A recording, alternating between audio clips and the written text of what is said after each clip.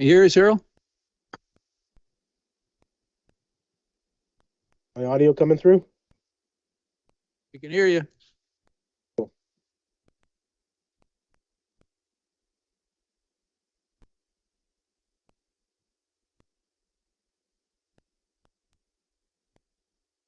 I might go camera off at times today.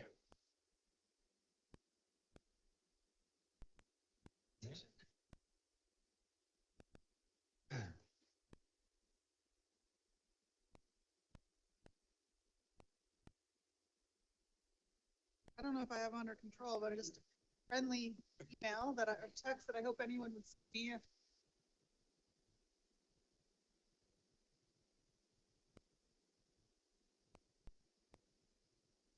Okay, this time.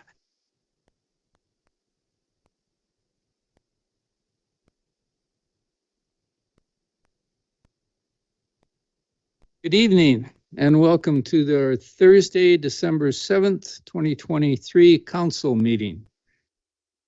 I'd like to acknowledge that we're holding this on the traditional territory of the Klamath Nation. We are going to have a long and hopefully productive meeting tonight. And so I just want to start by saying that we're starting this meeting at 5:30 because we'd like to get out of here before midnight. What we're going to do is to accommodate the delegation, temporary use permits, and development variance permits until after the original starting time of 7 p.m. But between now and then, we hope to cover a significant number of issues. And for those that weren't aware of this change, thank you for accommodating us. We're going to start with announcements. We'll start, we have Councillor Almeida online. Councillor Almeida, do you have any announcements? I have a small handful of them. We got another busy weekend of festivities this weekend. Tomorrow night, the Friday the 8th and Saturday the 9th, our Regals senior men's team is playing host to a team from Innisfail, Alberta, who's the Alberta senior men's hockey champions from last year. So it will be a great match. 7:30 is puck drop. Tickets are $10, free for anyone under 12 or for all minor hockey players. So coming out for some great hockey.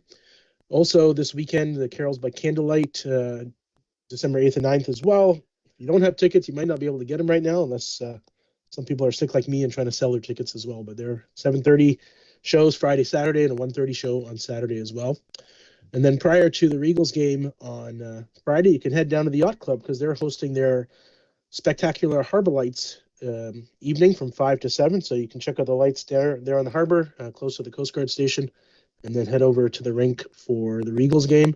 And of course, at the other sheet of ice is Winter Wonderland going on all month as well. Thank you. Councillor Isaacson. None tonight, thank you, Mayor. Councillor Doudt. Nope. Councillor Southcott. Thank you, Your Worship. Yeah, we have a real treat on the 16th. That's a Saturday afternoon. Better check what time. 2 o'clock in the afternoon at the library. For people who like Powell River history, local author Bev Falconer, who is 92 years young, and I say young because she has an amazingly vital and youthful spirit, just published a book of stories of her growing up years during the 30s and 40s. And she will be doing, what do they call it? A showing or whatever. And she'll have whatever's left of the books that she had printed at that event. So that's 2 o'clock, not this Saturday, but next Saturday in the library. And Bev Falconer. Can't remember what she even called her book, but I have a copy already, and it's just got the most amazing stories. Thank you, Your Worship. Councillor Elliott. I was trying to find an event, but I didn't, so I'll pass. Thanks. Councillor Palm. Any announcements? microphone. Oh, my seat's not quite in place. Microphone is, and I've got one important announcement, and this came to me in an email, and I'm sure it's been in the Powell River Peak. And this busy time of year is important for shopping and traveling and all the other things that we do. So I just want to remind all of our residents of Powell River that a ferry note for December 16th, the last two sailings out of Sultry Bay Earl Cove are canceled that evening.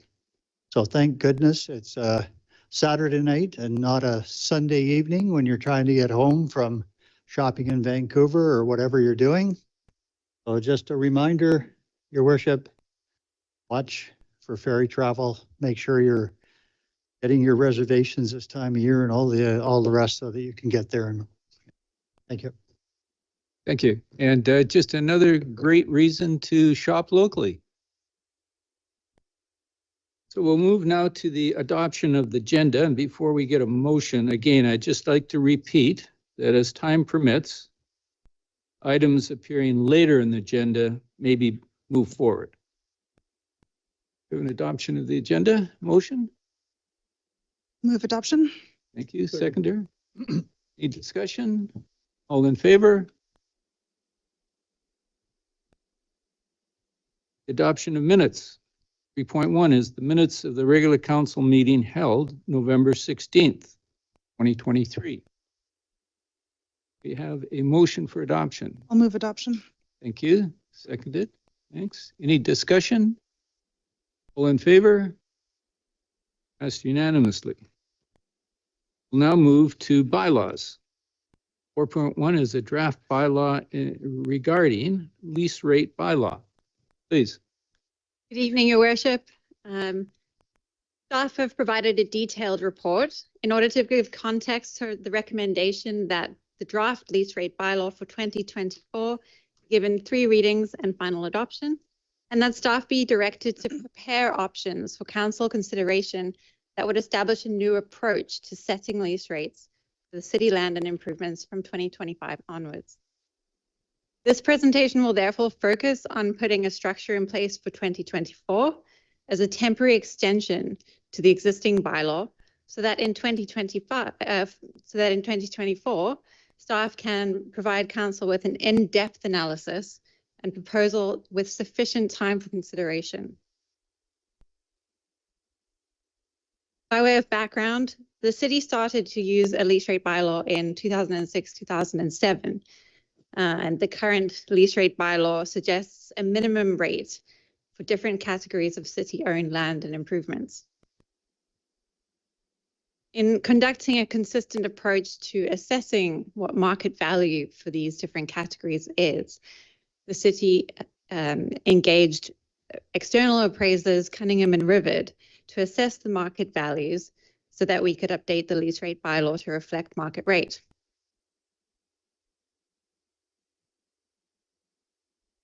Staff looked to other municipalities once this report had been received to compare the way that we set our lease rates to other municipalities, and was surprised to find out that we are somewhat alone in the way that we assess our lease rates. Other municipalities tend to appraise each property on a case-by-case basis, thus ensuring a market rate and avoiding a situation where there is a significant jump from one year to the next by projecting forward too far.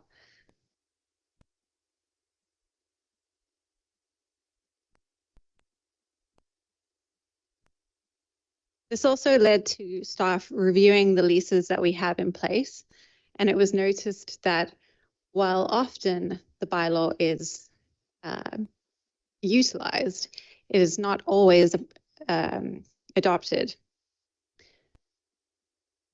There are further inconsistencies with how not-for-profits are treated compared with tenancies at Estate Timberlane, which form a specific line item in our current existing lease rate bylaw.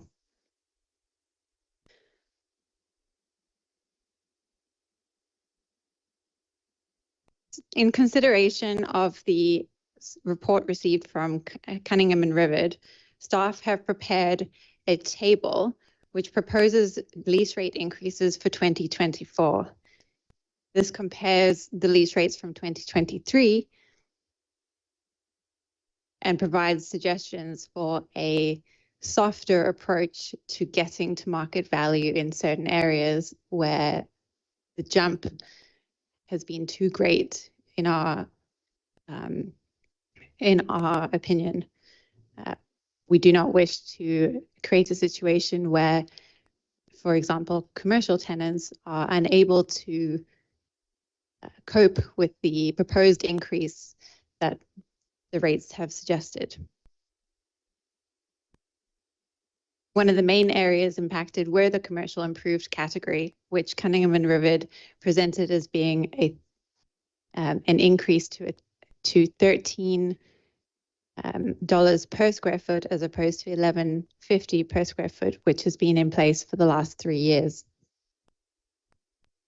Staff welcome any feedback on the proposed rate set in the table, which would have an impact, as laid out, of increasing leasehold revenue by roughly $35,000 in 2024. Staff suggests that 2024 is a transition year to a new approach for 25 onwards that seeks to lease all city-owned property at market value, regardless of not-for-profit status, with a policy for assisting not-for-profits with the cost of rents through grants. This would allow the city to have a better understanding of the value of its assets and a consistent approach to not-for-profit tenants. This approach also allows the city to track the total financial support given to each nonprofit organization, which helps when evaluating the equity of grant distributions across the not-for-profit sector. This approach is also advantageous when the city is one of many partners supporting a not-for-profit, because the discounted rent will result in the city paying a higher percentage of the total cost than if market rent was charged. On a slightly separate note, the new proposed draft bylaw also removes the delegation for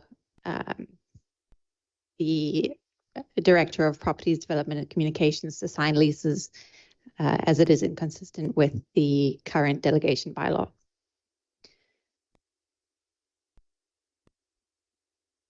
To sum up, staff recommend that the draft lease rate bylaw for 2024 be given 3 readings and final adoption, and that staff be directed to prepare options for council consideration that would establish the new approach. Thank you. Councillor Elliott. Thank you. So my first question is, given that we didn't have an opportunity for public or council to see this at a committee level before coming here, as far as I know, my question is, if we did first and second reading instead of all 3, would that allow us better consultation time for consideration, or is there a functional difference between the 2? I'm going to defer to our Chief Chris Jackson. Corporate officer, yeah. Thank you, through your mayor, through your worship.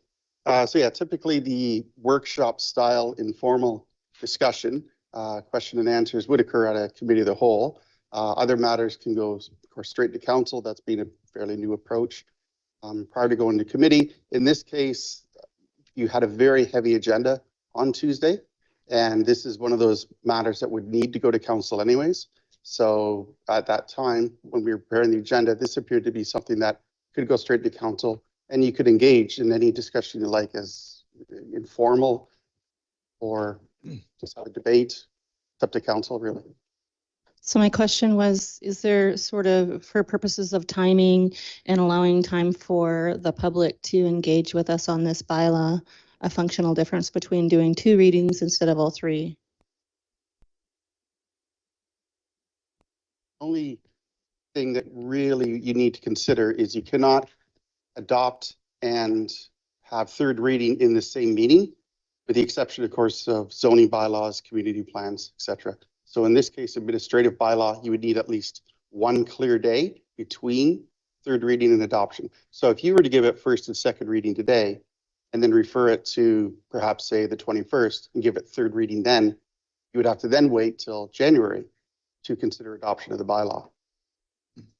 Is that problematic for us? We would then be without a bylaw in place. Is that the issue? So existing, Your Worship, existing lease rate bylaw ends in 2023. So we will be setting for 2024.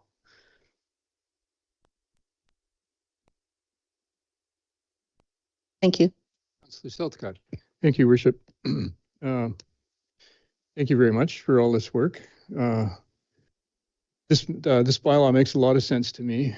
And it really outlines the explanation is pretty clear on the deficiencies really that have been in the system that we have used up till now.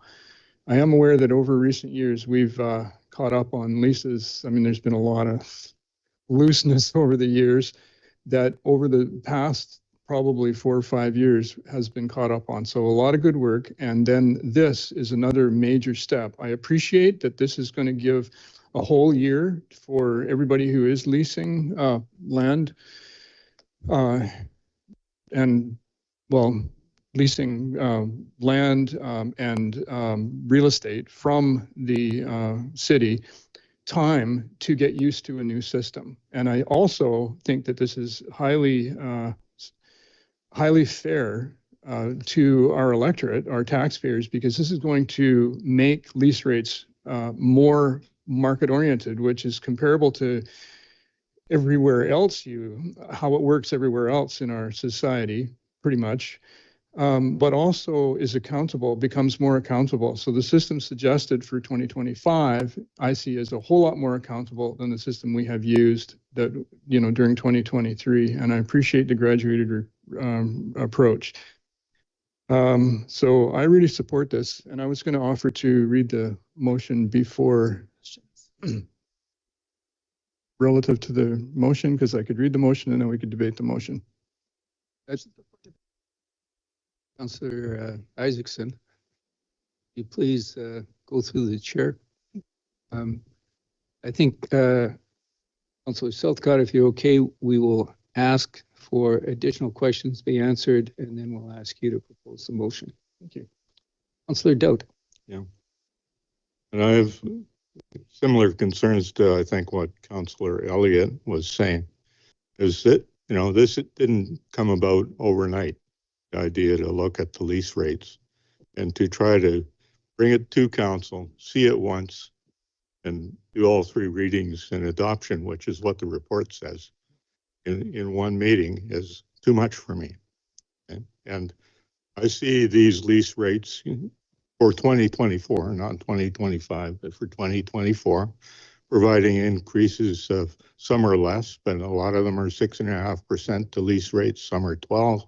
Some are 44% for nonprofit societies. And I'd like the public to have an opportunity to think about it and look at it. We were here on Tuesday night until I think I got home sometime after 10 o'clock on Tuesday night. My day yesterday was about 8.5 or 9 hours of regional district meetings. We started looking at our agenda here today, and this was the first thing that stuck out at me. Is that I think that's way too quick to bring this to council and say, we'd like you to get it over with. It's a busy agenda, and let's get her done and see if we can get it finished before Christmas. But I would rather take some time, and I would be in favor of going to second reading, have an opportunity for the public to see what we're doing, comment on it, and come back, because I don't see any reason why it has to be completed today or at our next meeting. I think that we could take some time, because I think a couple of times before we've tried to do things quickly and it ends up impacting people in the community, and we hear from them after and try to fix it. So yes, that's my 2 bits worth. And I'm not trying to enter into a debate with staff. I'm just telling you my opinion. I'm going to ask whether or not the CAO has information she'd like to offer. Through the mayor to council, I was just consulting with our CFO and corporate officer around the implications for just letting you know if we did not update this bylaw before it times out, how we can proceed with continuing leases. So I'm going to turn over to our CFO to give us a bit of background on that.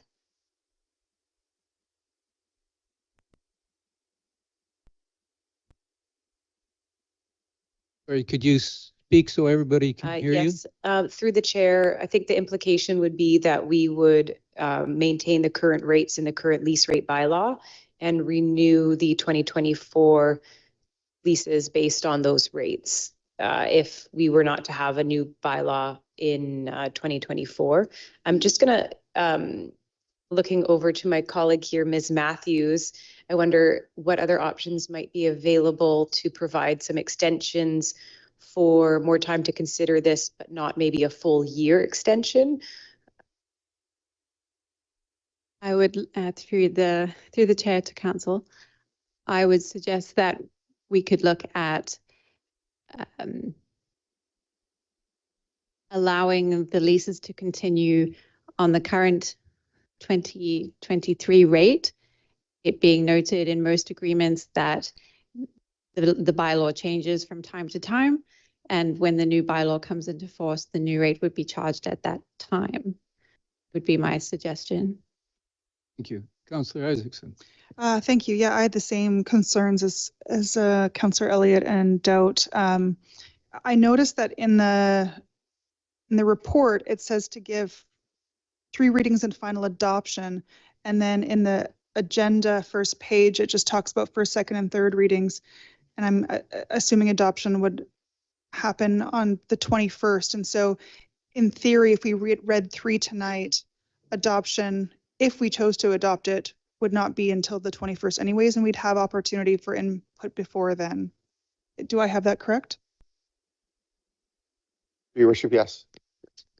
Okay, my other question, so you talked a bit about, well, actually, my main question for the purposes of our decision tonight, I like that this idea of a softer approach and not going all the way up to market rates in the first year of the changes.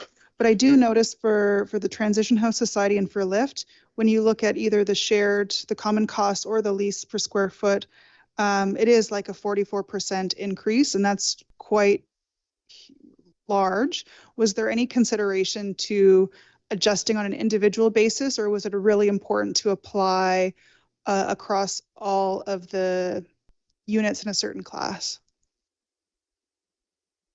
Through the mayor, through the mayor to the council. The increase in relation to Transition House, just to point out, the increase for them is in relation only to common cost, as there had been an error in the past, and they are on board with amending that error. The position that puts Lyft in is that they are then one of the only tenants not paying market at the same rate as the others. So from a consistency perspective, which is something we're looking to achieve, consistency and fairness, that's the impact. If it were considered through council that a different approach needed to be taken, then we would look for your direction. Thank you. And final question. You mentioned contacting others. I see some large cities listed there. Did you contact smaller communities more to our size? And given what you've heard back, can you imagine the possibility of asking council to rescind this bylaw altogether in the future? I'm curious about size of community and that possibilities of rescinding. Through the mayor to council, yes, smaller cities were looked at, including Gibsons and Sechelt, as well as Comox and Corney. In terms of getting rid of the bylaw altogether, that is something that we would seek further legal advice on.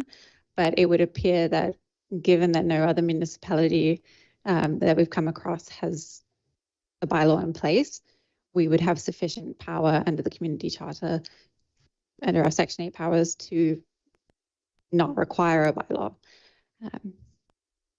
Councillor Almeida. Thank you, Mayor. I'm just maybe trying to think a little outside the box. Looking at Appendix C, I'm seeing that the suggested increases range from 2% all the way as high as 44% for lift. And I'm wondering if council's got the will. I don't think anyone's going to bat an eye with a 2% increase these days, with inflation being around 6 to 7 right now. That could we pass the same first, second, third reading motion with a standard 2%, and then give the option for 2024 to review, as Ms. Matthews has proposed as the second part of that recommendation.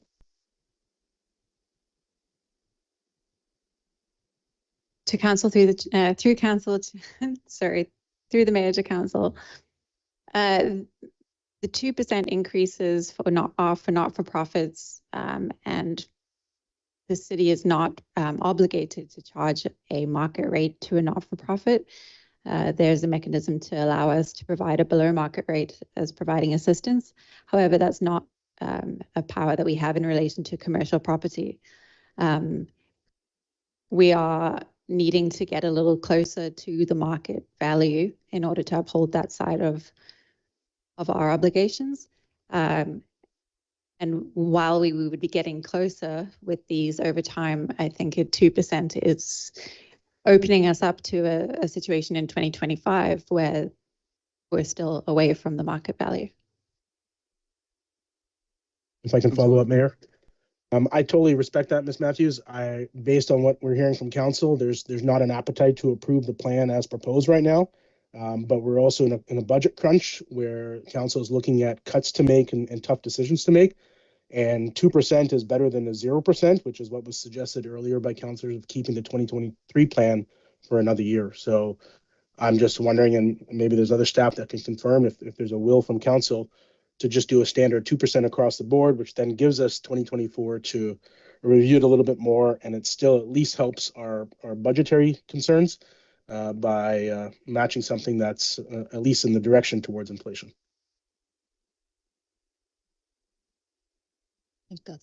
Any additional comments? Sorry, I meant from staff. Oh. Thank you. Councillor Blom. Through the chair to council, just looking through the appendix, I do notice that at the bottom, there's roughly the 12.8% increase for commercial, but I noticed that's roughly $300 to $500 for the whole year. Again, like we mentioned, Timber Lane was about 2%. I just want to note that the library is a shared service, so the QRD would contribute to the library lease. And so if we're charging below maybe what's fair, there is a financial consequence there. Just a few things I wanted to note, but of course, yes, relating to the nonprofits and the larger increases, and I can see that discussion being very valid, but I just wanted to talk about kind of the other properties that maybe weren't discussed. And that's all I wanted to highlight. Thank you. Councillor Pong. Yes, Your Worship, I have one simple question, and before I have a couple of comments, and that is, at the end of the report, with all due respect, it makes reference to if we were to pass the 3 readings tonight, a letter would be sent to the representatives, the 20 organizations that are represented here, to advise them about the upcoming increases. Have we made any initial contact up until now with those organizations?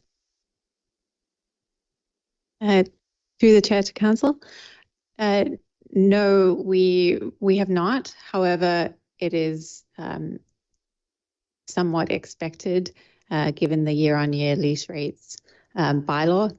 So from the past, it would be an expectation. Okay, so my comments are this.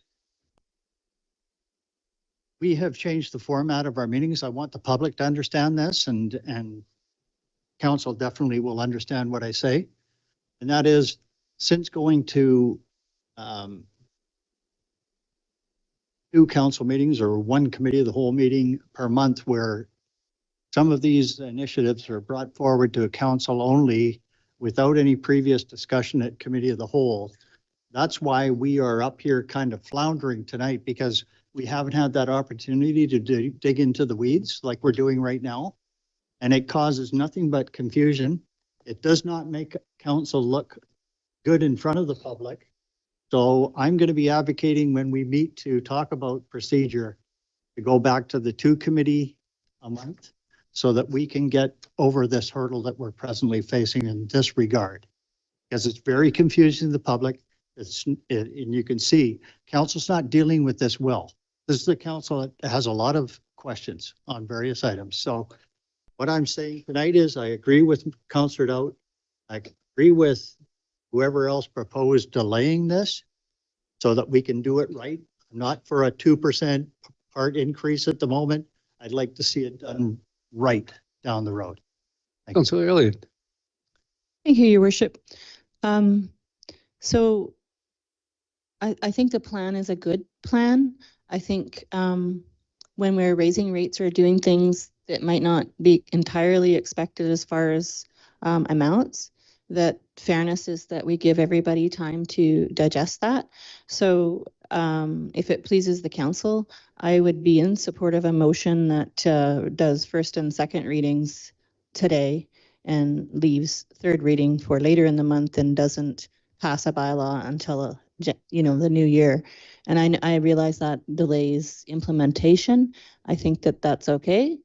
And we need to be fair to all involved and give the appropriate time for folks to digest things and comment, and for us to receive those comments and digest those comments before we implement a bylaw. I think that's the best practices that we should be striving for when we're doing things like this. And if we were to follow proper protocols for raising rents, I think if you're a person rather than a business, you get a certain amount of notice for those things. And so I wouldn't mind developing, as part of our processes going forward, some timelines around that so everybody knows what to expect. So those are my comments for this, and I would be happy to make that alternative motion if it pleases the council. Councillor Dowd, do you have a question, or is it I have a part of motion the to make. debate? I have Right. a motion to make here. Please proceed. Well, my motion would be, and slightly different than Councillor Elliott's suggestion, my motion is to give this bylaw first reading tonight. And if there's a seconder, I will talk about that a little bit. You have a seconder. And the reason I'm doing that is to get this out for discussion, get it into the public. If we're talking about this, we have lots of organizations that should be aware that this is coming down the pipe, and they should be given notice and given opportunity to make presentations to council.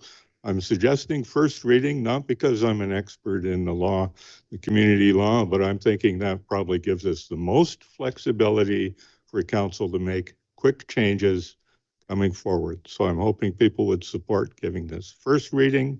That means it'll come back, gives opportunities, at least one opportunity, hopefully more, to the public to participate and to move on and try to find some appropriate recompense for the property that's not going to do harm to organizations that keep this community going. Councillor Silsky. Thank you, Worship. I agree with the spirit of the motion. I do not agree with the motion. And here's why. Because I think it's been explained to us already what the consequence will be. We'll go back to the original bylaw for next year. And we'll delay this good work for that long. This work moves us towards being fairer, in other words, accountable to the taxpayers. It considers taxpayers. And I think that's a very important consideration right now, because there's a lot more of them than the people who are leasing property from us. There are a couple, I think, maybe, of questions about rates, but not more than that I can see, because, and there are a whole variety of increases, but most of them are what looks like even lower than they should be to me. And this also will move us in the direction of other work that staff is already going to be doing or doing already. And that has to do with reanalyzing another bylaw, which is the bylaw that deals with permissive tax exemptions, grants, etc., the whole spectrum. If we delay this work, we're going to be delaying that work as well. That's another unintended consequence of delaying. Another reason I don't support this is because we will have, and the public and anybody who wants to will have 2 weeks before this bylaw is passed. And I'm not really in favor of going slower than what I feel we need to go. I think 2 weeks is ample time. This is a very good report that explained a lot of this stuff to me very adequately. So I don't support the motion. Thank you. Clearly. Thank you, Your Worship. Two things, just for process-wise. I do think because it's a bylaw, we would have to actually read out the bylaw number and so forth as part of the motion. So I could amend that in a friendly way if that's what the corporate officer requires. You get advice from the corporate officer? Thank you, Richard. Yes, it's important that you reference the exact bylaw numbers so that there's version control on what you are deciding. So I'll propose that amendment. I move this amendment that Lease Rate Bylaw 2736/2024 be given first reading. And then if there's a seconder, I will speak to that. Thank you. Seconded by. So I guess we'll deal with the amendment and then I'll get back to debating what it was I had to say about the motion. Councillor Isaacson. It's not about the amendment. I'm willing to vote on the amendment now. Councillor Palm. Okay. Councillor Almeida's got his hand up. Here's the big hand. Thank you, Councillor Almeida. Thank you, Mayor. I figured the big hand is better than the little yellow one that goes on the screen otherwise. I, like Councillor Southcott, am opposed to the motion, and the amended motion are in essence similar. But my one question to staff would be, and I just wanted to confirm what the CFO had said before, that January 1st is the only time we can increase these rates. It's not possible to delay this, as Councillor Dout's and Councillor Elliott's motion suggests. Have it go through in January and then have an increase in rates in April, May, June. Is that also a feasible solution, or is January 1st the only time with which to increase these rates?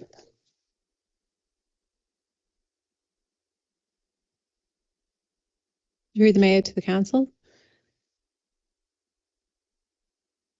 The cleanest time is to do it in January 1st, 2024, so that it makes it clear when the rates apply from. I think there is scope to increase the rates when the new bylaw is in place, if it is to be after January 1st, given that most leases refer to the bylaw that is in place from time, from time to time. The issue is that it specifies in the bylaw that it is the bylaw for 2023, and therefore would indicate that it is out of date. Thank you. I am of an opinion which is on side with Councillor Dout and Councillor Almeida. I think staff has done an excellent job in trying to clean up a situation that has been in front of people here for many years. And I think that, again, 2 weeks is ample time for any members of the public who wish to express their thoughts and opinions on this. So I will be voting against the amended. I think we have to vote on the amendment first. Sorry? The vote on the amendment first, and then we can get back to the motion. Great. So I will be voting against the amendment.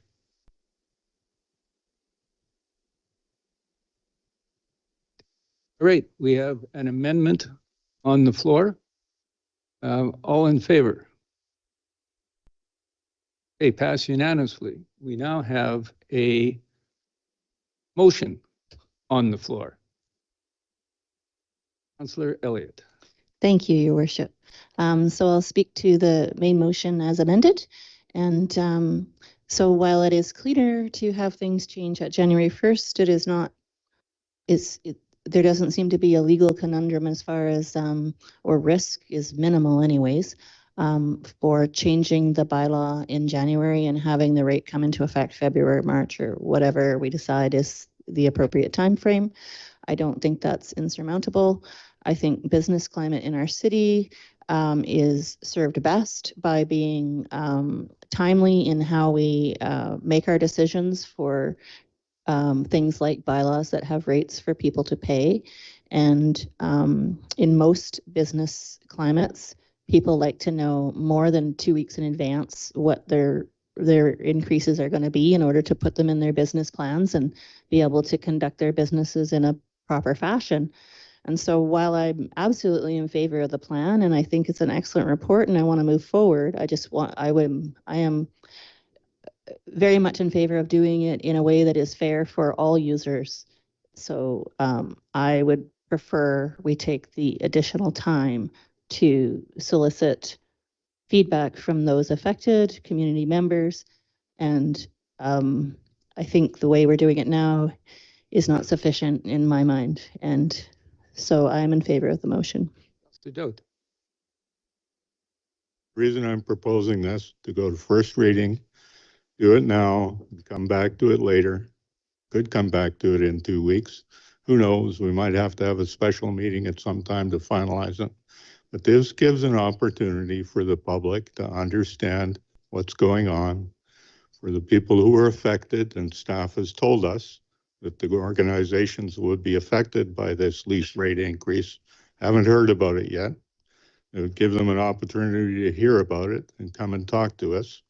And this gives the most opportunity for council when they've had some time to think about it and some time to hear input from the public. Council could change or modify whatever they think is important to do that. So that's why I proposed the motion for this, to do this. And I think it's good governance and will protect the taxpayers in the long run. And just as an aside, talk to the previous manager of properties, etc., who was telling me that, you know, the real reason to clean up the bylaw and to study it was because a lot of the lease renewals were way behind. Not that they just missed January 1st, but it had been a long time since the leases were properly renewed. So I think there's got to be some flexibility in exactly what day of the year the rates change. Thank you. We have Councillor Isaacson. Thank you, Mayor Woznow. I think I support the motion going to first reading. I do appreciate Councillor Southcott about moving ahead, but just to be clear, these rates would start January 1st, 2024, not 2025. And so some of those jumps are huge. I think it's really important to give people a bit more heads up so that we can hear. Most are reasonable, but some are a bit of a shocker.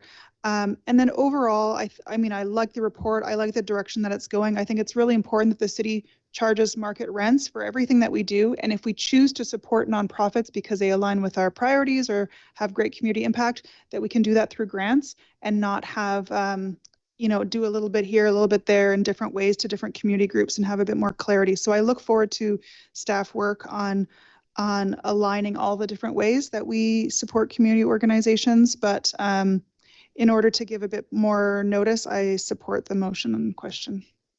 Great. We have a motion on the floor. All in favor? Opposed? Okay, 4-3. Noted. Who is opposed? Councillor Almeida, Councillor Southcott, and Mayor Woznow. We will now move to new business 5.1. Proposed resolution by Mayor Woznow. I will read the resolution. And it's whereas the City of Powell River has 150 city-owned properties, whereas the City of Powell River Land Management Strategy identifies 25 city-owned properties that are surplus to city needs. And since that report was completed in 2021, additional surplus lands adjacent to the airport have become available for development.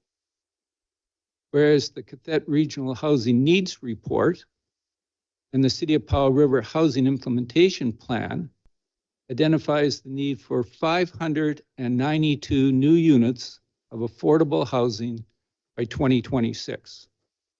And whereas the city also has need for increased market-priced housing, childcare space, primary care clinic space, hospice space, light industrial space, medium-sized convention and meeting space. And whereas new housing, commercial space, and light industrial space provides new opportunities for tax revenue for the city, revenues for businesses, and employment opportunities for residents. So when I was elected in October of 2022, one of the first things I identified was the importance of housing and economic development for the City of Powell River.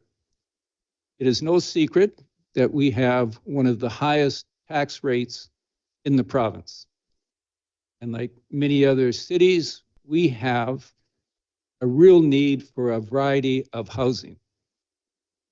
What makes Powell River unique is that we have more housing options, more city land per capita than any other city in the province.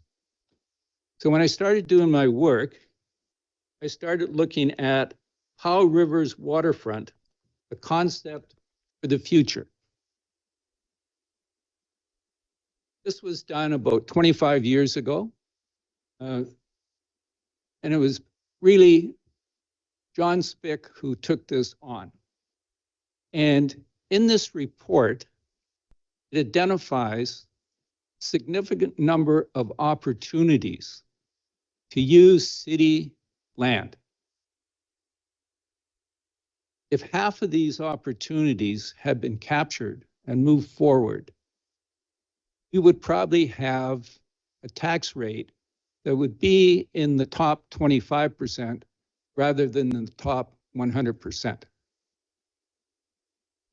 In addition to that, there would have been significantly new businesses in Powell River. There would be increased employment opportunities, and there would be more facilities for people of all ages to enjoy what Powell River has to offer. So then we move forward about 20 years. And council and staff decide that they want to relook at all of the properties that the city owns, that nothing has been done for the last 20 years.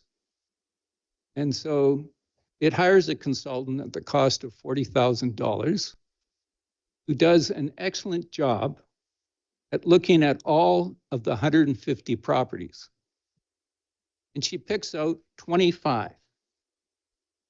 And in her report, she is very specific. She picks out the ones that could be developed immediately, the ones that maybe midterm, 3 to 5 years, and others that would take a longer time. That was in 2021. Nothing was done. And so in December of 2022, I had discussions and came up with the idea that since we know the properties that have value, we know how they could be developed. What we needed was an implementation plan so we could go from talking to actually getting something done that would meet our accommodation needs and increase revenue. And so I approached a group of talented, experienced Powell Riverites and asked them to come to a meeting in January. And at that meeting, they were very open and had excellent ideas on how we could let people know in Powell River, on the Sunshine Coast, around BC, that we had all of these properties and that we're looking for development. And that was rather than hiring a consultant to do this.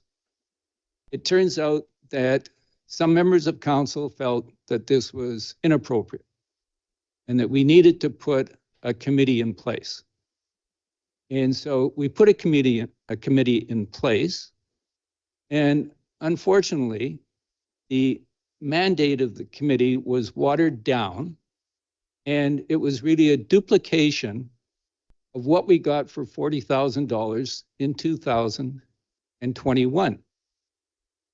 And I've talked with the chair of the committee, and certainly he's of the opinion that we would highly unlikely that they could address the issue that I'm proposing that staff address this within a year at least. So in addition, I've taken an opportunity to discuss with mayors of similar sized communities. I've visited Port Alberni and Campbell River.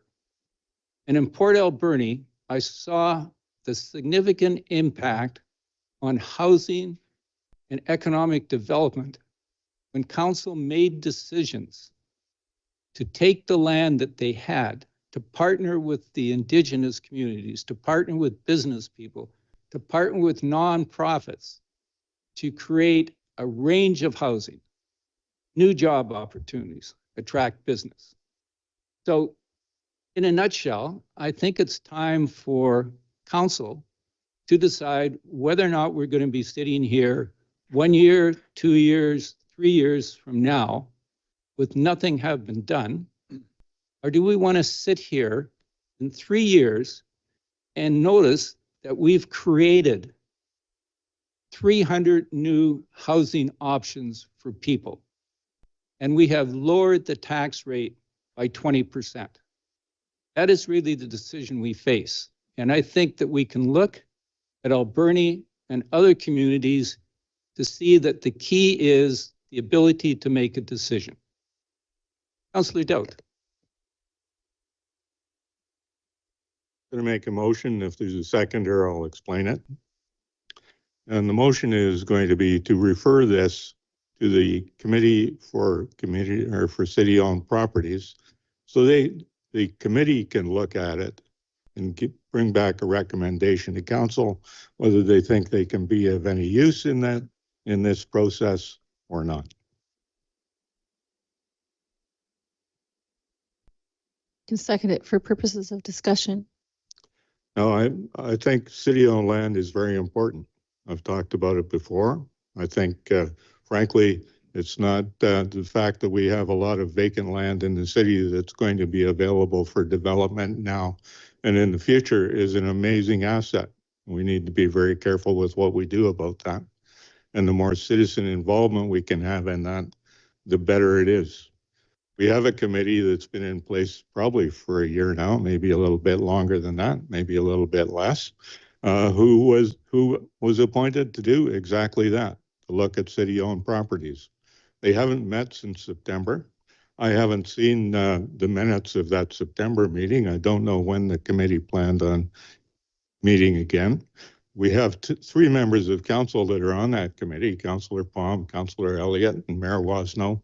Any one of the 3 could have brought this up and put it on the agenda at a meeting, and I'd like to see it on the committee's agenda. Otherwise, why are we appointing committees if we're going to go around them and have staff do it anyway? They could come back, they could make a recommendation to hire a consultant, which I would hope they didn't do because we've had enough consultants already. They could ask staff to bring back a detailed report, and council could try to figure out which ones to sell. But I'm in favor of it referring it to that committee, as I would rather than just see the committee disappear off of the face of the earth without a trace. I would rather see them see if they would like to discuss it and see if they could contribute something or make a decision. So having spoken with the chair of the committee, and having sat on the committee, I will share with you why I'm not supporting this motion. At one of the meetings, one of the committee members suggested that in order to move forward, there had to be an agreement on the decision analysis process that each member of the committee would use.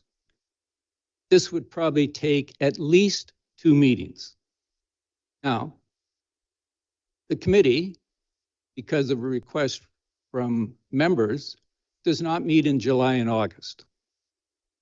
And I see no way that they could possibly achieve the goal here. And I did not make this decision lightly. But we've had multiple committees at the city that did not achieve the goal for a variety of reasons. There is nothing particularly important about a committee who decides that they're not capable of achieving what was determined. In contrast, the ability to meet our housing needs and to find ways of reducing taxes far outweighs any concern that I would have about whether or not a committee could actually achieve what they hope to achieve. Councillor Elliott. Thank you, Your Worship. So I have sort of a slightly different perspective on the committee. My experience on the committee was we were given a single task at first, and that was to respond to the government's request for potential pieces of property that we could offer up in partnership for housing. That was done by the committee. The committee submitted that. We submitted 8 letters and 8 parcels. And then the committee talked about some conversations they'd like to have around how do we make decisions as a committee. And they also asked to have direction from council about what it was, how they could serve the city. What is it we're here to decide? Because we don't really, once we finish the initial task, there's nothing been, they need to ask us for something specific before we can be of use. The people on the committee are all extremely smart people. Their time was valued. We have highly skilled people on that committee, and from the developers, from planners, from all kinds of ways. So I think the committee, if given a task, would have been happy to tackle that task. The direction from council was insufficient for them to move forward because they didn't know what the question was they were answering. And so and that was what you would find in the minutes of the last meeting was, could you please, we don't really have anything to meet about without direction from council. And that's what they were looking for. So that's how I remember it anyway. They met a few times, did the tasks they were given quite quickly, as a matter of fact, and had no more other tasks on the docket, and said, okay, well, we're off for summer. We'll meet in September. Hopefully we have direction from council. They didn't have direction from council. On council's behalf, I'd like to say that at that time we were quite busy trying to hire CAOs and things like that, and we had a lot of things going on with our staff, and it was very difficult to accomplish all of those things at once. I personally thought the committee was doing really good work and could do more good work should we give them some direction. So I feel differently about that. I would be okay with sending it to the committee if the committee is still committed to meeting, and that would be fine with me. So I'm okay with this motion. I understand where the mayor wants some action, and I also would like some action. My perspective on city-owned properties is that they're owned by the community. I'm not necessarily in favor of selling them, but rather developing them under leases or long-term leases so that they are here to benefit the city in the future. we're not getting more land as time goes on, it's getting less. And I'm not in favor of alienating lands that we have for the benefit of the entire city. I'm much more in favor of using city lands to support community building, the things that we need to support our economic development and non-market housing than I am for, I'm not in favor of using city lands for single family developments. I think we can use private lands for that in the market where it's at. We also need a process that includes community members having a say in what happens with our community lands. And so any action plan starts by talking about a process and how we plan to involve the community in our decisions. Usually that's through a planning process. We got an OCP coming up. We have we have a waterfront development or a waterfront planning process underway right now, which I'm sure is getting close to closing. So yeah, we got to move forward on housing, absolutely. And I'd like to do that. And I'd also like to respect the community, the committees we have formed, and have a process that feels fair to everybody. That's how I feel about that. Thank you. Thank you. I'd like to correct some of the statements that Councillor Elliott made. I was the portfolio chair for economic development at the time the committee was put forward. The mandate to the committee originally, which was included in our call for potential members, was very clear. It was to recommend properties of the 25 that the consultant had identified that could have the potential to be developed. It was very crystal clear as to what that requirement was. Scott Randolph, before the start of the meeting, was advised that the Premier's office wanted to have a list of city-owned properties that may be a basis for developing new government policy at some later point.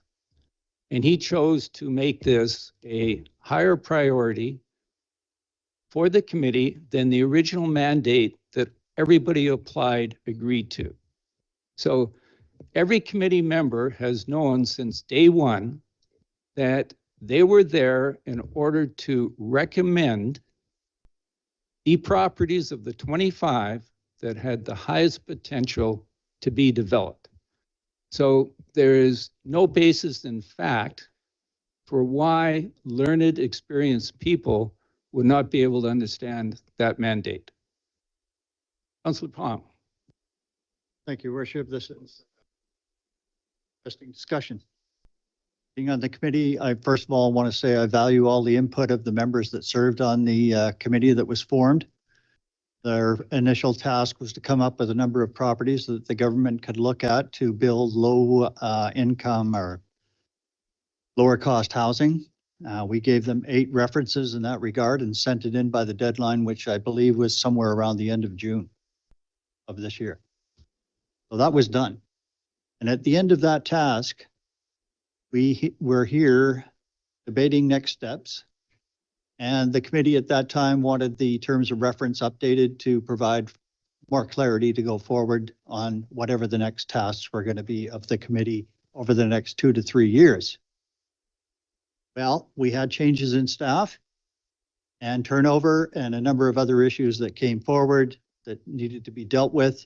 This fell off the desk, was not addressed because of a staff member that left. And here we are tonight, pondering our pathway forward. So I am of the same mindset as the mayor, that his original purpose of putting this committee together was to move forward with these properties in the best interests of the future economic welfare of the city of Powell River. I support his initiative tonight. I do not want to overburden the committee, who is very diverse, has a very broad range of ideas and reasons they're on the committee.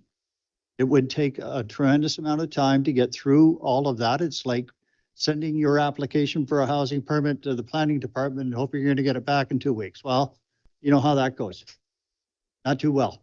Point of order, that's Oh, Just criticizing staff. what I want to say, Counselor- Mr. Mayor, is I want to I- support your initiative tonight. I do not want to send this back to the committee. I want to move forward with the report that was presented for the 25 properties so that we can get expressions of interest from the developers to come forward in a timely manner so that we can move this community forward in light of the recent developments on our industrial mill site that has fallen off the wayside. Thank you. Councillor Doat.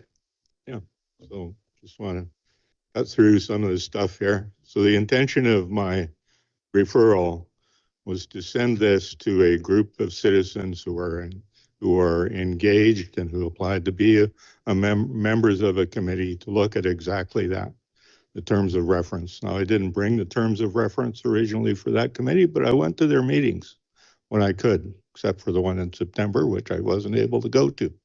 The first one, I remember sitting down at, reading the terms of reference, and then, as the mayor describes, an adjustment that said, oh, we've got a much more important task the committee needs to do first, and that's come up with a list of properties that we will send off to the provincial government, and there's a deadline for that, and that will be important for the committee to do. The committee did that. Now I hear from Councillor Elliott that when the committee met in September, they wanted more input from council on what to do next. Council never heard that request. It didn't come from the committee. It didn't come from anyone around this table. And council didn't reply to it because council didn't know there was a request.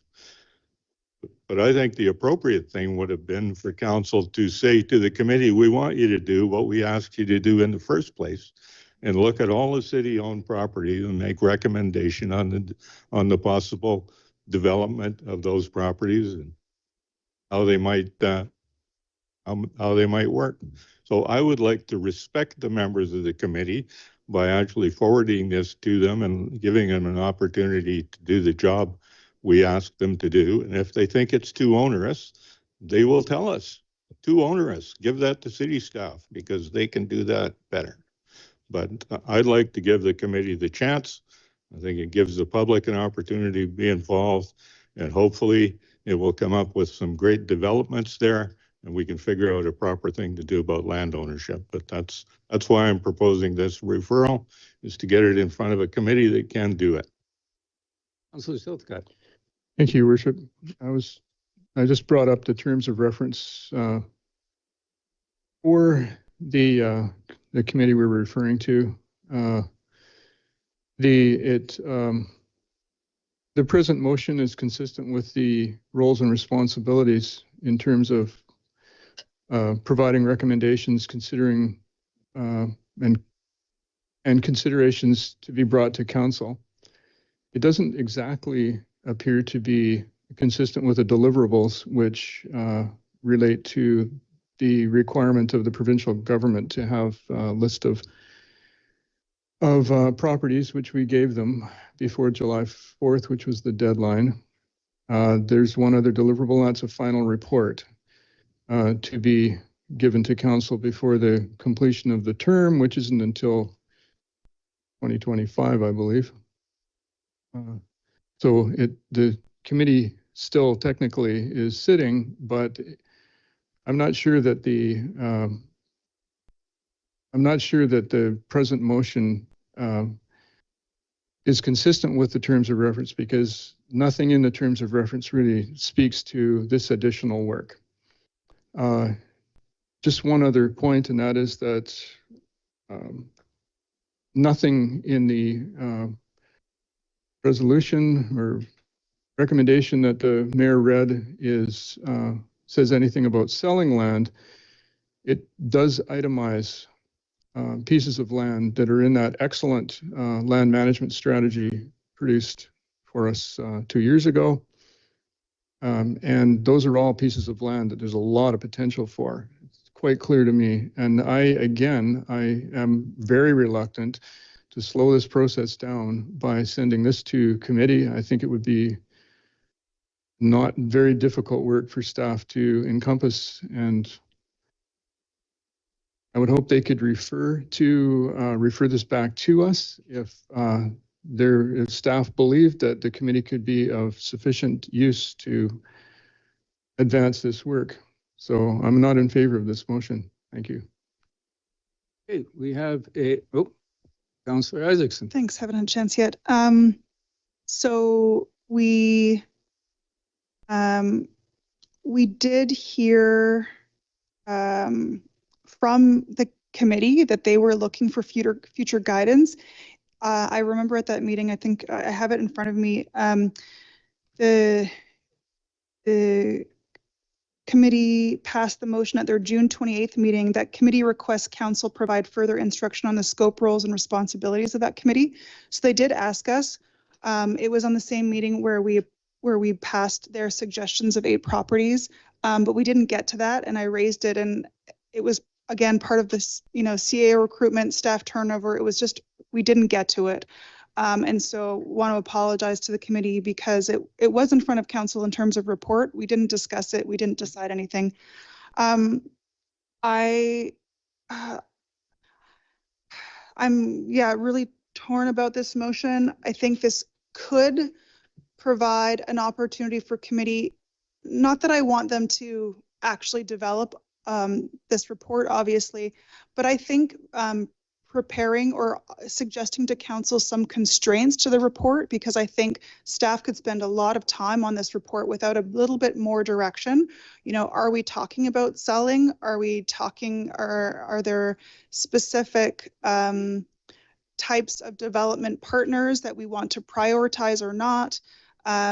With a bit more direction, staff could limit the scope of their research and come back with something that's a lot more succinct and meets the needs of what council wants. So I think in that respect, this would be a good opportunity for committee to just help us flesh out the details so that when we direct staff, we're giving them really clear guidance. I think the motion, in general, I support the motion, but having a little bit more fleshed out scope of work that we're directing staff to do could be helpful so that when they're going for it, they can turn it around a lot faster and be a lot more clear in what we want them to come back with. So I'm leaning towards supporting this motion. I support the mayor's intent. I do believe it's also time to go from talk to action, but that means doing it right. And that community involvement piece, that committee has experts from real estate and development and planning, and I think they could probably give us some really great advice on what the scope of that report from staff might be. Thank you, Mayor Woznow. Great. And any other discussion on the all in favor? Opposed? Defeated. Okay. Your Worship? Your Worship, an original motion, yeah. Yes. So I would like to propose. Your Worship, sorry, I didn't catch who was opposed. Councillor Almeida, Councillor Southcott, Councillor Palm, and Mayor Woznow. Thank you. Okay. Okay, so I will now propose the original motion, which I know is here somewhere. You have it, Councillor Southcott? Mayor, I can do. Mr. Mayor. Councillor Almeida. Sorry, my apologies. I happened to get interrupted, the downfall with a at-home meeting, and I held up the wrong vote when I voted just now. I was actually in favor of Councillor Dout's motion to present this to the Committee on Select Houses, and my apologies for the mistake. Well, let's go to the. Bishop, just to clarify, then maybe you could call the question. There's confusion about how people voted. All right. We will call the question again. All in favor? All opposed? Motion is defeated. It is now 6:44. The motion is. Oh, sorry. The motion is accepted and we look forward to be sitting here next year at this time. We're now going to call a recess. And we'll start again at 7 o'clock.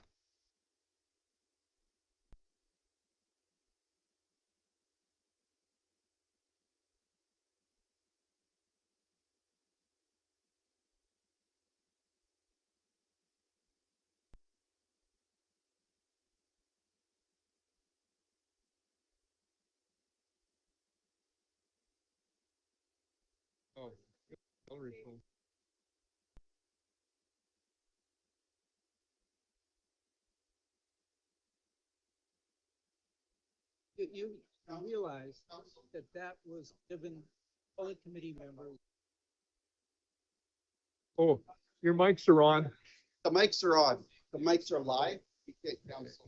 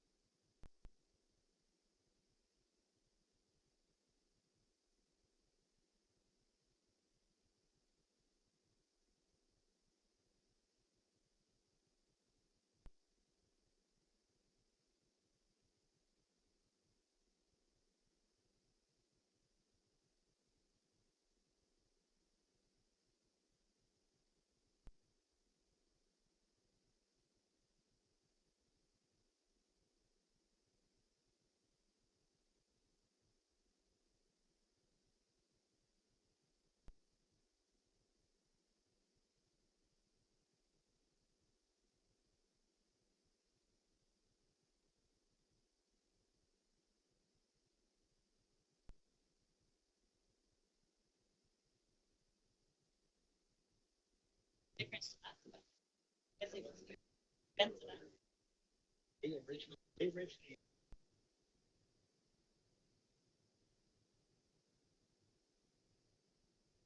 were asking for more than their bill. Well, they were asking for 5. We cut it down to 4. They still built it.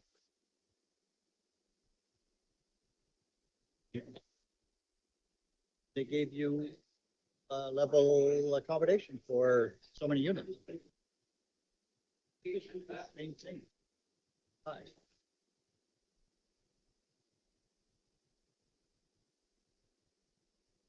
Oh, put it down.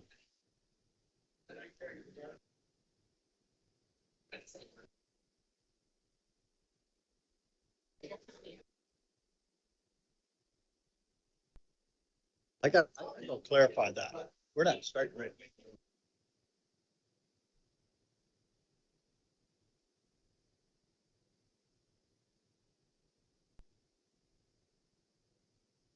Got some moves going on tonight.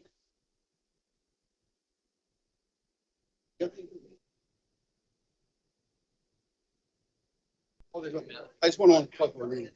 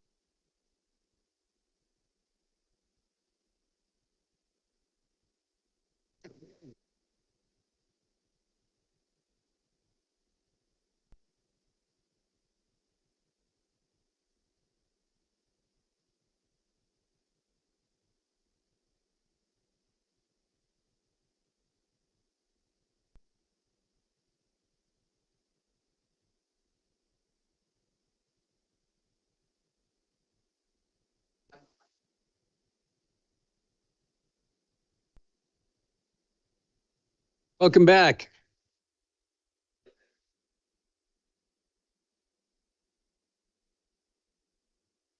Okay, we're now going to reports for information. We have the reports from municipal directors of the regional district. Mr. Mayor, you know, there was a regional district board meeting yesterday. I'm going to suggest maybe we can put off the report. It was a long meeting yesterday. This one's a long one, and I'd like some time to prepare a more thorough report at a future council meeting, if that's okay. There's some things I think that need to be reported, but really need some time to get them together to make a reasonable report. Councilor, did you fine with that? Thank you, Your Worship. Yeah, I also have been in meetings late every day this week and have not actually had time to prepare something to say here today. We'll now move to item 7, which is delegations, and we have a delegation from Sherry Burton and Jim Blom. Would you please come forward?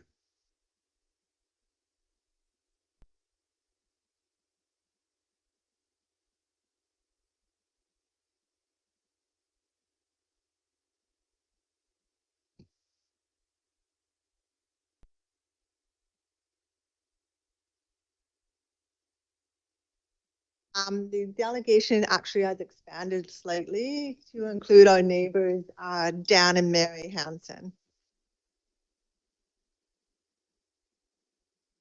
Excuse me. Good evening, Your Worship and councillors, and thank you for the opportunity to present our delegation on Development Permit Variance 279. As property owners on Ontario Avenue, we would like to thank Planning Services staff and the owner developer for their combined efforts to conduct the balloon float test last week. We also appreciate the developer's use of a forklift to secure the balloons to create a larger reference point. Even the weather cooperated. While the balloon float test alleviated view concerns for some property owners, it also revealed its impact upon others. Unfortunately, not all property owners, particularly those in close proximity on Glacier Street and Quebec Avenue, received the notice of the DVP. Respectfully, please consider the precedent that will be set if the height variance is granted. It will be difficult to deny height variances in the central Westview areas, particularly if such projects provide affordable housing units, which pushes the density floor area ratio components up. Part 1 of the OCP states one of the city's key assets is extensive oceanfront and ocean views.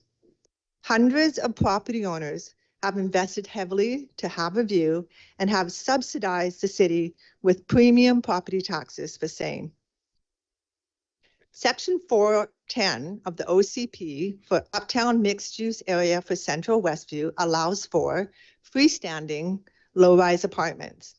The zoning bylaw sets the maximum building height in Central Westview at 13.5 meters.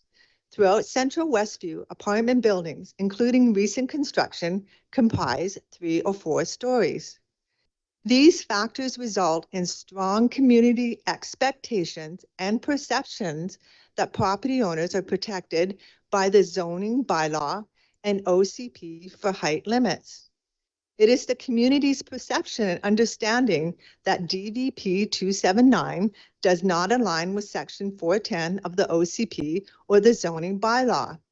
The average property owner would not recognize that density and floor area ratio would affect building height of an RM4 zone, particularly when Section 9.5.8 specifically states the height of a building shall not exceed 13.5 meters.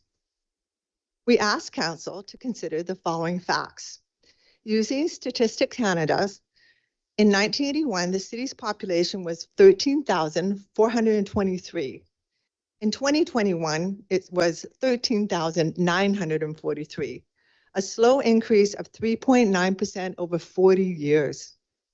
2022 BC government statistics indicates the population increased by 124 people. This community is not growing exponentially. To determine rental affordability, Statistics Canada reports in 2021, after-tax median household income is $61,200. One-person household after-tax median income is $33,200. We are supportive of the need for more rental housing units in the city and the implementation of mixed-use areas. The proposed project without the variances will fulfill those objectives, but the requested variances change the dynamics and create a quandary. The parking variance. Interestingly, on page 1 of the January 2022 off-street parking assessment report, the consultant refers to the site as C1, commercial, not RM4.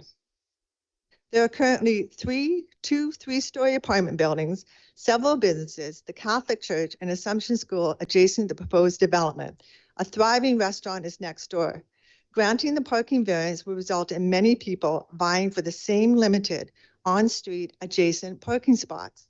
It will also be challenging during regular church services, events, and regular school activities. Glacier Street is one of the steepest grades in the city. Viable parking options, particularly for families, will be confined to the immediate areas of Franklin and Alberta avenues. The height variance. With or without the height variance, the upper stories of the 2-bedroom suites of this development will have a spectacular panoramic ocean views, resulting in premium market rentals. Given the city's chronically low after-tax median income, those suites will be out of reach for most people in need of rental housing. A significant 41% height increase for architectural construction wiggle room is contrary to the experience of other builders and property owners who incur high engineering costs not to exceed building heights. Overall, this DVP raises many questions for Council and the public. Is a height variance in the best interest of the community? What is the building facade? What will the proposed new sightline parapets look like? What will the rents be? What is the full value of Powell River community content for labor, services, suppliers? Will this create a new maximum height policy for all future builds? Further fueling property owner concerns are the pending enactments of Bills 44, 45, 46, and 47, a one-size-fits-all housing density legislation. Such legislation may work in major urban areas and faster growing communities such as Surrey, Langley, etc., but could have adverse effects for this community. On November 29, the QRD board voted unanimously to send a letter to UBCM and the Minister of Housing to withdraw these bills and request a more balanced approach to input, including proper and respectful engagement with local governments. Is Council considering a similar course of action? We believe a broader discussion with the community is required.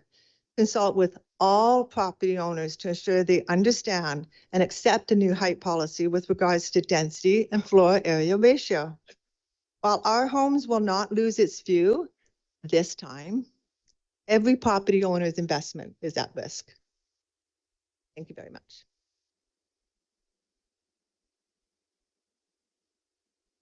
Do you have any Now, questions? Mr. Hansen's going to have to say.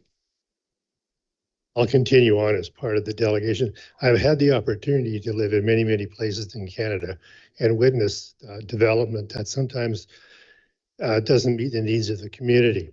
In this particular case, I live on Ontario Avenue, Ontario Street.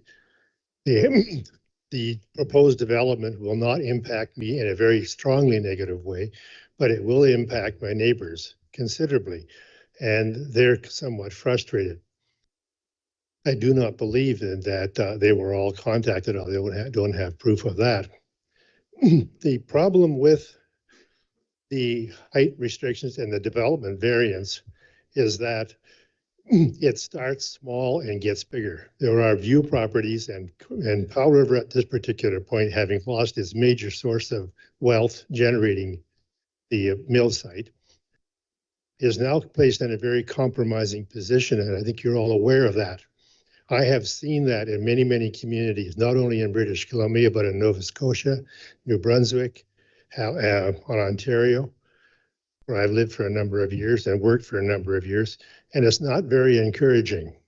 I'd be happy to expound a bunch of details on how this has all come about and provide you with evidence should anybody be interested, but I would really consider if the council would look favorably at not passing this variance, not committing to do this variance, allow the standard height to continue to exist, and look very carefully at adjoining lands that could be used with a height variance and a variance much more usefully. For instance, you just gave up the opportunity, as I understand it, based on the discussions around this table, of making some potential use of the high land adjacent to the airport. Beautiful view exists from there. There's no need for, you could put a 50-story high-rise there and have no problems if you choose to do so, or if you choose to allow that sort of variance, and it wouldn't cause a problem at all in the existing community. So those are just the reasons. Please just give some consideration to the fact that it starts slowly and continues very rapidly and can do the detriment of the community. Thank you. Thank you very much. Okay.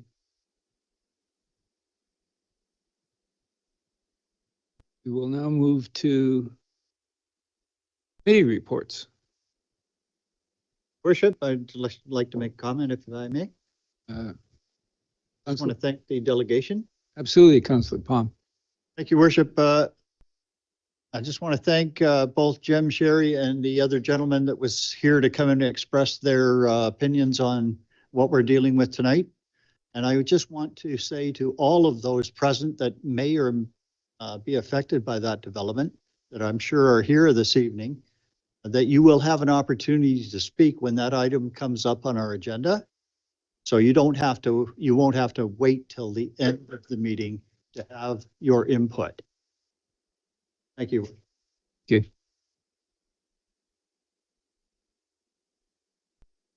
Okay, we're now going to move to item 9, which is committee reports. Committee of the whole meeting held November the 14th, 2023. I believe, Mayor, that was me as the chair at that point.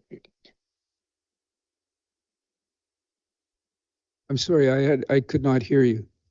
I was the chair for the committee meeting on the 14th. I will review the meeting quickly. Yes. Okay. So it was a lengthy committee of the whole meeting, so I'm not going to go thoroughly through it. The notes are in the agenda package for everyone to take a look. There was a lot of financial related matters and budget related matters that were brought up, everything from the Zunga bus, some budget cuts. This DVP that was just spoken about was first brought to our attention. And even some stuff regarding the 5-year plan and Parks and Recreation agreements. So a lot of details, some of which are on the agenda today. So imagine if those in attendance haven't had a chance to review it, they might want to review the minutes from the 14th as well. Thank you. Okay.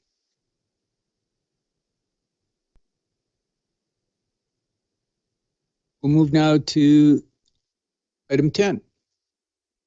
Committee recommendations. 10.1 is a development variance permit on Franklin, Alberta Avenue. Is staff going to talk to this?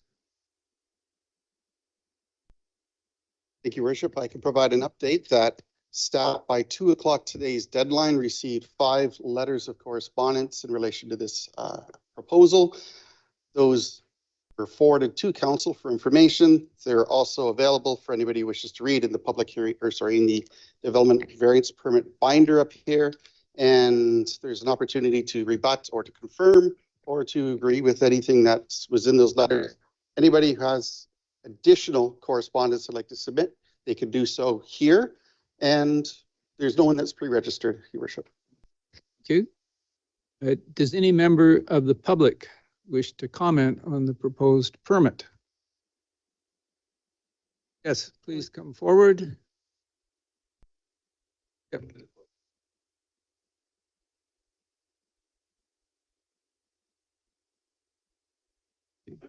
Just please identify yourself. If you would identify yourself and pull down the speaker so that. Thank you. Hello, everyone. My name is Diana Rodriguez. I have been a business owner of Iguana's Mexican Grill for the past 10 years, and I appreciate your time to listen to me for a few minutes. So while I tell you my point of view about this new construction coming up right next to our business. Excuse my language, excuse my English. So if you don't understand me, please ask or like try to bear with me. I'm trying my best to do this with all I can do. So this is one of the most difficult times for small businesses, and they're coming out of the ground. So we are a family of non-privileged immigrants that trying to make a living in this town. Iguana's restaurant has provided this town more diversity to this town since the door opened. We have provided jobs for other local families, as well as providing opportunities to new generations with work experience.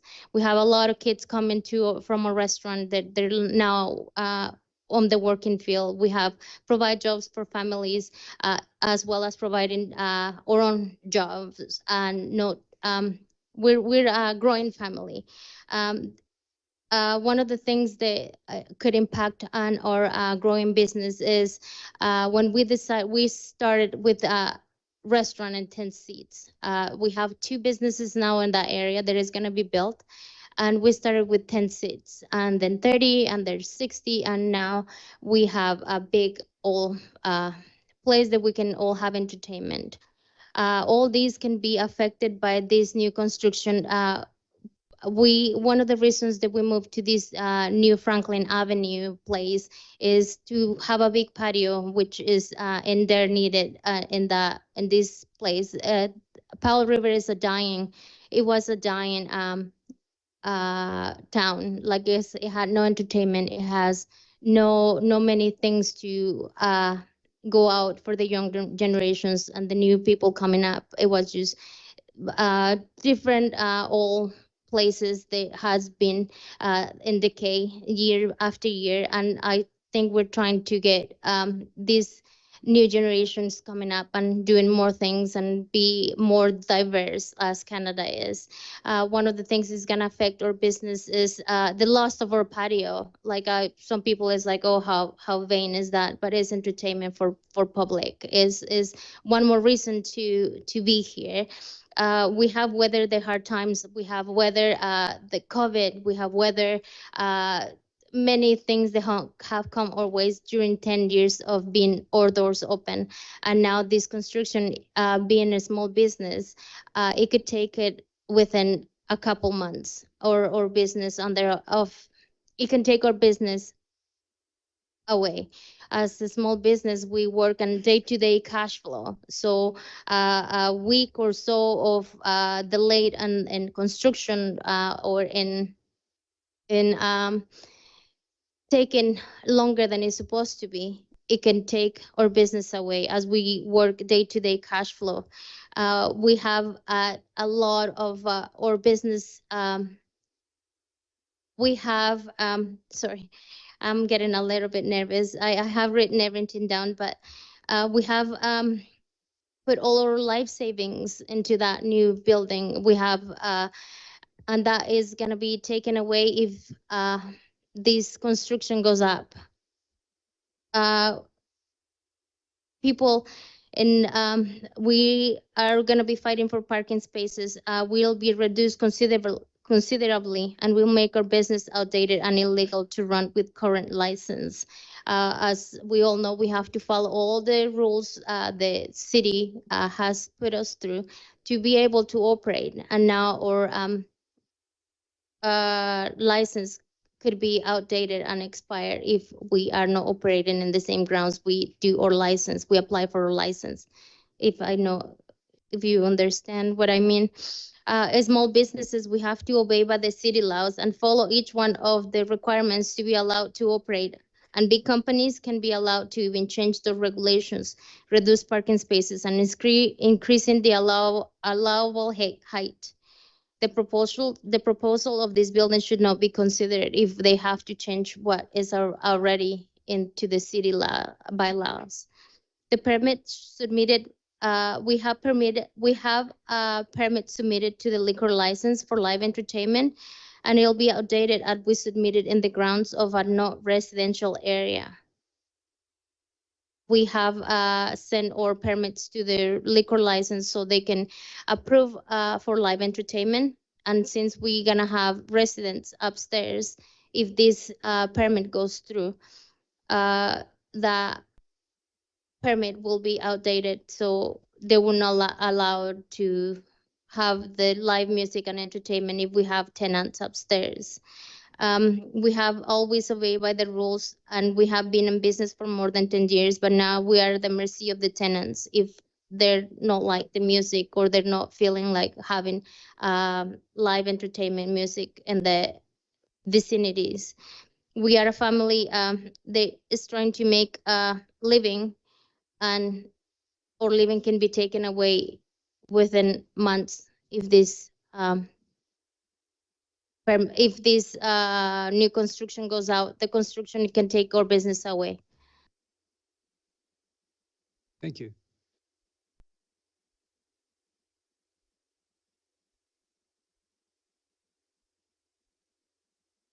Do we have any other? Yes. Please identify yourself. Alan Rebane. I'm the owner of 116 BC Limited, the sole owner, and I'm the developer of Quebec Street, connection from Quebec Field to Quebec.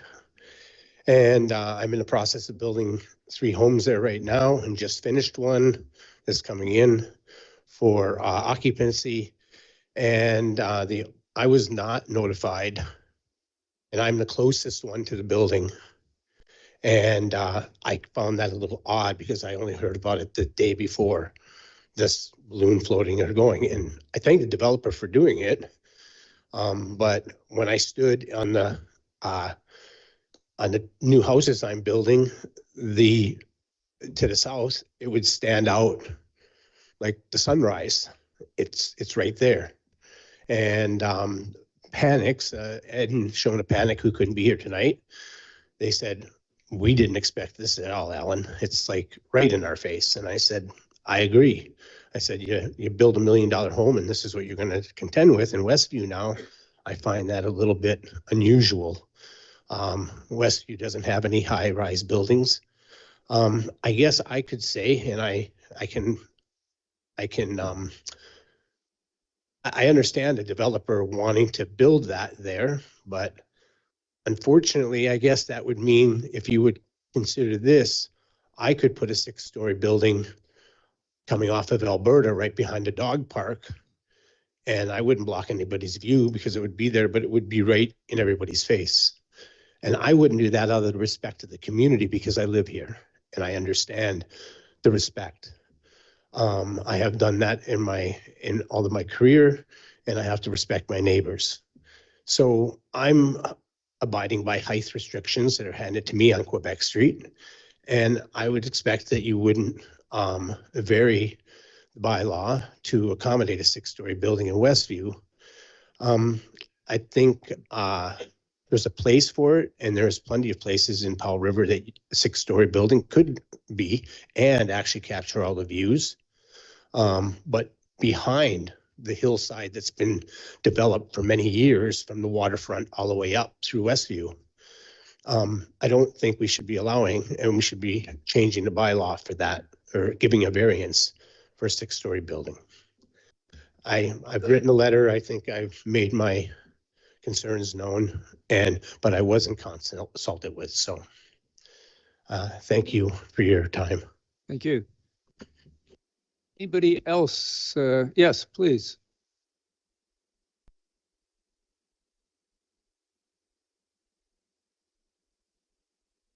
My name is Chris Marshman. I live directly behind that house at 4307 Ontario. A couple things I wanted to point out. One of my neighbors mentioned that it's not going to wreck their view. It's not going to wreck our water view completely, but it is going to change our view. We'll be staring at a 6-story building right in front of our houses. And I'm not the kind of person to actually complain about stuff. And it's rare that you'll see me complaining about stuff. I usually let people do with their own property what they want to do. But this is not a small variance. This is not a foot or two. This is 18 feet. If you convert the meters to feet, it's 18 feet. It's 2 stories. It's a huge variance.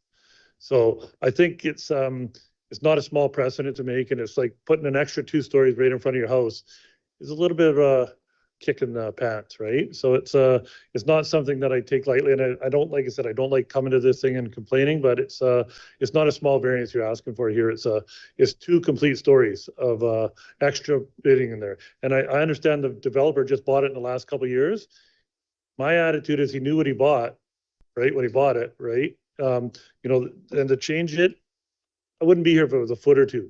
18 feet is a lot. So I'm definitely not in favor of it. If you go by these stats that my neighbors put out there, if this town's only grown by 500 people in the last 40 years, I think the same developer is putting in a development that's going to bring 161 or 141 new residents here. It's not even completed yet. Maybe we should wait and see what that's done first and see if we still have more after that, because that's going to empty out a lot of places that are currently rented that those people are going to now be trying to find tenants for. So I don't think, definitely not in favor of it. Definitely not in favor of it for the 2 complete stories is a big variance. It's not a little tiny variance. So, and I think it sets a bad precedent. So I appreciate you hearing me out, but those are my main points. Like it's not a little variance. There's already a whole bunch of rental housing coming into the market. So I think you should wait and see how that plays out in this community before you go building another one right away. Right in front of existing people that, like I said, all these neighbors bought their places without a big 6-story apartment building right in front of their view, right? So anyway, thank you for the time. Thank you.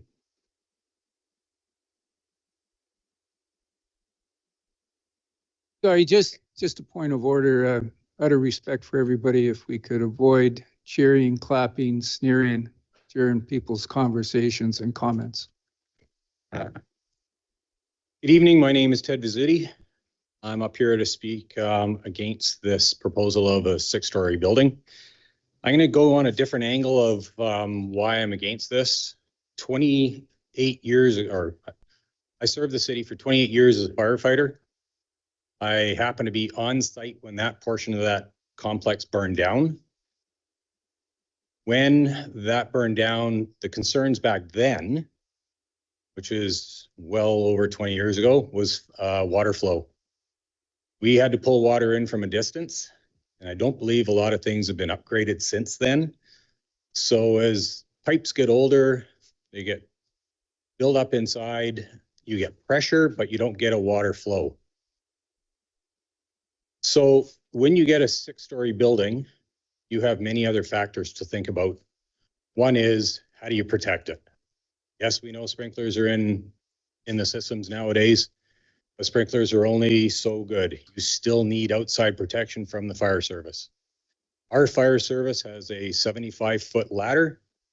That ladder is only good to a certain amount of height because it has to be so far away from the building before it gets to the roof.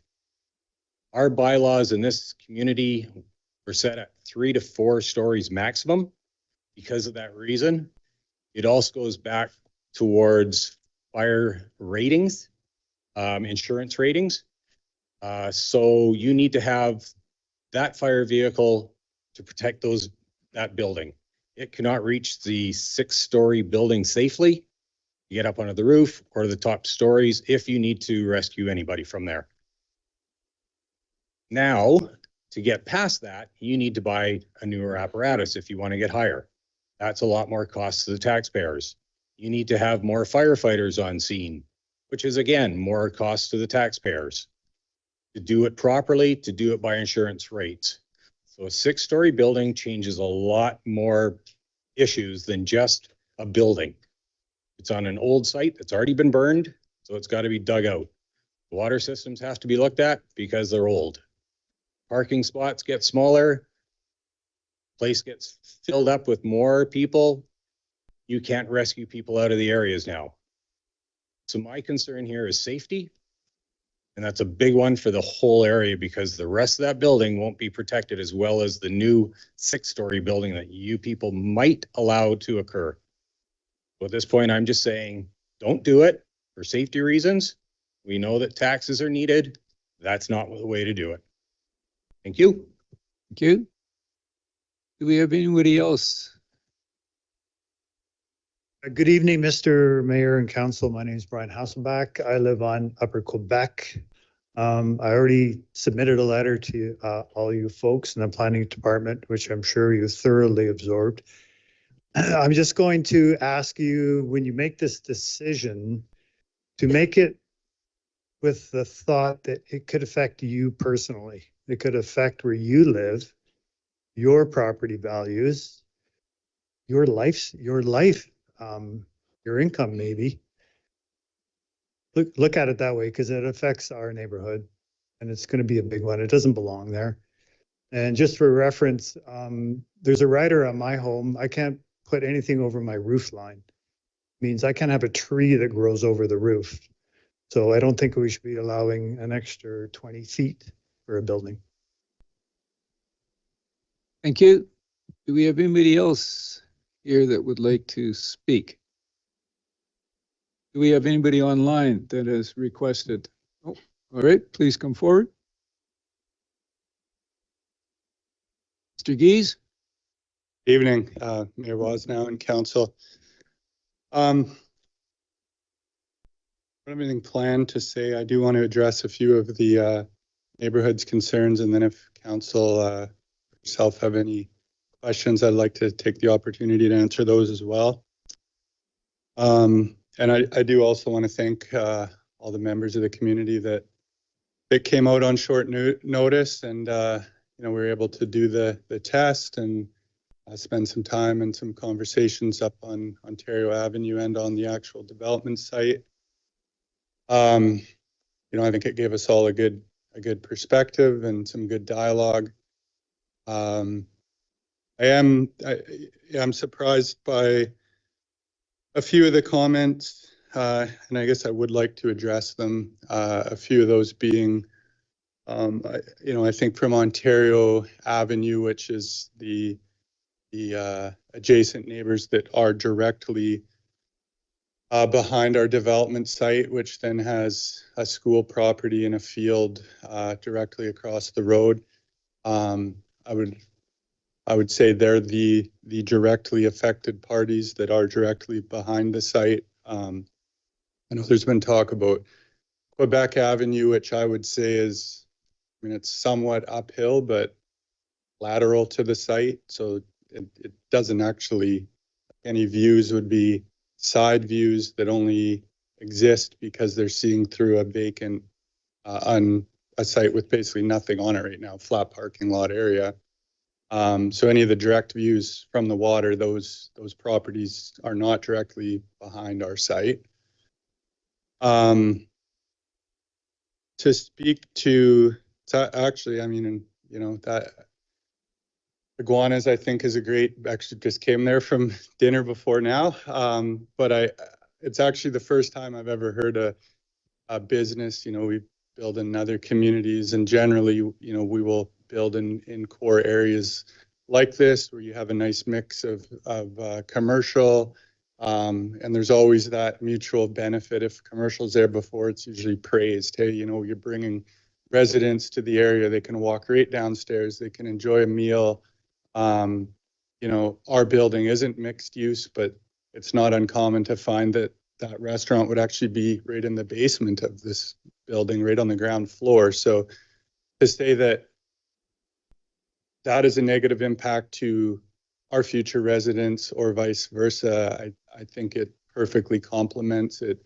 It becomes a walkable community. All the amenities and features are right there, which leads to the discussion about a parking variance. So we, you know, in that building, you know, we have some you know, bachelor units and some one bedrooms. Well, what we find with being in a core area like that, like in our particular bachelor units in other communities, 50% of those people don't own a vehicle.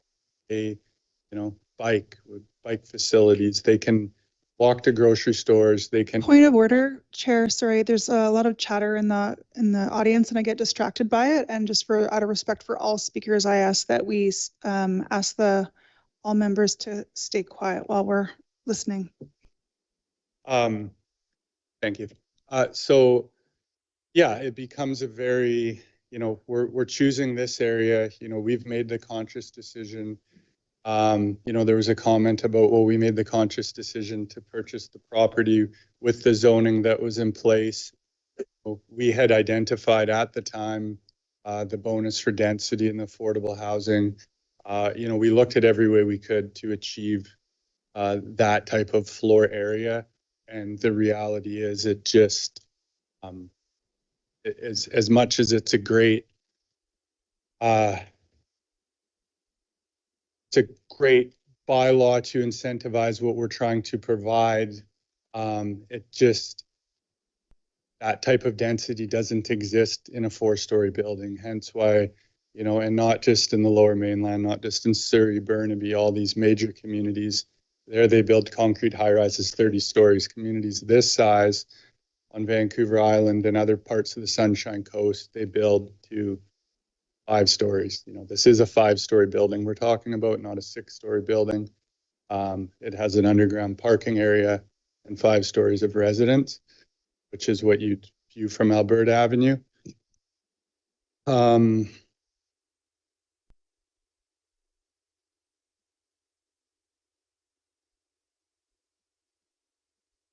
And in terms of, so to say that, you know, let's see what the community's needs are. You know, we are already building rental housing in this community. Do we, you know, does the community need it? I mean, we're you know, a private company. We're running a business. We're making a conscious business decision. We've done our analysis. We see opportunity and dire need in this community, not only for the current residents here, but those that are, if you look at, there's 3 rental boards on social media platforms. We've monitored all, like, there are people trying to move to this community. They're trying to come here and fill a lot of them core needs, young professionals, you know, in the healthcare, essential service workers. They can't find accommodations, and people on these platforms like laugh at, like, they'll go on and say, hey, you know, can we get, this is our needs for the community, can somebody help us out? And they're like laughed at, like that doesn't exist there, don't even look. So the community trying to grow and fill core needs and contributing members of the community to move here, when the housing opportunities, because they don't want to come here and, you know, buy $1 million home or buy a condo, or, you know, that there is a rental stock, but it's you know, at almost a 0% vacancy, and it doesn't meet everybody's needs, even if there was availability. So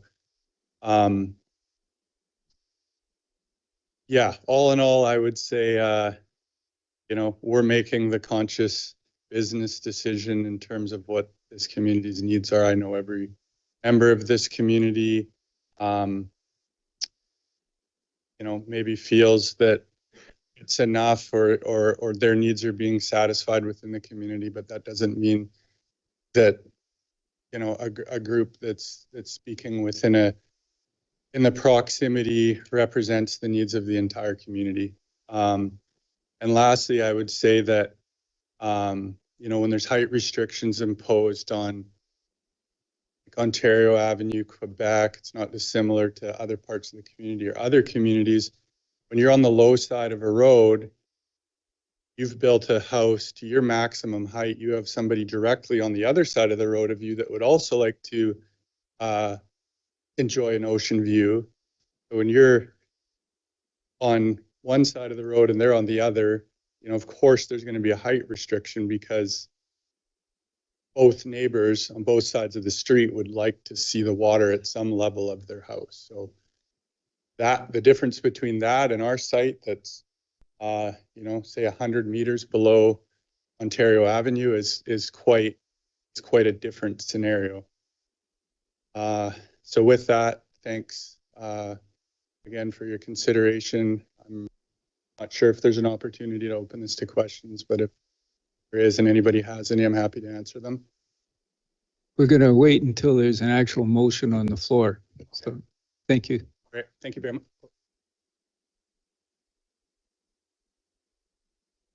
Council, Don Edwards. I've lived here all my life. What is Powell River known for? Every home, almost every home, is built on a hillside. Half the council enjoy beautiful ocean view. What would it be like to have a thing like that stuck right in front of their house? There was an example of that on Whalen Avenue and Marine, right opposite the viewpoint. A person built a big home and built a great big shop in behind his house. People on Whalen were away at the time, came back from holidays, opened their curtains, and there was a big shop right in front of their living room windows. Is that fair? I don't think so. If we have a height restriction in town, it should be kept at that. Everybody in town wants a view. You start that, you put one in, you're going to have a bunch more. How about all the apartments that are being built over by the hospital? Are they all spoke for, all filled already, where we need to build another 6-story building? I don't think so. Powell River is known for the beautiful views and sunsets they get here. And if one apartment goes in and blocks 3 people's view, as far as I'm concerned, that's way too much. Thank you. Thank you. Please. Council, thank you for allowing us this time.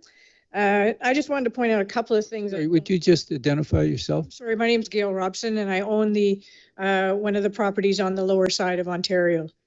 To say that other properties like Quebec or whatever aren't affected by this is not accurate, because you have a 180-degree view up there. If you take away 40 degrees of that view, you're taking away part of your view. So I just wanted to correct that, which was mentioned earlier. Also, I think all of us along that side had to sign or have a covenant on our properties that we can't go any higher than 1 story above street level. So we can't go higher to get it on top of anybody that builds in front of us. So we're governed by that. And also just in the report for decision that we looked at, and I guess that came to council, I just noticed that the pictures that were supplied to you guys, there's one showing the view impact at 17.5 meters and one at 19 meters, which doesn't really sort of gives you the idea that, well, it's not a big deal, the difference between those views, but we're actually going from 13.5 meters, which is the allowable height, all the way to 19. So that's, as was mentioned, 18 feet, converts to 18 feet, which is almost 2 stories. So a story is 10 feet, right? So that's 18 extra feet over and above what the allowable building is. So it seems a bit extreme. And I certainly hope you guys don't allow the variance. I'd also have a question for the developer, that if they don't get this variance, will they still build? Because obviously we need the housing, and I'm in favor of that for sure. I'm just not in favor of the extreme variance. That's all. Thank you. Thank you. Anyone else? We have anybody online? Okay, so.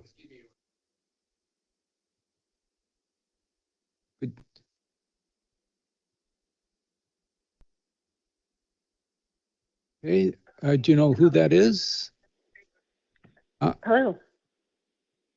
Hello. Sorry. Would you please introduce yourself? I'm so sorry. I didn't mean to interrupt. My name is Leanne Barr. I'm dialing in from Westview.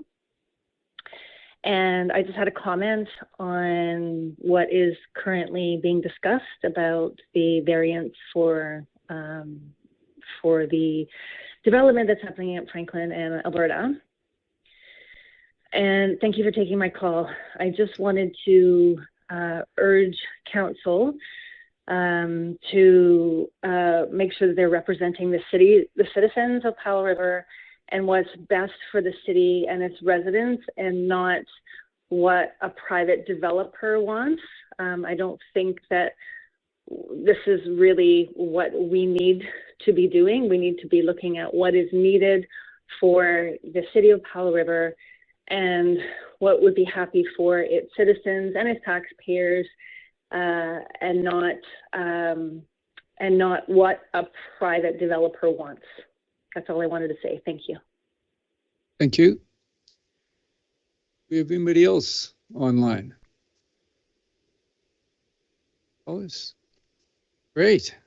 I think we are now check with the corporate officer. Discussion going on?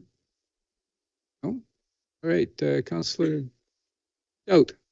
I'll go ahead and make the motion in our package that the development variance permit 279 to vary City of Powell River zoning bylaw 2100/2006 by increasing the maximum allowable building height from 13.5 meters to 19 meters and reducing the required off-street parking spaces from 56 spaces to 50 spaces to facilitate the development of a multifamily residential apartment building on the property legally described as Lot 1, Block E, District Lot 5108, New Westminster District Plan EPP 77719 be issued. Councillor Southcott, you had a question, I think. I just want to speak about this, and I've listened to everybody that's proposed here. I've been in Iguana many times, and I thank you for that. It's a great place to be. But we have a serious need for housing, and the kind of housing that this development will provide. Studio, one-bedroom, small family apartments, the kind of thing that can be made to be affordable for someone with an average income, and will provide housing that is really not available in the community.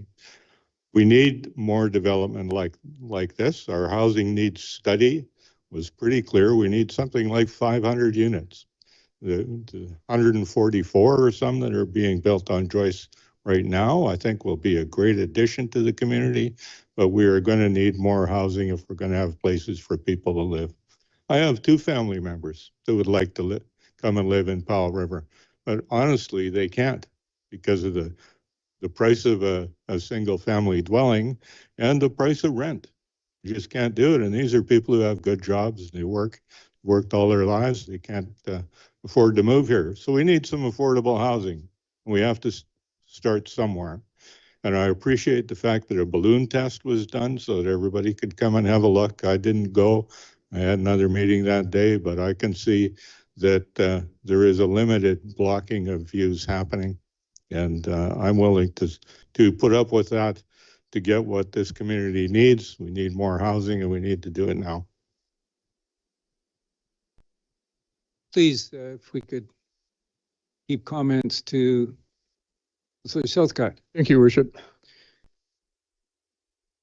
So I've sat at this table for a while, and I've spent a lot of time studying urban planning and the situation that it's in North America. And the thing that I'm interested in is how many of us in this room right now would be here if this council thought it would be a good idea to set our tax increase at something like 10 or 15%. I think most of the people in this room would. Maybe not people who depend on renting, but this is the situation that we're facing, and not only us, but many communities all across North America. It is because since World War II, development patterns have been distributed, and that's what we have along this whole Westview slope here, and I do live along there. When you build without density, what you do is you spread out the revenues and you keep the costs. What that means is you have to pay more taxes. It is not as affordable. There are many communities in North America, because this was done all across North America, that are facing much greater crisis than we are, but we are facing that crisis.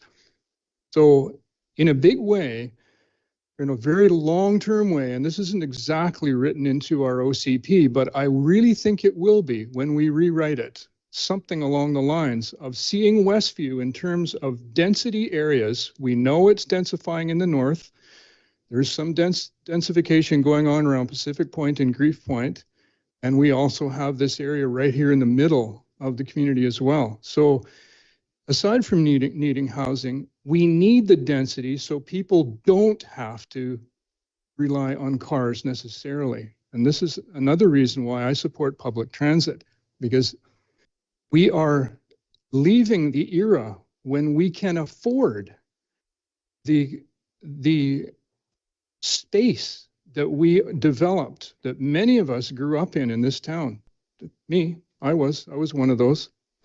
And now I live in a palatial place down here that has an incredible view.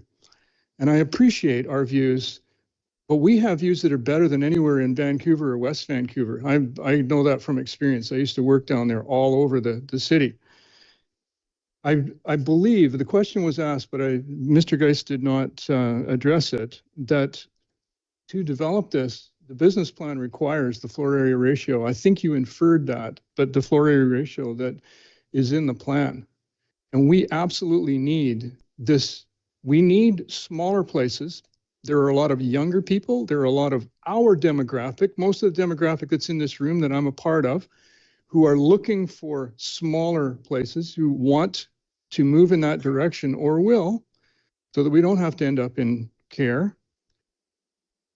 As far as a slow start goes, I think we have had a slow start. As a matter of fact, it was going to be slower, except for Mr. Geis's company, who did decide to put in those 140 rental units up on Joyce. And I'm very, very glad for that.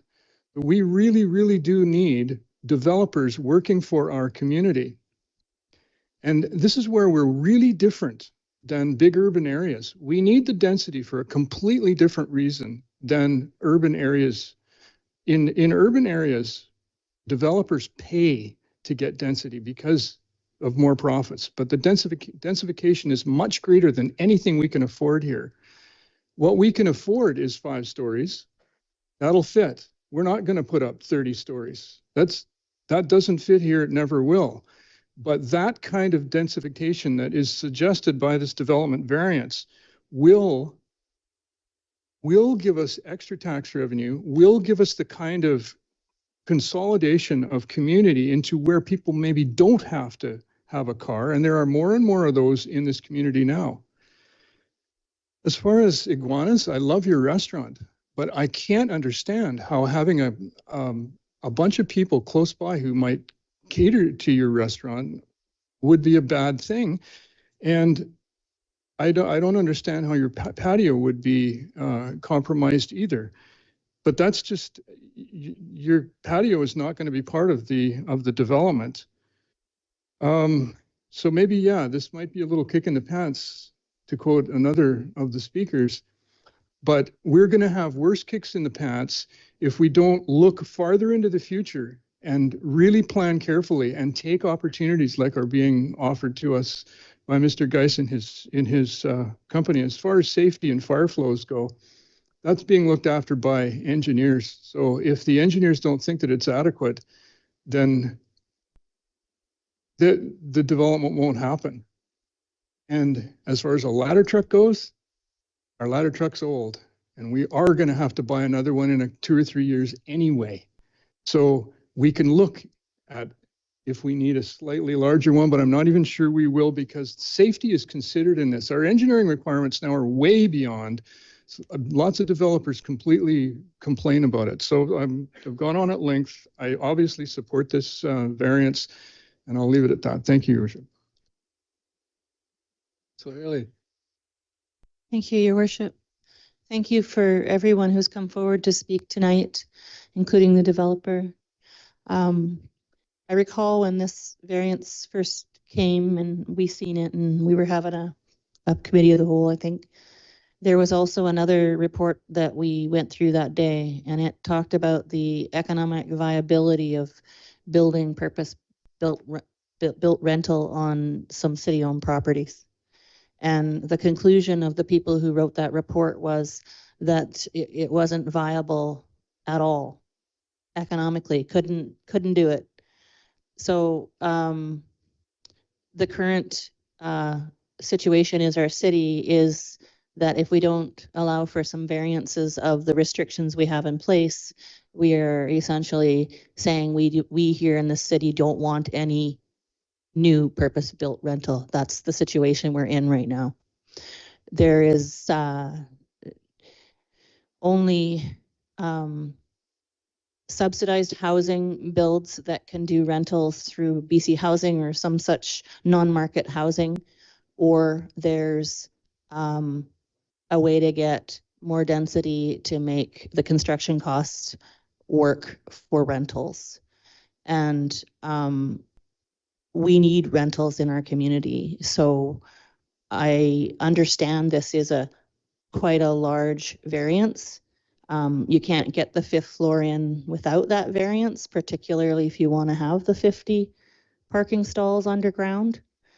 So the take that we've received, or the information that I've received at least, leads me to believe that it's a variance or no building at all.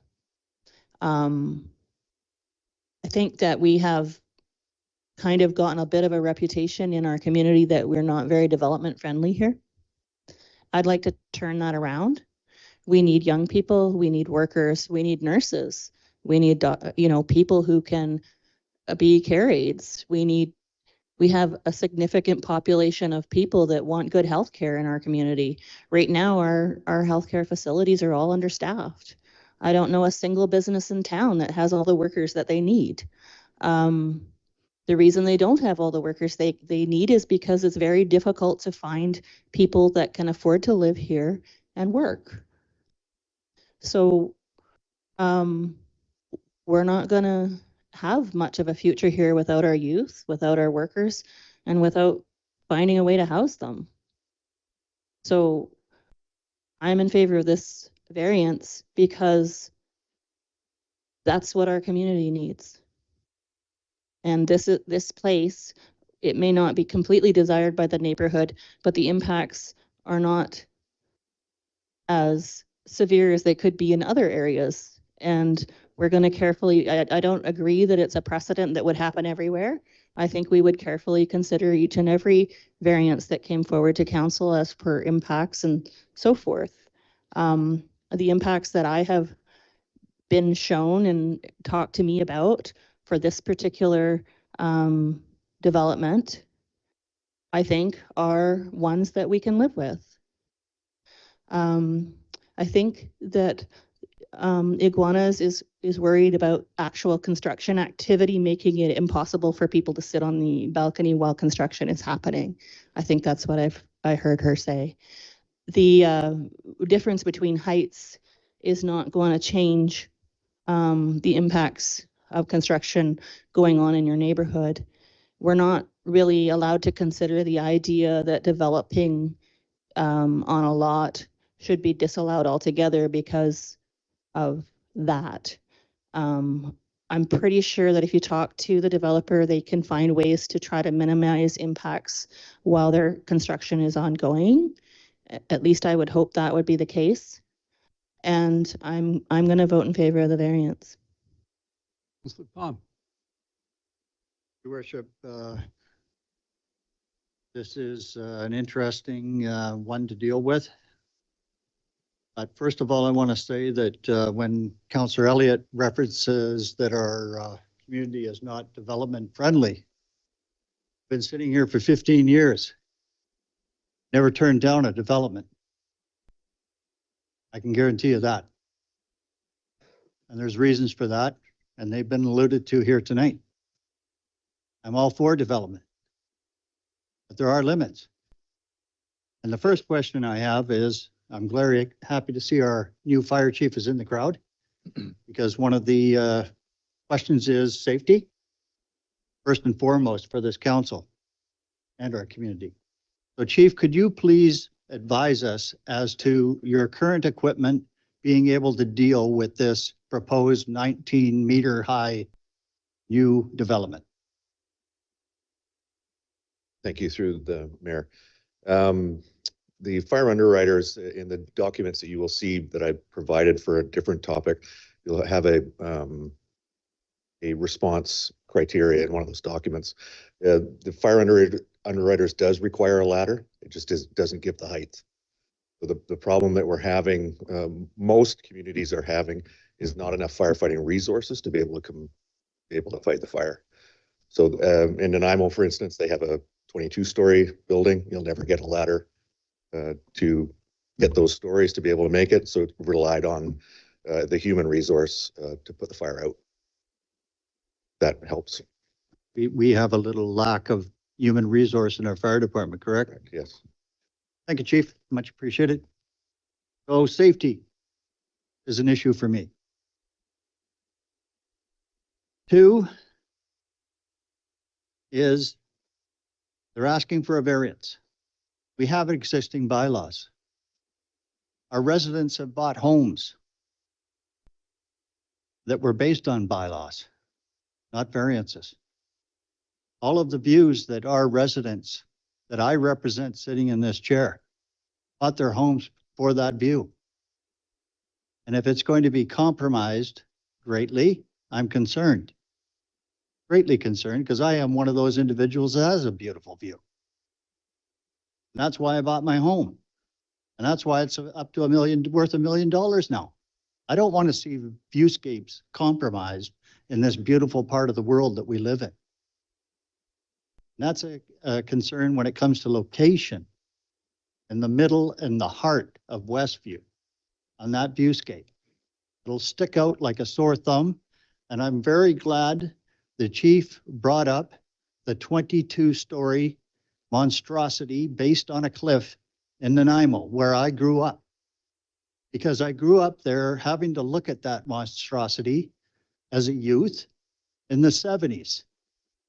It stuck out and looked terrible for all the years that I lived there before coming to Powell River. I was subject to that build. And it was the realtor development of the day that pushed it through. Council said yes. And they lived with it ever since. So here we are in our little oasis where our forefathers didn't build any higher than 3 stories for viewscapes to protect that for all residents. And we're considering a massive increase impact on viewscapes from 13 to roughly 19 meters, which will stick out like that sore thumb I allude to in Nanaimo. The cost, low-cost housing is what this council needs in this community. Low cost. I'm not sure this new build in the heart of Westview falls into that category, other than maybe 6 units that will be designated low cost, and I'm not sure how low that will be. So that also gives me cause for concern. The precedent without compromise, and I say compromise because Mr.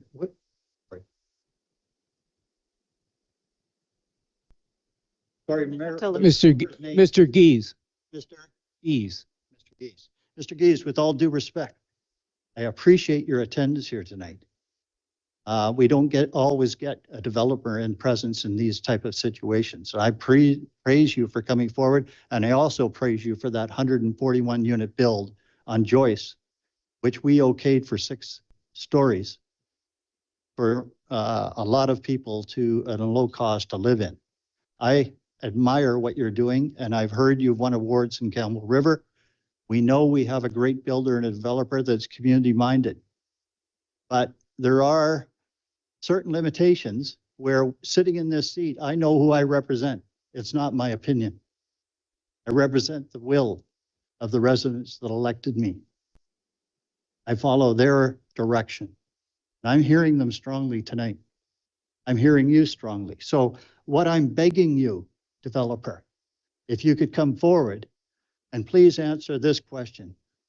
Would you be willing to consider any type of compromise in terms of your ask on this variance in terms of height? I'm not referencing parking.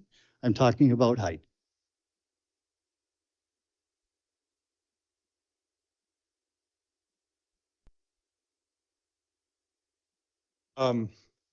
Thanks for your question.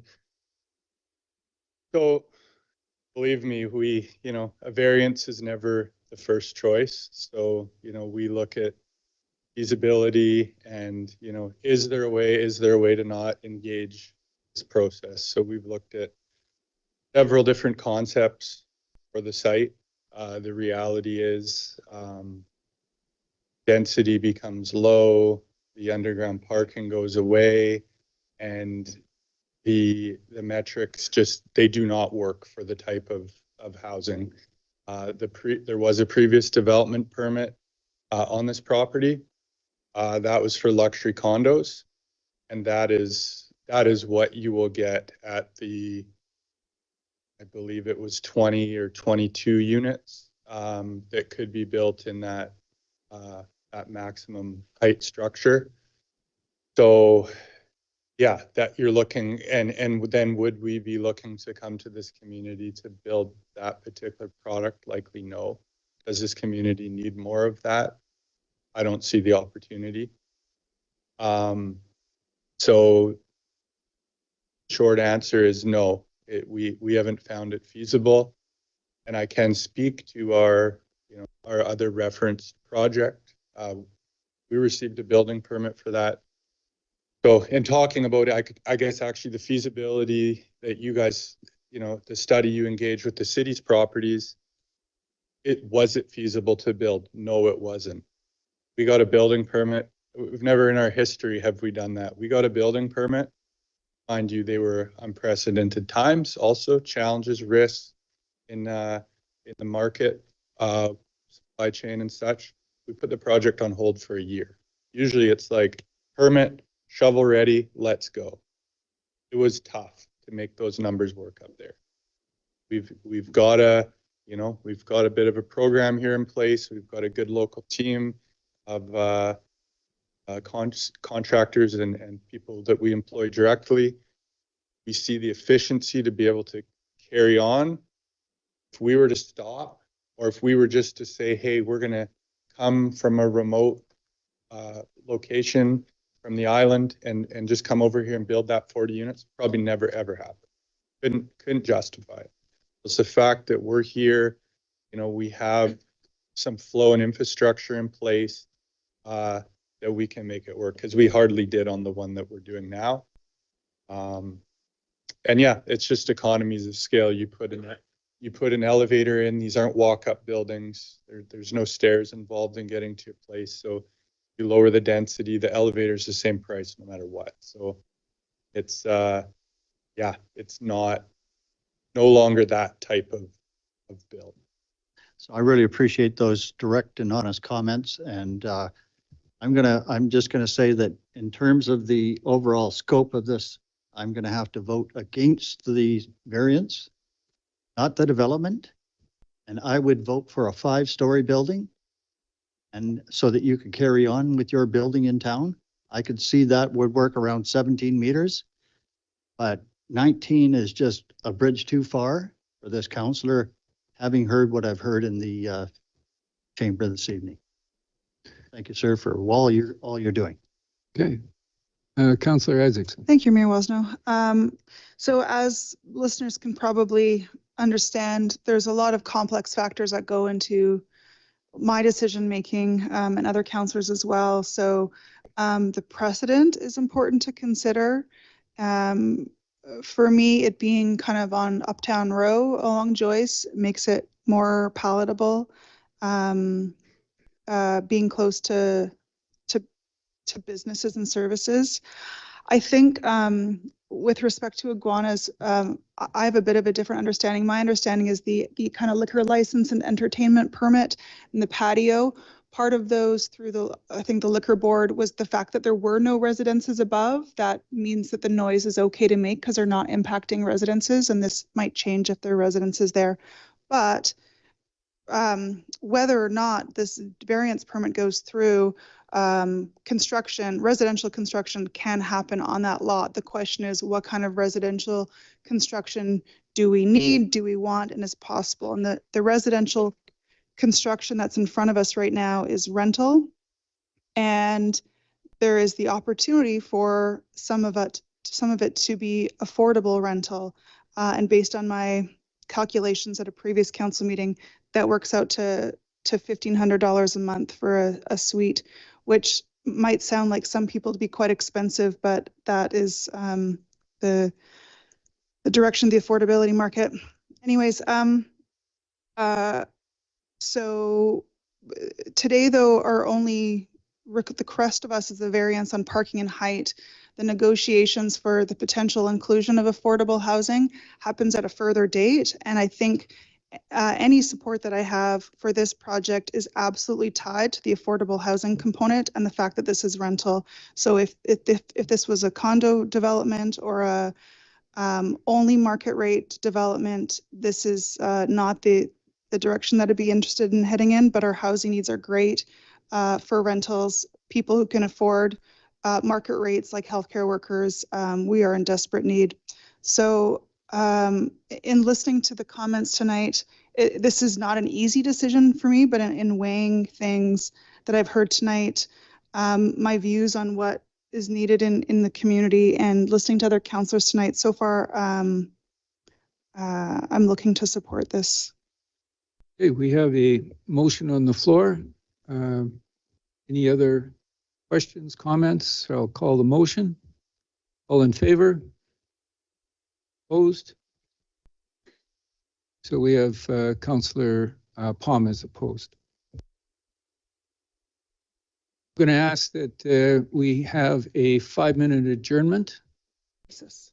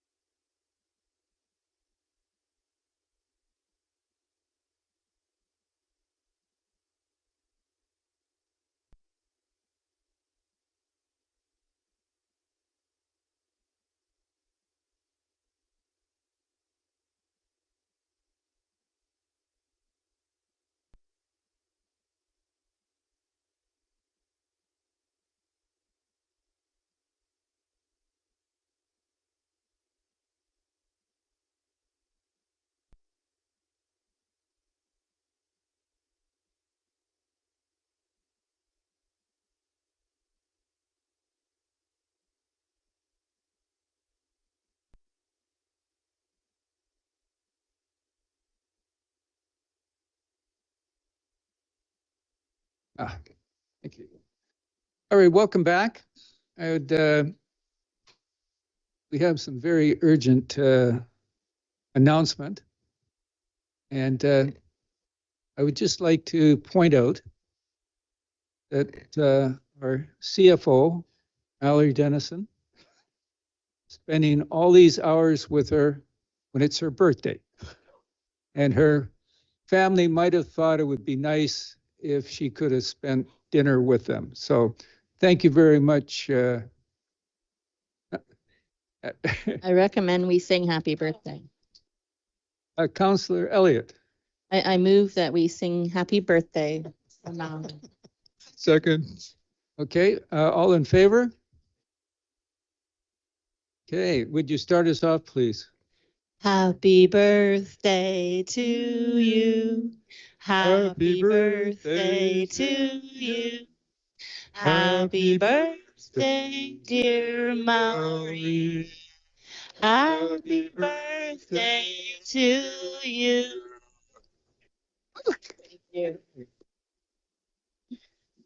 Through the chair, thank you very much. I appreciate it. And I wouldn't rather be anywhere else on my birthday, right? Look at this beautiful community I have. Thank you.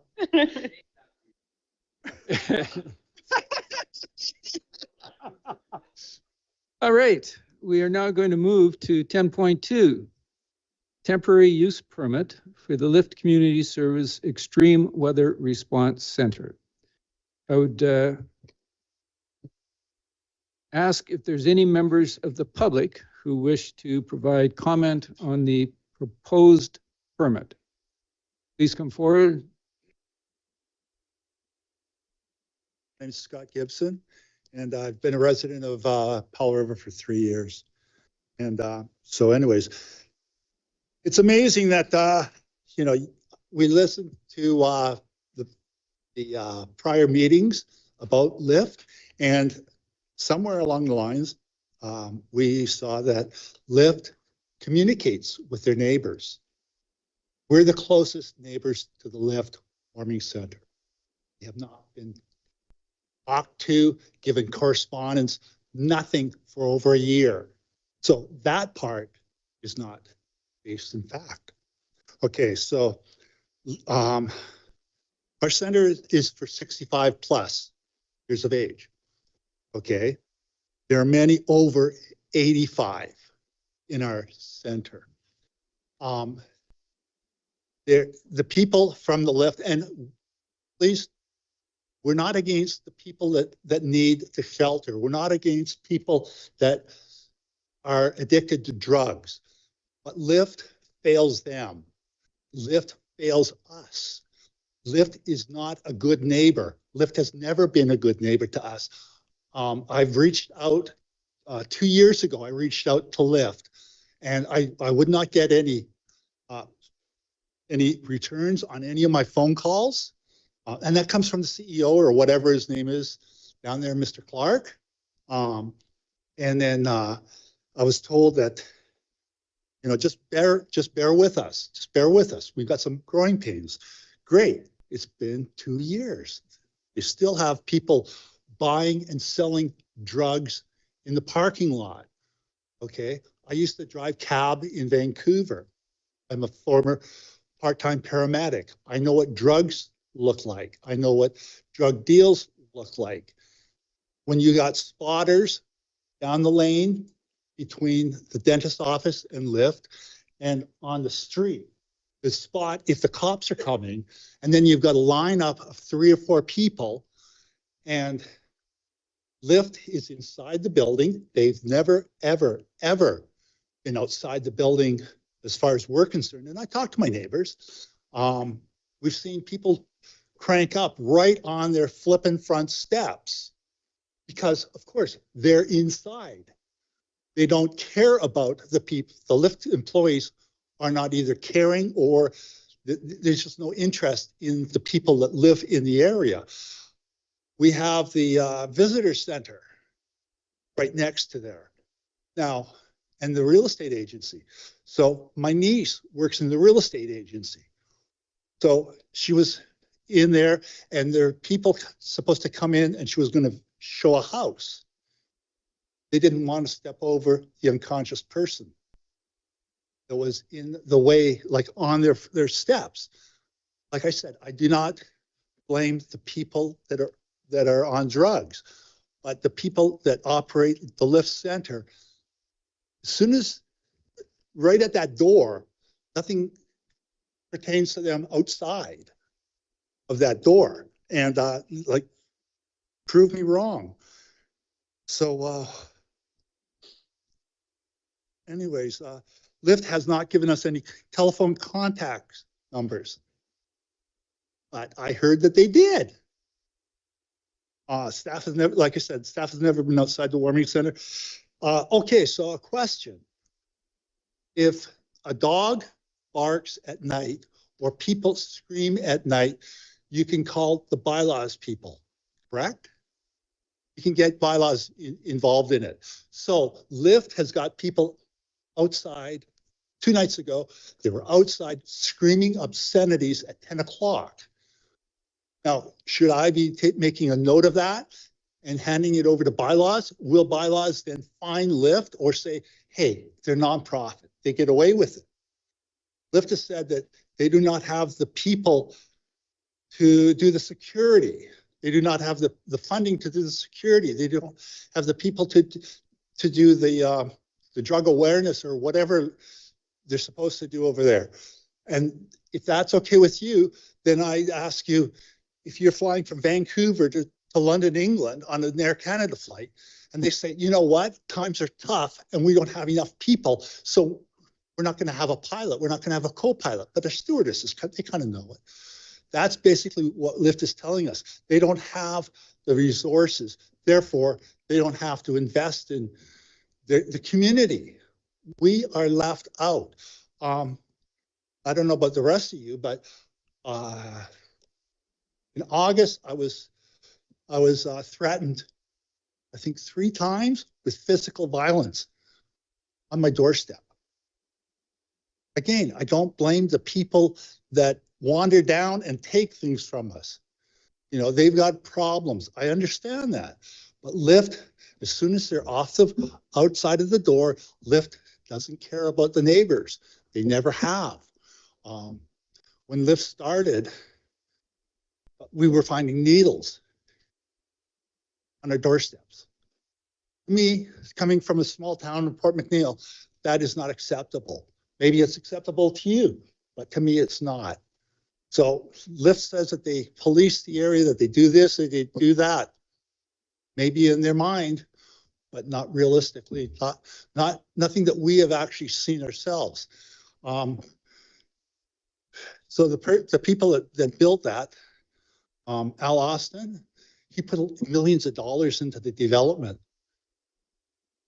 And basically Lyft's driving people away from the development. So if he doesn't have people renting, he goes out of business. And I don't think that that's a good legacy for this council to have either. So please, Lyft is broken. Okay, so I'm sure that there's other organizations out there that are accountable to the people, accountable to council, and could do a better job. So how about we get rid of Lyft, usher them out the door, and bring somebody new that actually understands how to run an organization, how to communicate with their neighbors, and how to be a good neighbor, because Lyft is not a good neighbor. Thank you. Thank you. Do we have anybody else? Dr. Varma?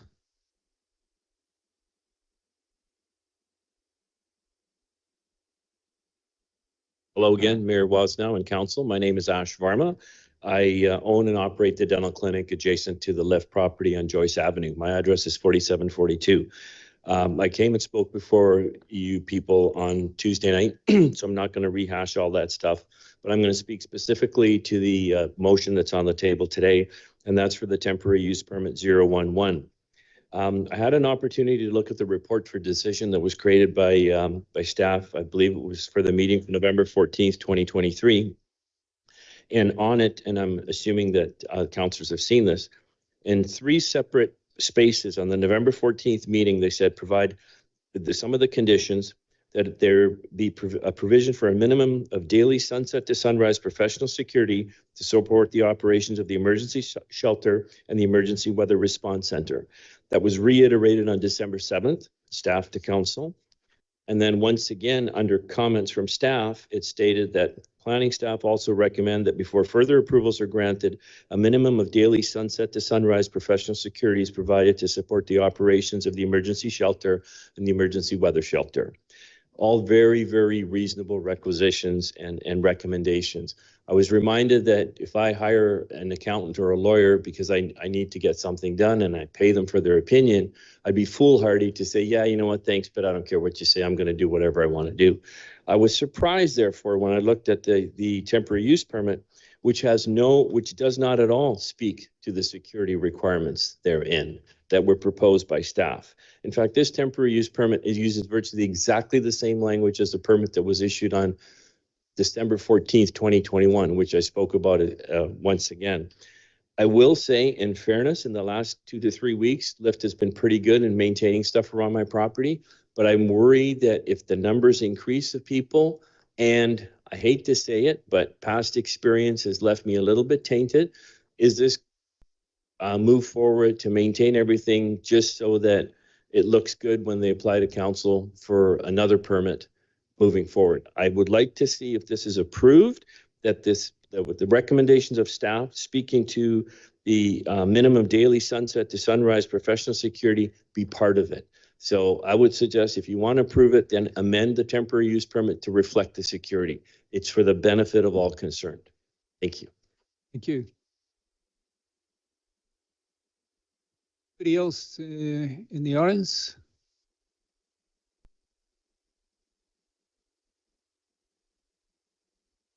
Hello, Mayor and Council, and everyone in the audience. My name is Julie Jenkins. If we haven't met, I'm the Housing Services Manager at Lyft, and I'm responsible for managing the emergency shelter and worked with our partners and our staff to put forward this proposal to operate an extreme weather response center this winter. I want to first off just thank Dr. Varma and Mr. Gibson for joining us tonight and expressing their concerns. And I think it's important that we hear them. And I understand their frustrations and the challenges that we've had operating this type of service at the location that it's at. I first want to just address some of their concerns directly. Mr. Gibson, I will connect with you after. I've sent you some emails this year asking for a meeting, and I'm now wondering if maybe you didn't receive those. So I'd like to follow up and make sure that we have the correct contact information and can connect around the concerns for the neighbors across the street. Dr. Varma, I want to assure you that the changes that we made a few weeks ago, we were able to meet with staff and identify some misunderstandings with one of our shifts on what the expectation was at night. And I want to assure you that all staff have been retrained in the expectation around doing those hourly sweeps at your property, and that will continue. And I also want to apologize for if there were inconsistencies in how those sweeps have been carried out. To Mayor and Council, we do hourly sweeps around our adjacent neighboring properties. We don't go across the street for those sweeps, which is just a safety risk for our staff. We have 2 staff on site with a radio. In terms of the tap in the vicinity, we're able to monitor the property and our direct neighbors hourly and do those garbage and sharps cleanups. We're not currently able to go much farther than that for safety reasons and practicality reasons. I've mentioned this to staff, and I'm happy to do it. If it would be useful, our staff fill out hourly logs of those sweeps, and we're happy to provide those to council to show that they've been done, and maybe find a better way to do that moving forward to demonstrate the compliance with the TUP. I was prepared tonight to speak about the extreme weather response program, which is really what this new temporary use permit is for. And since we put that application in, some helpful conversations have come up around the emergency shelter next door, and I don't want to lose sight of those. We've received some valuable feedback from neighbors, I think, because this conversation's been reopened, and we're committed to having those conversations, but I also don't want them to distract from the application to operate an extreme weather response program this winter and what that's really for.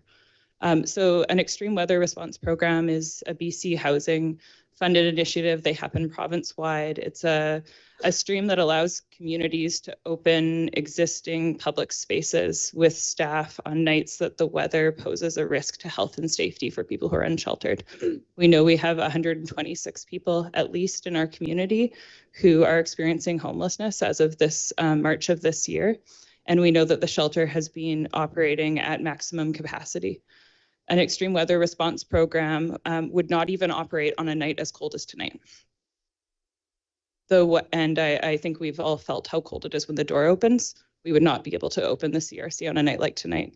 I've looked ahead at the weather forecast for the next 10 days, and according to the weather forecast for the next 10 days, we would not be able to open the doors on the next 10 days. There are specific criteria for when this type of program would open. It's significant rainfall, significant snowfall, and weather be below 0 degrees. And the permit that is at hand would be to bring in 2 casual staff who are already trained to work in our programs to open the doors of the Community Resource Center on nights when the weather poses a significant risk to health and safety for people who are unsheltered in our community, and also to allow the RCMP to evoke the Assist to Shelter Act, which allows them to assist somebody to shelter so that they frankly don't die from the weather conditions when they meet those criteria. LIFT is able to do that with the resources that we have and the additional resources that BC Housing provides for this type of program pretty quickly off the ground until March 31st when those types of programs end, and that's what this temporary use permit is for. I know there's been discussion of security, and unfortunately, we have not been able to secure funding for security through the Extreme Weather Response Program. So currently, I'm not able to provide an update that we have funding for daily professional sunset to sunrise security in relation to the TUP for the Extreme Weather Response Program at the shelter next door at the CRC, sorry. What I can say is that we've opened that conversation with BC Housing. We've requested a meeting with BC Housing and RCMP and the city around security needs at the shelter to make sure we're really talking about the right thing that's needed there. And we're committed to having those conversations ongoing. And as we've mentioned recently, we're committed to looking at a permanent different location for the shelter because we do understand that challenges are serious in the current location that we have for our neighbors.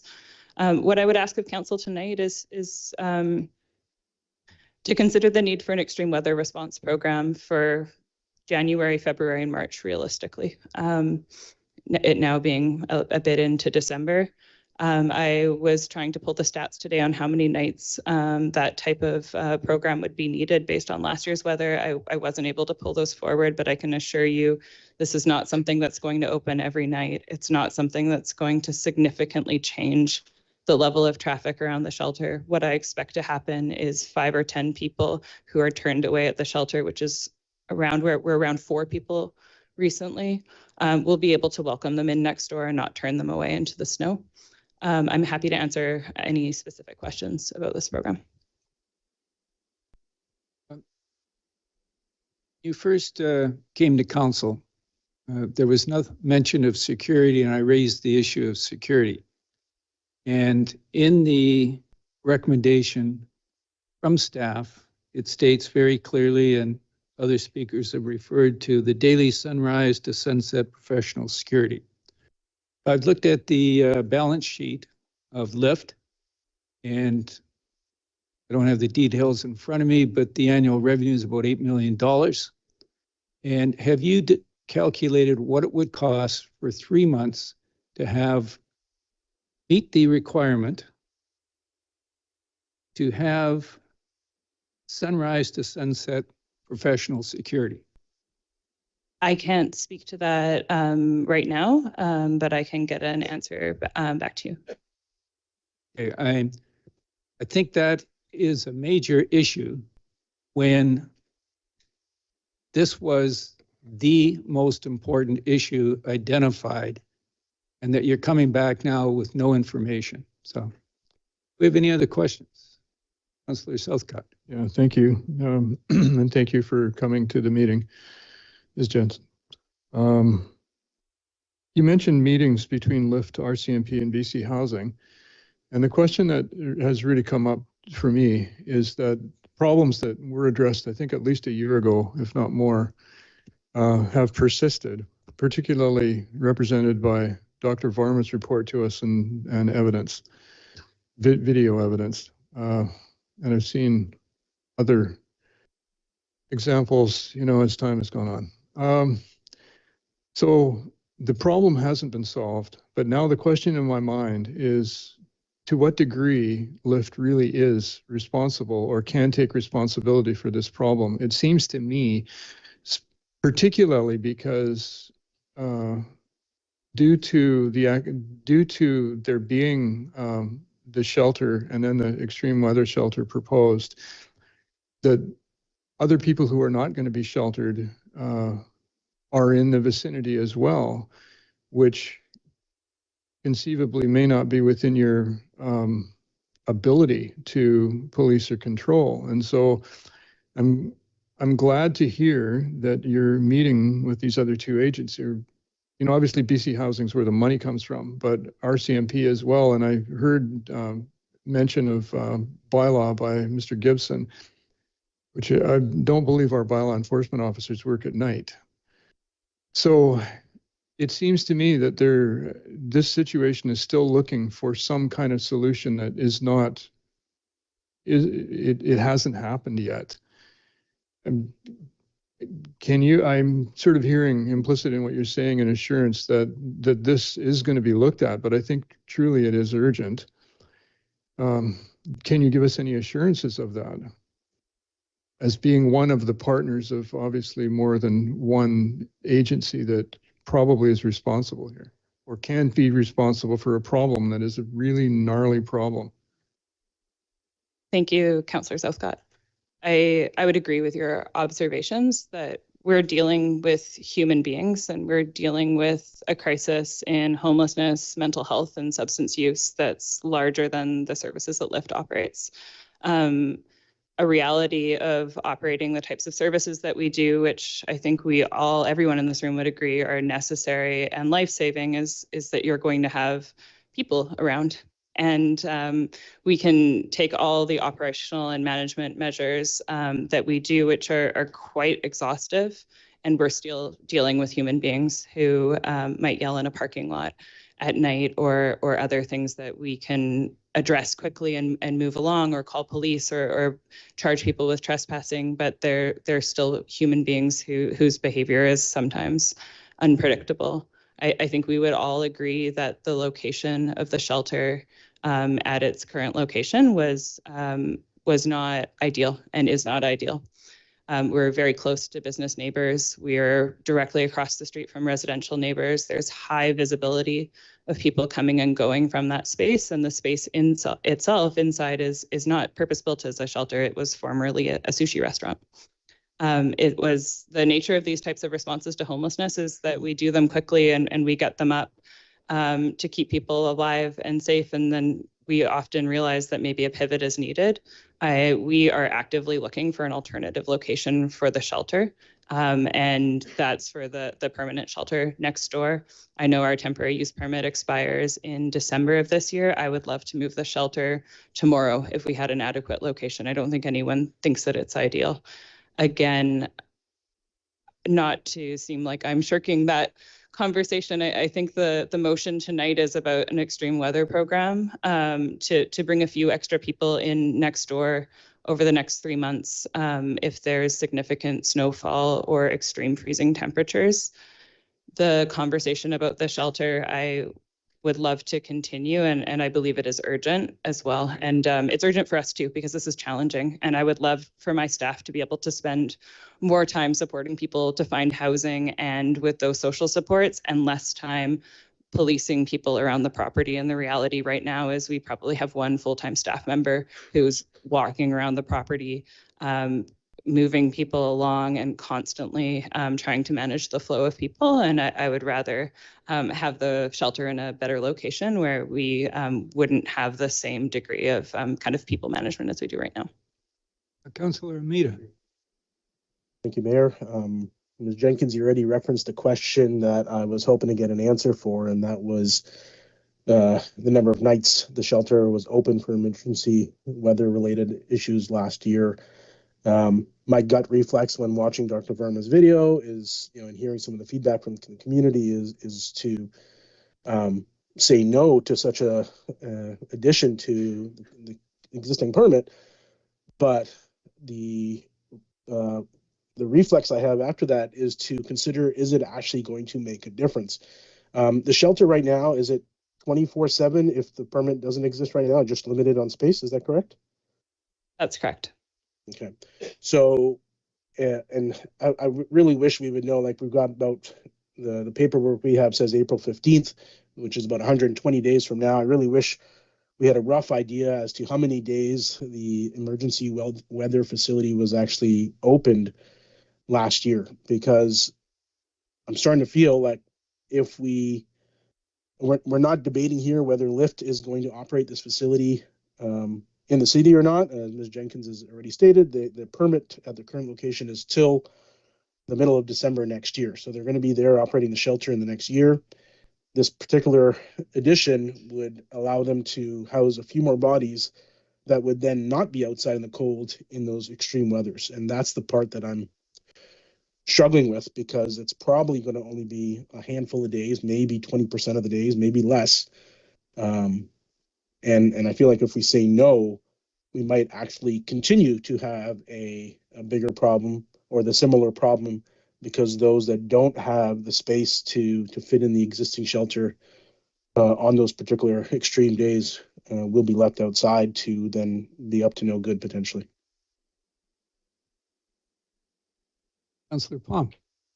Thank you, Chair. Ms. Jenkins, I sympathize with what you have to deal with on a daily basis. It's, I've said it before in this chamber, I'm sure it's not the easiest job in the world, and somebody has to take it on. And right now you're in that spot. Well, the one thing that you have said that I've heard loud and clear tonight is location, location, location.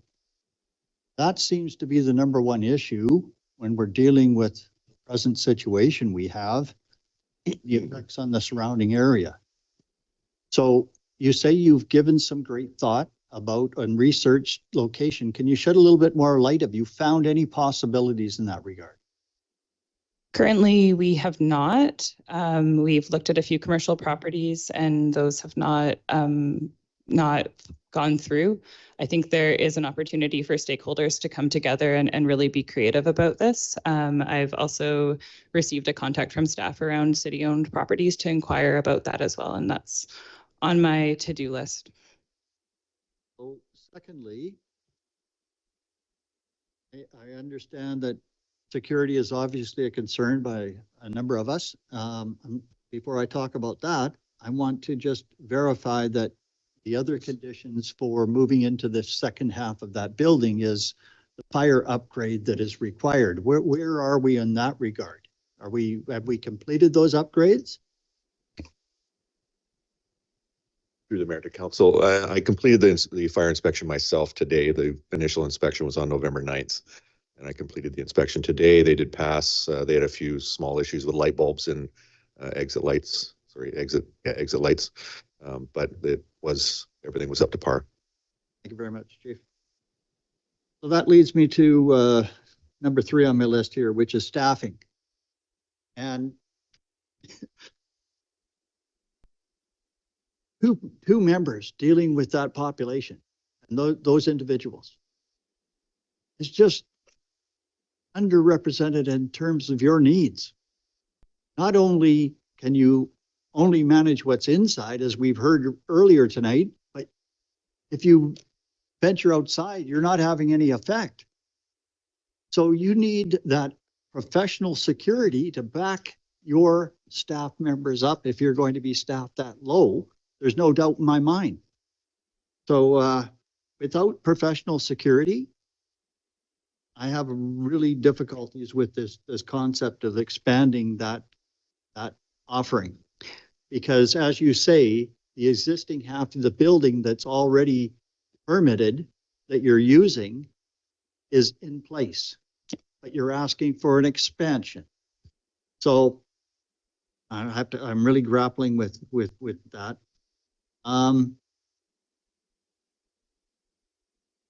So you have a use permit for that facility that exists. We heard the other day that perhaps a lot of the conditions that are outlined in that permit are not being met. You weren't here the other day when that was being. Can I raise a point of order, Chair? No, I think I'll allow Councillor Palm to continue. Yeah, thank you, Chair. Are you aware of the stipulations that are in that permit that you're supposed to be required to abide by? Yes, I am. And actually included in the package for this temporary use permit was a report on the efforts that we've made outlined with each condition in the temporary use permit.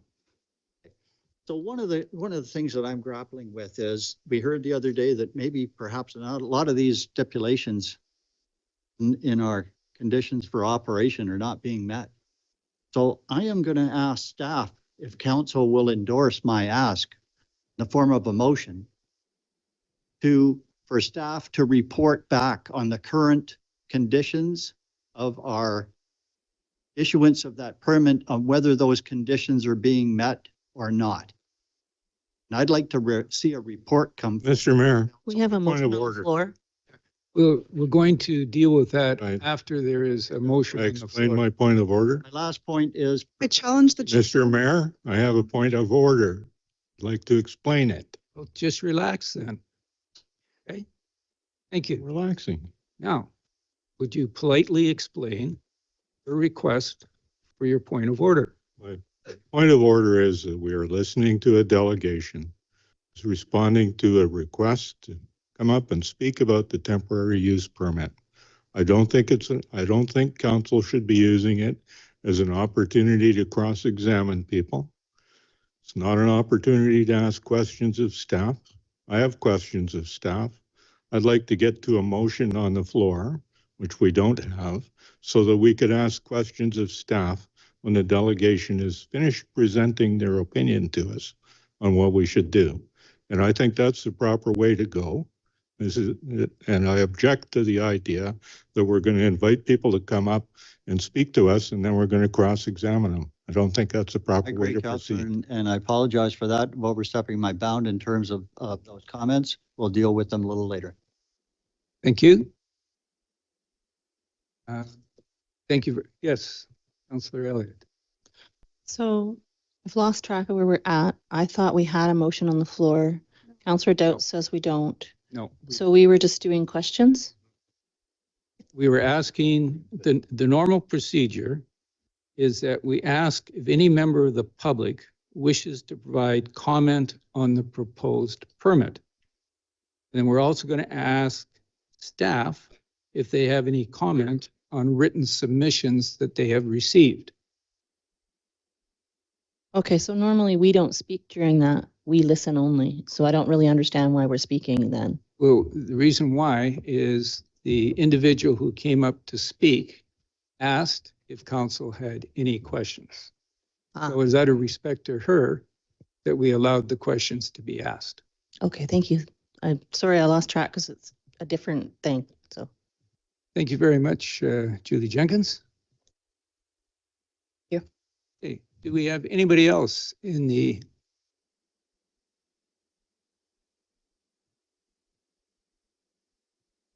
Mayor and Council, Rob Bombardier. I've just got one question, and it was actually asked by Mr. Varma on Tuesday. Within that TUP, there has been a lot of the rules broken that apply to that. He asked the question of who is responsible to enforce the rules of the TUP. No one on council and no one on staff answer that question. So I'm hoping that we can somehow come up with the person that is responsible to enforce the rules of the TUP, whether it's bylaws or whoever it is, to make sure that they follow the rules. Thank you. We will direct your question to the Chief Administrative Officer. Through the chair to council, I will be asking for some support from our chief, our corporate officer who also manages bylaws. So this one, in terms of the temporary use, is a blend between our planning department and then also bylaws, who does enforce various things on a complaint-based basis. So with that, I'll hand over to Mr. Jackson to provide some more context. Thank you. Thank you, Worship. So there's several departments that will take enforcement action. You heard the fire chief today talked about enforcing the fire prevention bylaw to make sure everything was up to code. We have a building inspector with that as well. When it comes to TUPs, zoning, and other bylaws generally, bylaw enforcement will respond to complaints. We'll collect the information. And in this case, we go back to the planning department to say, well, this is what we found. Planning, what do you want to do for further action? And then we would follow up as necessary. Thank you. Does staff have any comments on written submissions which they have received? Thank you, Worship. We did receive 2 written submissions by the 2 o'clock deadline today. They were circulated to council. We have them in the binder here as well, and no one pre-registered. Thank you. Do we have anybody online? Thank you. Yes, Councillor Isaacson. I'm willing to make a motion to get discussion started on this. I will move that temporary use permit 011 to allow non-commercial short-term overnight accommodation use to support the operation of an emergency weather response center until April 15th, 2024 on 4752 Joyce Avenue, legally described as Lot 4, Block 15, District Lot 5036, Plan 13353, be issued subject to the applicant addressing all deficiencies related to life safety conditions at 4746 and 4752 Joyce Avenue to the satisfaction of the fire chief and chief building official, and updating the good neighbor agreement for 4746 Joyce Avenue to include 4752 Joyce, and providing a copy to the Director of Planning Services for review. And if there's a seconder, I'll speak to it. So Elliott, second. Thank you, Mayor Woznow. So I think what I would like us to focus on tonight is the fact that this is a temporary use permit specifically for the extreme weather response center that may be open a handful of nights over the next 4 months. Whether or not this center operates will not solve the problems that we have in our community with homelessness, substance use, and mental health, and it won't make them worse. And there are issues right now that are impacting many residents and businesses in the area. So I think that by issuing this permit, we are dealing with vulnerable people on very cold nights and looking after their health and wellness. I think that it is important for council to be concerned with temporary use permits for the overnight shelter, but that's not on the table tonight. Tonight we're focusing on the extreme weather shelter, and so with harm reduction and helping people facing barriers requires connection, and this is an additional connection point for people to come in from the cold and not erect semi-permanent shelters in forests around the town center when it's snowing or has so much rain that people cannot get dry. I think, again, we should have the opportunity to address issues with other temporary use permits, for example, the overnight shelter. But tonight on the table, we are focusing on the temporary use permit for the emergency weather response center. It gets cold sometimes, and we need to make sure that we are meeting the needs of our community members who are at risk of serious illness or death due to inclement weather. Thank you. I would ask the corporate officer to confirm if the provision for sunrise to sunset security is included in that motion. It is not, Your Worship. I would like to move an amendment to that motion. The amendment is to include the provision of minimum of daily sunset to sunrise professional security to support the operation of the emergency shelter and emergency weather response center.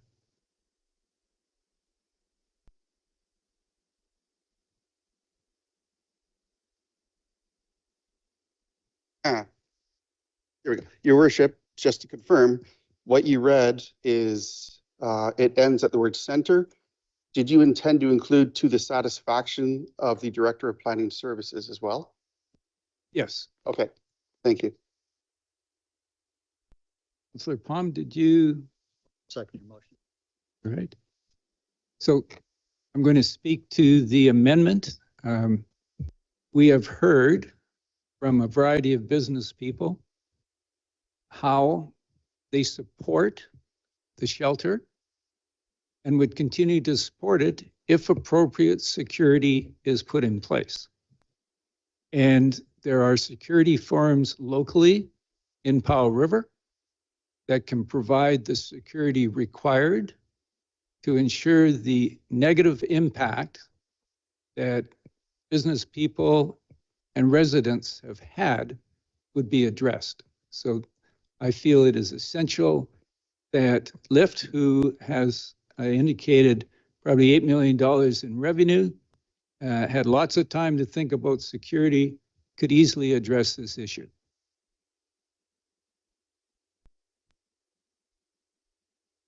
Councillor Almeida had his hand up for a while. Councillor Almeida. Thank you, Mayor. Question with regards to the mayor's motion to staff. Since the motion on the table is regarding the extreme weather part of the TUP, if we were to approve the motion for security, would that only apply to the nights that the extreme weather permit is actually in use, or would that apply to the entire TUP? Through the mayor to council, in response to Councillor Almeida's response, my understanding, and I will turn to Ms. Pukesh if I'm incorrect, is that this would be specific to the TUP for the emergency weather response, and so the nights that relate to that. If council wanted to address something separate for the other TUP, that would be another issue. I'm turning to Ms. Pukesh, she's nodding, I'm correct. So again, security would be for those nights when the cold weather response shelter would be operating. Thank you. Councillor Elliott. Thank you, Your Worship. So I think we need a better solution, and I'm in concurrence with everybody who thinks that. I want better security for the areas that are highly impacted, and that is a joint project that involves RCMP and the provincial government funding the additional bodies needed to do that. It is extremely unlikely that that would be addressed through a extreme weather shelter because there isn't even any way to predict which days they'll be open. The purpose of the extreme weather shelter is to prevent people from dying in the event of an extremely bad weather situation. The majority of the issues we're seeing and trying to address that I've heard are in affiliation with the broader context of the shelter, the supportive housing, and the downtown core area that provides any and all services that people are needing, and they're trying to hang out near them. The most recent legislation brought in by the province, and bear with me, establishes a rule for the purpose of enforcing bylaws under Section 274 of the Act that shelter is reasonably available and meets basic needs for shelter if certain criteria are met. And basically it says if the city does not have shelter, we cannot enforce bylaws at all. That's what it says. So the province has currently implemented legislation that makes us powerless unless we have shelters. And so that is also a factor I don't want to hold people who need to get out of zero weather and are not really need to get warmed up hostage for the provincial government to provide the funding that they need. I think that we need to address this through advocacy with the province, and we need to continue to explain to them that we need more funding to address issues not just around supporting individuals inside shelters, but out on the streets where they need support because they don't have a shelter. So I'm not in favor of the motion because it sets up an unrealistic expectation, and I would hate to see us have no extreme weather shelter at all because we can't get the funding for those people. And I think that that funding needs to be attached to something that is open all the time, not just on extreme weather. If we are going to do that, it needs to be attached to something that is continuous and daily and not extreme weather shelters. I think extreme weather shelters is not the appropriate place to address that problem. So I'm completely sympathetic, and I don't think any of those activities are okay. But I also don't think this is the right place to address that concern. So there was a mention earlier about other agencies possibly being able to run a shelter. So at this point in time, no other agency in Powell River that I'm aware of has applied to run a cold weather shelter. There's nothing that prevents any of our nonprofits from stepping forward and putting an application in to run that. So we would consider any and all applications for shelters in our city because we need them that badly. And absolutely, if you can find other agencies that would be able to run maybe higher barrier shelters designed for certain people, single women, children, we would hear them all. And we absolutely need to solve this problem, but this isn't the way. So I'm not in favor of the amendment. Thank you, Worship. I believe it was 2 weeks ago when we first considered this. It was 2 days ago.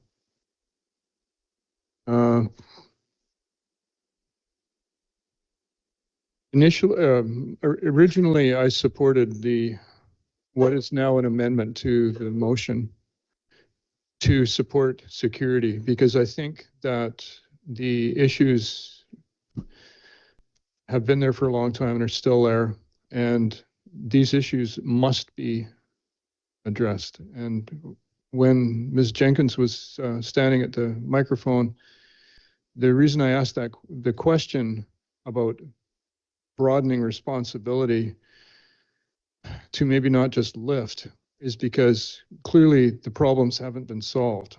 And I don't know if there's a solution, but because the province did enact that legislation just a week or two ago, we are now, as Councillor Elliott pointed out, it's not going to make any difference whether we make this requirement or not. The need is there, absolutely for sure, and putting this bullet point into as a requirement is going to be moot because of the provincial legislation. That's as I see it. So I can't, as much as I want to support this, I can't because it's useless in a way. Thank you. I have to clarify something here based on what was just said by Councillor Elliott and Councillor Southcott. We have an existing overnight shelter currently. It's not like we don't have one. So when you say that the laws of the land don't apply, we're basically helpless. No, we're not, because we have an existing shelter with terms and conditions in our community. Okay, we've met that requirement. This is for an expansion next door. I got that right? No, you don't. No, you don't. You got it wrong. Please Address it. clarify. You're looking at me and asking me a question. Now they're wrong. Wow. Get a grip. With the C8, get a grip. Yes. You're saying You just get a about grip hit me with your hammer there, sir. Would the CAO respond, please? Through your worship to council, this is not for an expansion of the current shelter. This is for a very specific type of shelter that is funded through the provincial government for extreme weather. So when weather reaches below a certain threshold, then the shelter is open. So that's why it would not be for a continuous period during the winter. It would be only on days that drop below a threshold where the weather is considered extreme. So it is a different type of shelter that is not an expansion of the existing. You are correct in that those beds on the days that they would be open would be in an adjacent portion of the site. So I hope that helps. Thank you. I just want to say where I got this wrong, because when Dr. Varma was in our chambers, 3 years ago now, and we opened our first overnight shelter, he was here to address his concerns. And we granted that overnight shelter that evening for a 4-month period. And I can remember asking Mr. Clark that evening, face to face here at our podium, Mr. Clark, can you assure me that you will be out and finished by the end of April? And his one-word answer to me was yes. So I am obviously amiss that once that time limit ran out at the end of April, that space was renewed for an ongoing purpose of some type because they're still occupying it. So tell me what that purpose was. Through the chair to councillors, Palm, I don't have the full history on that. I am going to see if Ms. Pukesh might, she may not. Through the mayor to council, I didn't manage the original temporary use permit, but it was for an emergency response shelter. It did not have any specific correlation to winter weather, and it did not have restrictions on operations ending in the spring. It was issued for year-round operations for up to 20 beds for a 3-year term expiring in December of next year. So it's a different parameter for vulnerably unsheltered members of the public, regardless of weather. And as the CAO has mentioned, this one is just an emergency response shelter in certain inclement weather that meets certain parameters. And this temporary use permit would run separately from the other one on an adjacent property and only run up to and end on April 15th, which is the date that they're seeking. So I got confused when Mrs. Jenkins said that there was 4 or 5 perhaps that may have to use the expanded facility. Thought we were working under the same premise, but obviously not. Okay. Thank you. I just want to address the issue of security.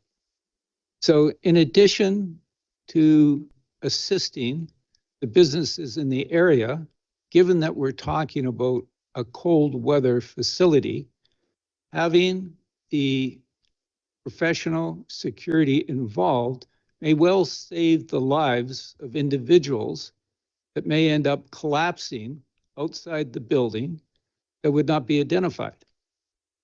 And secondly, the cost of doing the professional security, I've calculated to be about 0.1% of LIFT's annual budget. So given that we all recognize the importance of this, I think it's a very minor amount of money that LIFT could apply in conjunction with the money they receive from the province. So we have, yes, Councillor Isaacson. Thanks. I would like to speak to the amendment. So I just want council to be clear, if we pass the amendment on security, LIFT will not operate the shelter. So we will not have an extreme weather shelter to address the safety and life of vulnerable people on a handful of nights. Part of it is connected to, there's the money issue as the mayor raised, but there's also the philosophical issue of acting as de facto police over people that a shelter is meant to support. It is above and beyond the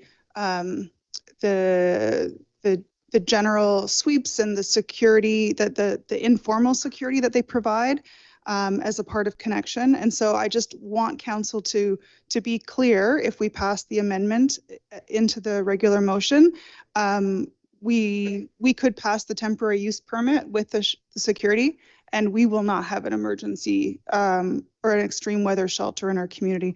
So I just want to make that clear before we vote on the amendment. Could the CAO or her staff clarify the validity of the statement that Councillor Isaacson just made? Through the chair to council, while I can't speak to where LIFT will get to, they certainly have met the conditions, as the fire chief has said, related to the permit. They've also submitted a revised neighborhood agreement, just for your information. So the one outstanding condition, should council make the motion related to security, would be one that if you gave the direction for that, we would not issue the permit until we saw that they had security in place. Now, it's hypothetical at this point, unless Ms. Jenkins can confirm it, whether or not they can have those conversations with BC Housing to fund it. We do know that BC Housing has in other communities funded security for different types of shelter, but given that conversation between themselves and LIFT, I don't know the status of. It's hypothetical at this point whether between now and the next week or two they could confirm funding for that. I don't know if Ms. Jenkins would like a chance to respond through the chair. If you'd give her that opportunity, that would probably be the best option. Thank you. Mr. Mayor, I'd like to speak on the amendment if it's possible. Well, I think we have Julie Jenkins has come to indicate whether or not Councillor Isaacson's statement was correct or not, that you would not proceed if you had to have security. For the extreme weather response permit, that's correct. We would not proceed if the security requirement is there. We are willing to have ongoing conversations that include multiple stakeholders around a security solution for the shelter that's next door, but that would be a separate conversation from the extreme weather response program. Thank you. Thank you. So doubt. Thank you. Well, what we're talking about right now is whether or not to provide a temporary use permit for a cold weather shelter. The City of Powell River has something in the neighborhood of 250 homeless people that can be counted. And the recognition throughout the province is those homeless counts that were done in similar ways in different communities virtually always underestimate the number of homeless people. The shelter is to, on particularly cold and particularly nasty days, to give a short period of shelter overnight to people to get them out of the weather. Doesn't shelter everybody. It's not going to solve the homeless problem. It's not going to allow the city to provide injunctions to remove homeless camps because we don't have shelter space for all of the homeless people in our community. What we're talking about is one specific thing, cold weather shelter for a small number of people in our community. That will solve a little bit of a problem and make a few people more comfortable. It will not solve all the problems of our society. LIFT can't do that. They do a lot of good things, but they're not going to solve all the problems of society. There is not another group banging down our door saying they want to open a cold weather shelter or a shelter for people that generally need shelter on a long-term basis. They're not here to do that. We've looked for places, we've asked people to come forward. They're not there. This security requirement clearly would mean there is no cold weather shelter, which means go sit out in the rain, go do what you're going to do, or go and see if you can find a warm place to shelter somewhere around the other buildings in the community, which will be more of a problem than we have now. So I'm opposed to this amendment, and I'm strongly in favor of having a cold weather shelter. I'm not going to talk about it again. Any additional questions or comments before we move to the motion? All right. I'll ask the Chief Corporate Officer to read the motion. Thank you, Worship. So this is an amendment motion to include the second bullet, which states providing a minimum of daily sunset to sunrise professional security to support the operations of the emergency shelter and emergency weather response center to the satisfaction of the Director of Planning Services. All in favor? Opposed? I've no. Great, let's move to the motion. Would you read the motion, please? Yes, Your Worship, I'll read it in its entirety. That temporary use permit 11 to allow non-commercial short-term overnight accommodation use to support the operation of an emergency weather response center until April 15th, 2024 on 4752 Joyce Avenue, legally described as Lot 4, Block 19, District Lot 5036, Plan 13353 be issued, subject to the applicant addressing all deficiencies related to life safety conditions at 4746 and 4752 Joyce Avenue to the satisfaction of the fire chief and chief building official, and updating the good neighbor agreement for 4746 Joyce Avenue to include 4752 Joyce and providing a copy to the Director of Planning Services for review. Thank you. We have the motion on the floor. It's been seconded. All in favor? Opposed?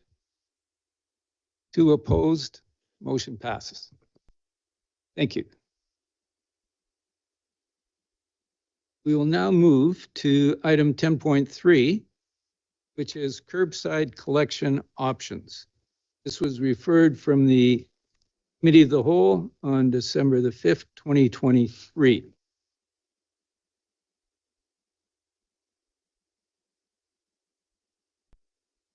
Staff is available if there are any questions.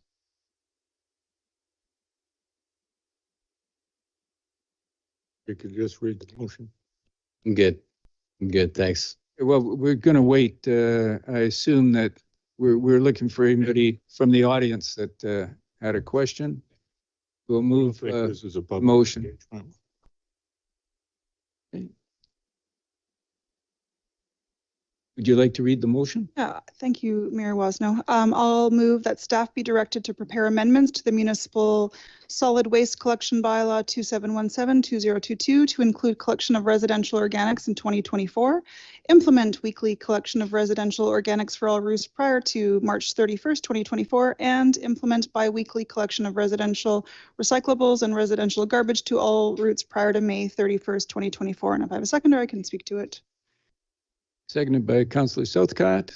Thank you, Mayor Woznow. So this was discussed greatly at Council or Committee of the Whole on Tuesday, and my main reasons of support for this are one, there is truly a slight increase in costs for the addition of organics recycling, but over time, if and when we have a local solution, those costs drop mostly back down again.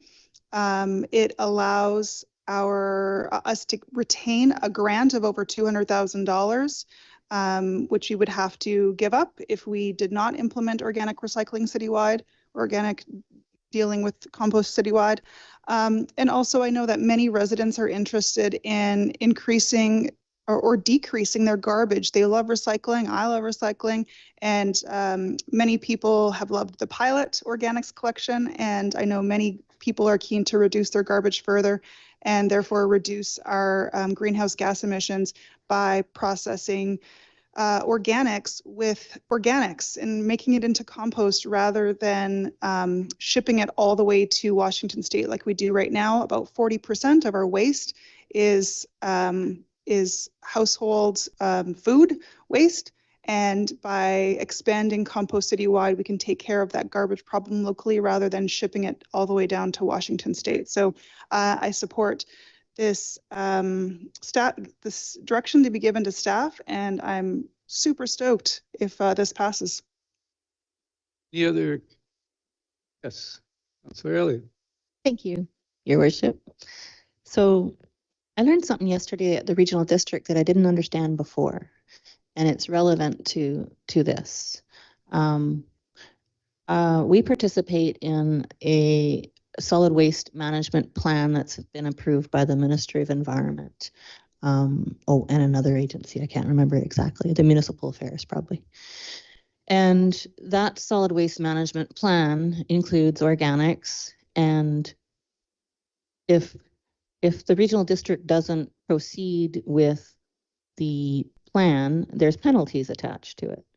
And so this citywide rollout of our organics plan is part of that solid waste management plan. And I'm not entirely sure if the city has the same kind of responsibilities as the regional district in this area, but I wouldn't mind having staff speak to me about that a little bit and let me know if we have commitments to do things through the solid waste management plan that may have penalties attached to them if we don't move forward with our plan.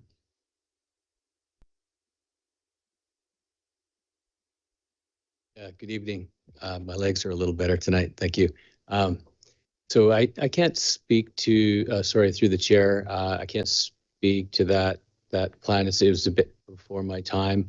Yeah, I'm aware of some of the penalties for the district. I'm just not aware of ours. I could look into that for you and get back to you if you like. Okay, so I was curious about that because I learned about that at the regional district yesterday. And I wondered if it was relevant to this question, but thank you so much for that answer. I don't think, so tipping fees for organics are lower. Currently we're shipping them to Seashelt.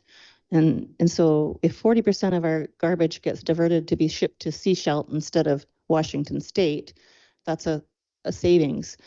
So I was curious about, okay, so why do we have an increase in cost if we're actually taking 40% of our garbage and paying less for it? Turns out it's because doing citywide organics requires more trucks to go collect the organics. And so what I learned by questioning at the committee of the whole level is we need to go out weekly and we need to maintain regular garbage pickup at least bi-weekly until we learn how the city uses it and whether we might be able to save and have less garbage pickup later or adjust it based on what the needs of the city are. Once we have organic processing here locally, we will drop back down to not only saving on greenhouse gas emissions, but producing soils for food security and lowering our costs overall. So this is a step to lowering our overall costs for waste in the future. And it's a step to lowering the amount or reducing the amount of stuff we put in the ground and our impact on the planet. If we go the opposite direction, we're going to be, losing a grant, delaying significantly the process where we save money in the future. The decision for how we get our waste handled locally is somewhat impacted by our volumes. And so right now the volumes are kind of up in the air. They're all estimates, and our staff told us the same. Well, we think it'll be this. If we go ahead and implement citywide organics, we will have solid numbers. People can make a business case on that, and we will probably have better luck finding a local producer or processor of organics because it'll be easier to make a business case. At least as a business person, I would like real numbers. So this supports finding better solution, moving towards zero waste, and potentially considerably lowering our cost. Should we continue to pick up garbage, not organics, our garbage will grow along with the city and our costs will not lower in the future. They will increase over time to be more. So if we want to be efficient in the future, we need to invest in some stuff today. And so I'm in favor of this. And I think it's the right thing environmentally. I think it's the right thing for lowering our costs in the future. And I'm in favor of the motion. Comments? Clerk Blom. Worship, as most people know that are here tonight, I'm just because of cost patients when we don't know about our budgeting yet come January. Just trying to bring something up here. For a bunch of questions that I certainly weren't aware of in this regard, and Mr. Fraser did a great job answering emails to enlighten us all on what we're dealing with here, because a lot of these things I didn't know on Tuesday. That is, first of all, in terms of the size of the cart that you will be using, it will be the same size as our garbage bin currently, which is fairly small if you wanted to put any yard waste in it after your kitchen waste. That was kind of shocking, because when I go down to the city and I see these big bins for organics all over the place, people can put their yard waste in them and get rid of it in a very nice manner, similar to our garbage right now. But the answer is, once you do your household garbage, your organics, you can top it up with a little yard waste. But don't expect any more service than that on that. And people aren't happy about that, because they're going to still have to go and drop it off at Augusta. So I don't know where the environmental savings is with people running all over town on that front still. There's a lot of unanswered questions. Are you allowed to have a plastic bag liner and put it in your bin? Question mark. We don't know yet. And I got an answer earlier tonight. It's got to be paper. So at least we got an answer on that one. Can a homeowner buy a second cart? Yet to be decided. If you want a second cart, it's going to cost you $80, and it's going to cost you additional fees on your taxation if you want that second cart. In Powell River, drop off yard and kitchen waste at our new recycling center. The answer, expect yes, but no details or agreements with the regional district on that front yet. We're a long way from finalizing what we're doing. And the big question is, who's going to operate the site? Well, there's no decision made on that either. And if it's going to be UP members from the regional district, our fees and taxes are going to be reflected of that. Because it's actually a huge expense on a go-forward basis for the continuing forever future.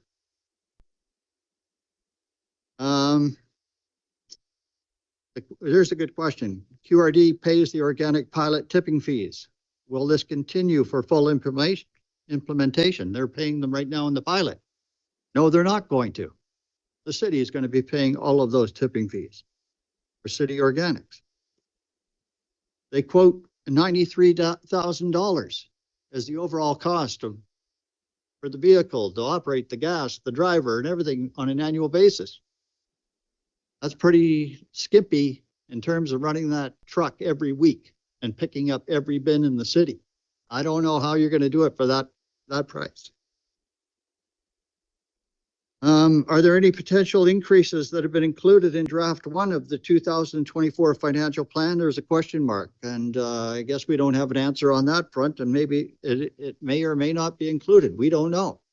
So all of these unanswered questions, and we're going to pass this tonight when I simply asked for a delay on Tuesday so that we can get this right. And you want to go to all that expense. I don't quite get it. And here's one factor I'm most worried about. Because we have no direction on a facility in town, how long do we have to keep shipping? How long does that expense exist? And here's the biggest question mark. We were looking at Duck Lake. That fell through for whatever reason. I don't know. I've never got an answer on it from our directors. I don't know why it did, but it's off the table. So right now we have no location that the regional district's looking at. And in hindsight, because I'm privy to some of the information that you may not be, there was a grant given to our friends north of town to explore organics on their site below the town site.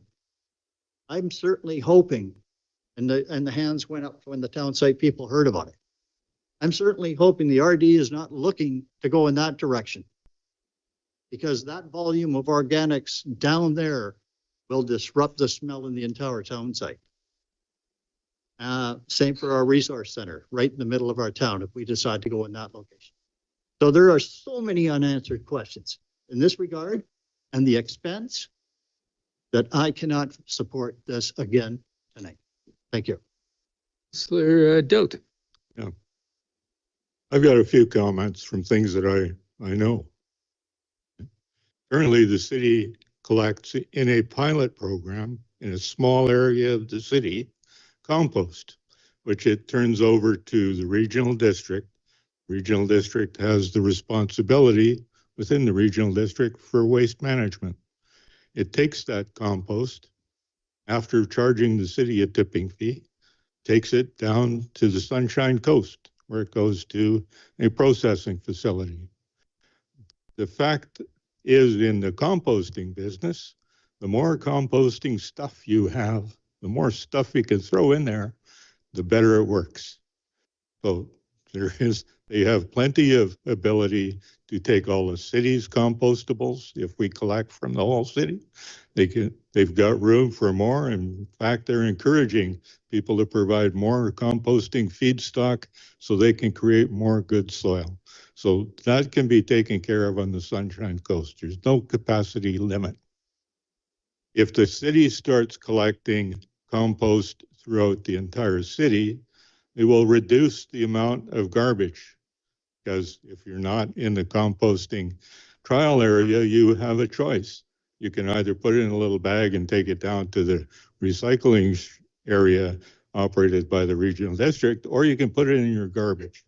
And what the statistics show us right now is a lot of people in the community are putting their compostables in the garbage, for which the city pays a tipping fee, and the tipping fee is significantly higher than the tipping fee on compost.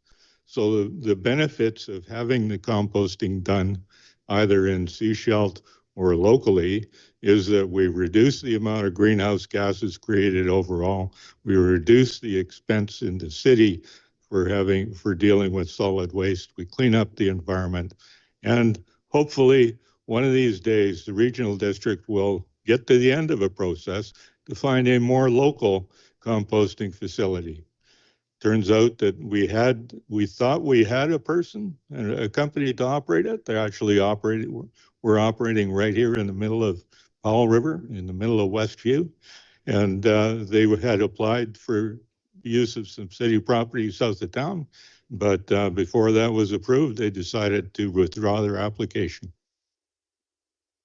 So I think that'll answer a lot of your questions. But the reason to do this is it's economically, it saves money. It provides protection from greenhouse gases, and it provides equality within the city, so that if I'm up in Wildwood, I get my compost picked up just like the people in the pilot area. So I'm in favor of doing this. I think it's a real good way to do it, and let's get on with it. Councillor Armida. Thank you, Mayor. I also am in agreement with this plan.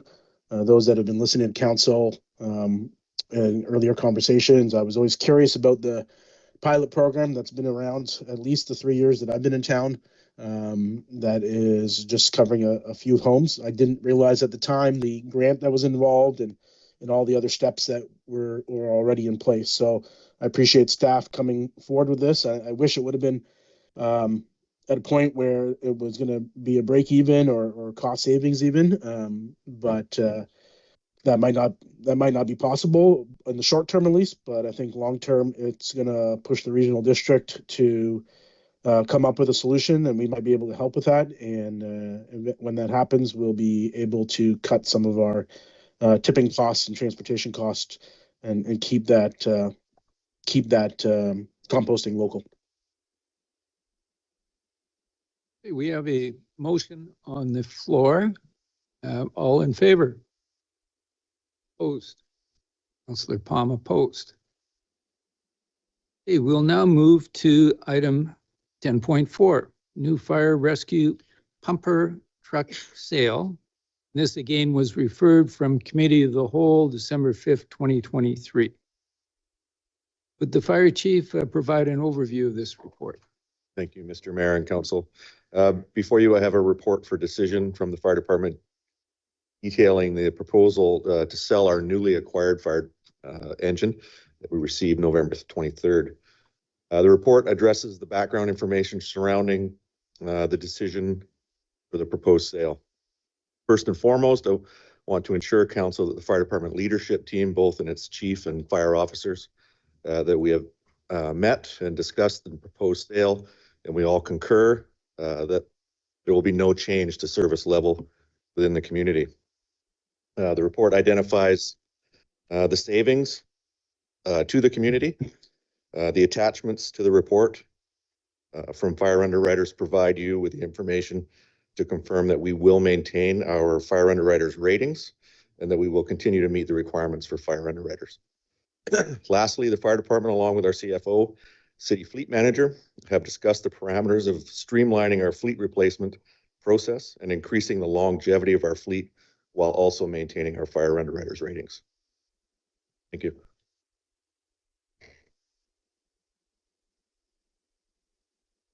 Someone put the motion on the floor. We haven't had a chance to ask questions of the fire chief with the public in attendance. And I do have some questions, but I'm also wondering, considering that this is the first time that the community will have seen this, and this is a big potential sale of an asset, I'm happy to, I would like to ask some questions, but I also plan to move, if there's a motion on the floor, I would move to postpone the decision 2 weeks from now so that the community has an opportunity to react, because this is a big asset. And I think it's important for council to make good financial decisions and making sure that we have our needs met. But it's a big thing to pass in one meeting. So I wanted to raise that. And I can ask some questions in a bit, depending on where conversation goes. Thank you, Mayor. Councillor Southcott. Thank you, Worship. I have a question now, and that is there any downside to a 2-week delay to this decision? The chair to council. Currently, the pumper truck is being stored with the supplier that we purchased the truck from. And we have promised to report tomorrow on the direction provided because they're not looking to store it past Friday. The implication would be then that we would just incur some transportation costs to transport the truck and would store it here, and whoever we sold to might be a little bit more complicated because we'd have to then transport it again. It's not an impossibility, and it's not an incredible cost or an incredible inconvenience by any means, but that is the implication. Councillor Palm. Thank you, Worship. I'm going to move the recommendation for discussion. We'll see if it gets seconded.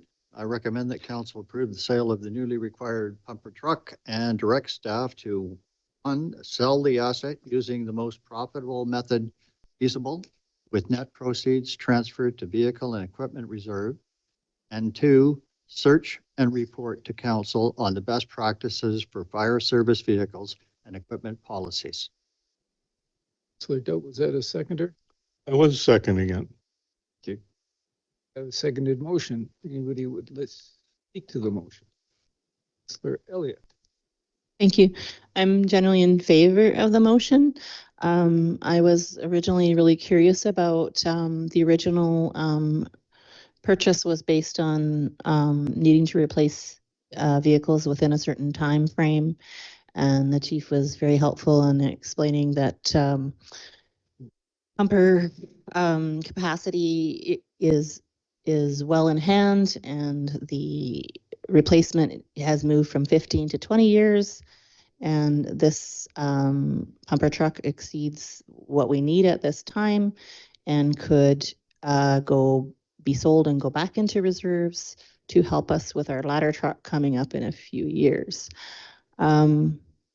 So thereby reducing what we need to put into reserves for that purposes and helping us on the tax front, which was a breath of fresh air. I want to commend them for looking so hard for ways to help us in our community with our costs.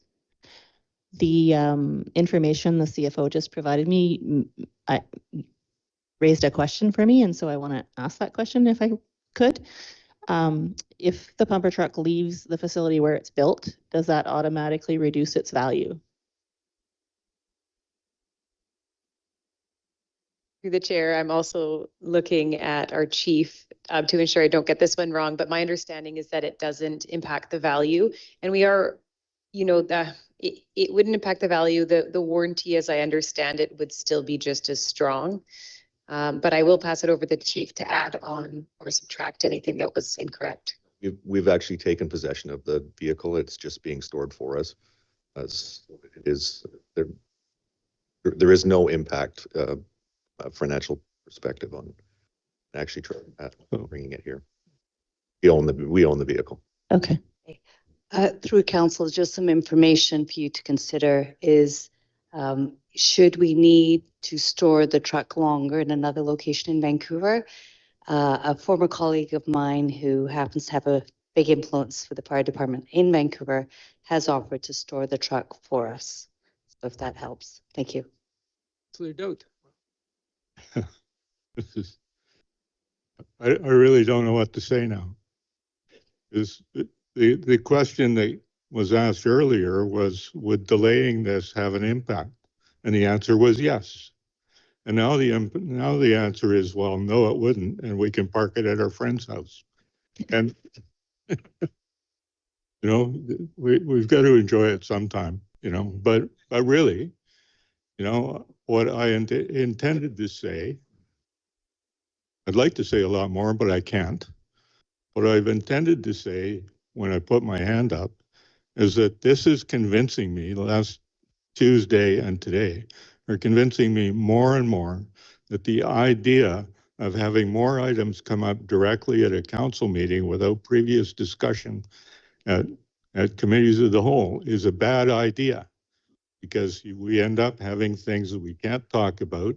We can't actually share our thoughts with the public, the thought process we're going through in making the decision. I know about this decision. I know things about it, and I've read the report, and I think it's probably a good idea. I think it would be a lot better if we could talk about it a lot more.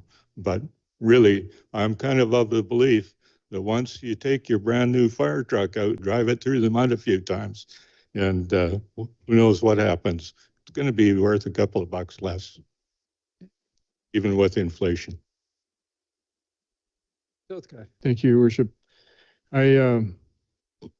This has sustainability and a really conservative approach on factors that can be, you can take that approach on, to me. And I really appreciate that. It doesn't escape me that the real challenge is staffing, and and I know that's going to be a priority. So, but getting back to the current savings and the fiscal implications to us kind of in an immediate sense, when this city can certainly use elbow room, that's really impressive to me. I do agree that it would be great for the public to have a little more input, but I can't imagine anything but approval for something like this coming from people in our community. Thank you. Thank you. So I'm going to strongly support this motion, and I do appreciate the extensive work that staff has done. Councillor Almeida. Thank you, Mayor. I know that as with any business and sale transaction, you don't want to reveal your cards before you finish the transaction. But I imagine the concern the community might have would be to sell an asset for below its value. So without getting into the specific details of the numbers, Chief, would you be able to, I believe you can confirm with us that with the timeline of the purchase that we made back in 2022 and the economies of scale and how they've changed over the last year and a half, the expectation is that we're actually going to come out ahead on this deal and also potentially save another community a little bit of money at the same time. Is that correct? That's correct. Thank you. Thank you. So we have a motion on the floor. All in favor? Opposed? Passed unanimously. Thank you very much.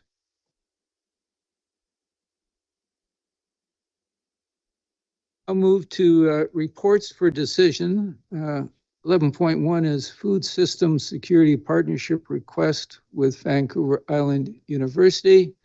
I just would like to acknowledge Dr. Liam Haggerty, who's the principal at the Vancouver Island University in Powell River.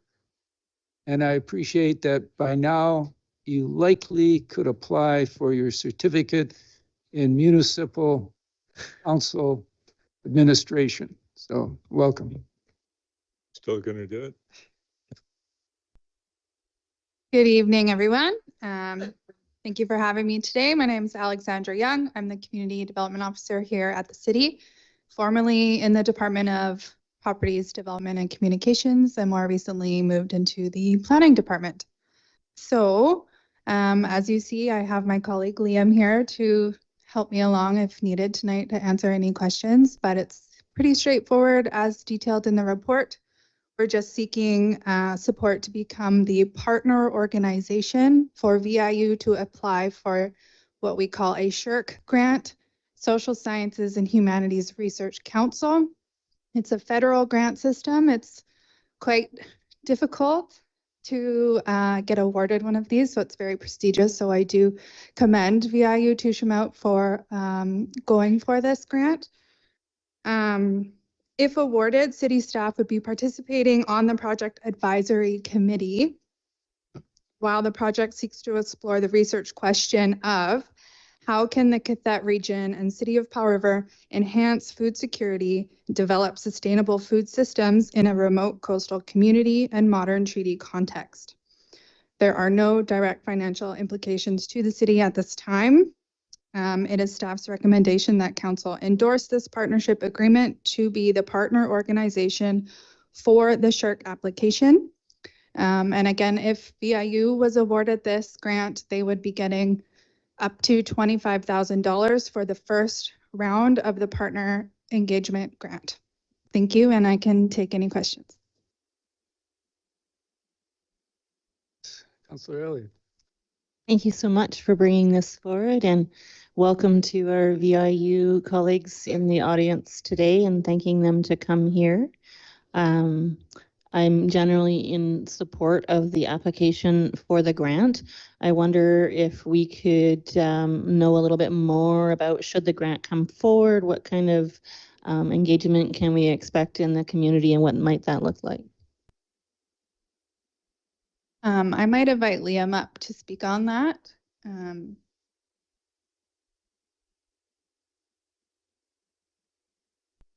Thanks, Alex, and thanks, Mayor and Council, for having me. The methodology that would be used to do the research would actually be outlined by a co-applicant on the grant. So Dr. Susanna Clausen recently received her PhD in food systems from the University of British Columbia and recently relocated to the qathet region. She's a postdoctoral student at UVic right now, and so she's not here because she's got a young baby at home that she's caring for, but she's kind of the subject matter expert. She's an expert in participatory research methods. So what that means for food systems is that it would involve interviews with organizations and individuals who are involved in food production and access to locally grown foods in this region, as well as some engagement events with community members generally. Some targeted engagement and some general engagement so that we can understand how food insecurity is being experienced, what kinds of resources and capacity the community currently has for food system enhancements and food security in general, and also to identify what further work might be done beyond the duration of this grant to enhance food resiliency and self-sufficiency here. Thank you. I'm generally really excited about the idea of conducting studies in our region. It raises our profile overall in the province for academic works like that. So I'm really hoping that that we receive the grant. Thank you so much. Councillor Silthcott. Thank you, Worship. I'm going to make this as short as I possibly can. I'm totally delighted to see this come forward. It does follow, going back about 70 years, there was an awful lot more local food produced here. Going back about 25 or starting back then, there's been involvement in the Powell River Food or Powell River Farmers Ag Institute, a cooperative venture that I was a partner in at one point for local farming. The Regional Emergency Planning Committee spent quite a lot of time looking at food security here. And there's some rather worrying factoids that came out of that. There's really minimal cooperation by the importers of food into this area as far as there's no stockpiling. So we, as far as food security goes, we are extremely vulnerable here. And that was backed up by a UBC study about 3 or 4 years ago now.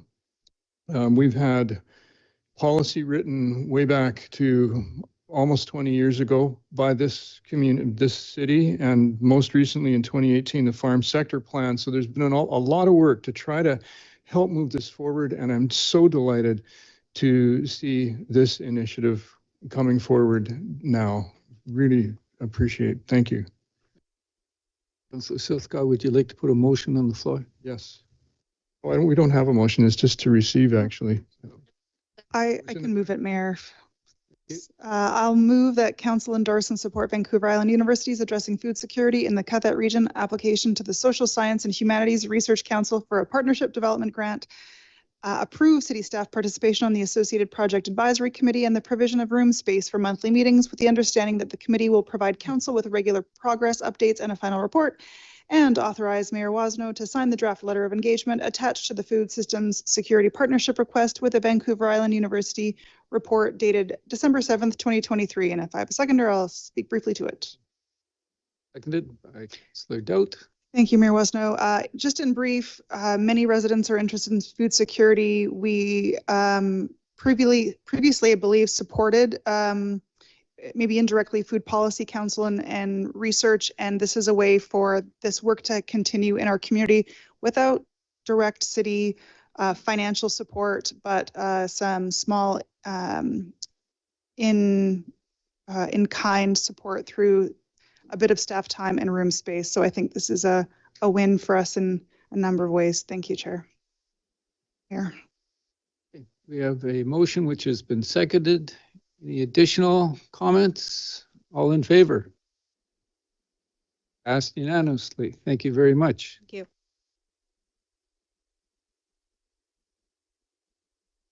We'll now move to 11.2, which is the temporary use permit renewal for Townsite Brewery.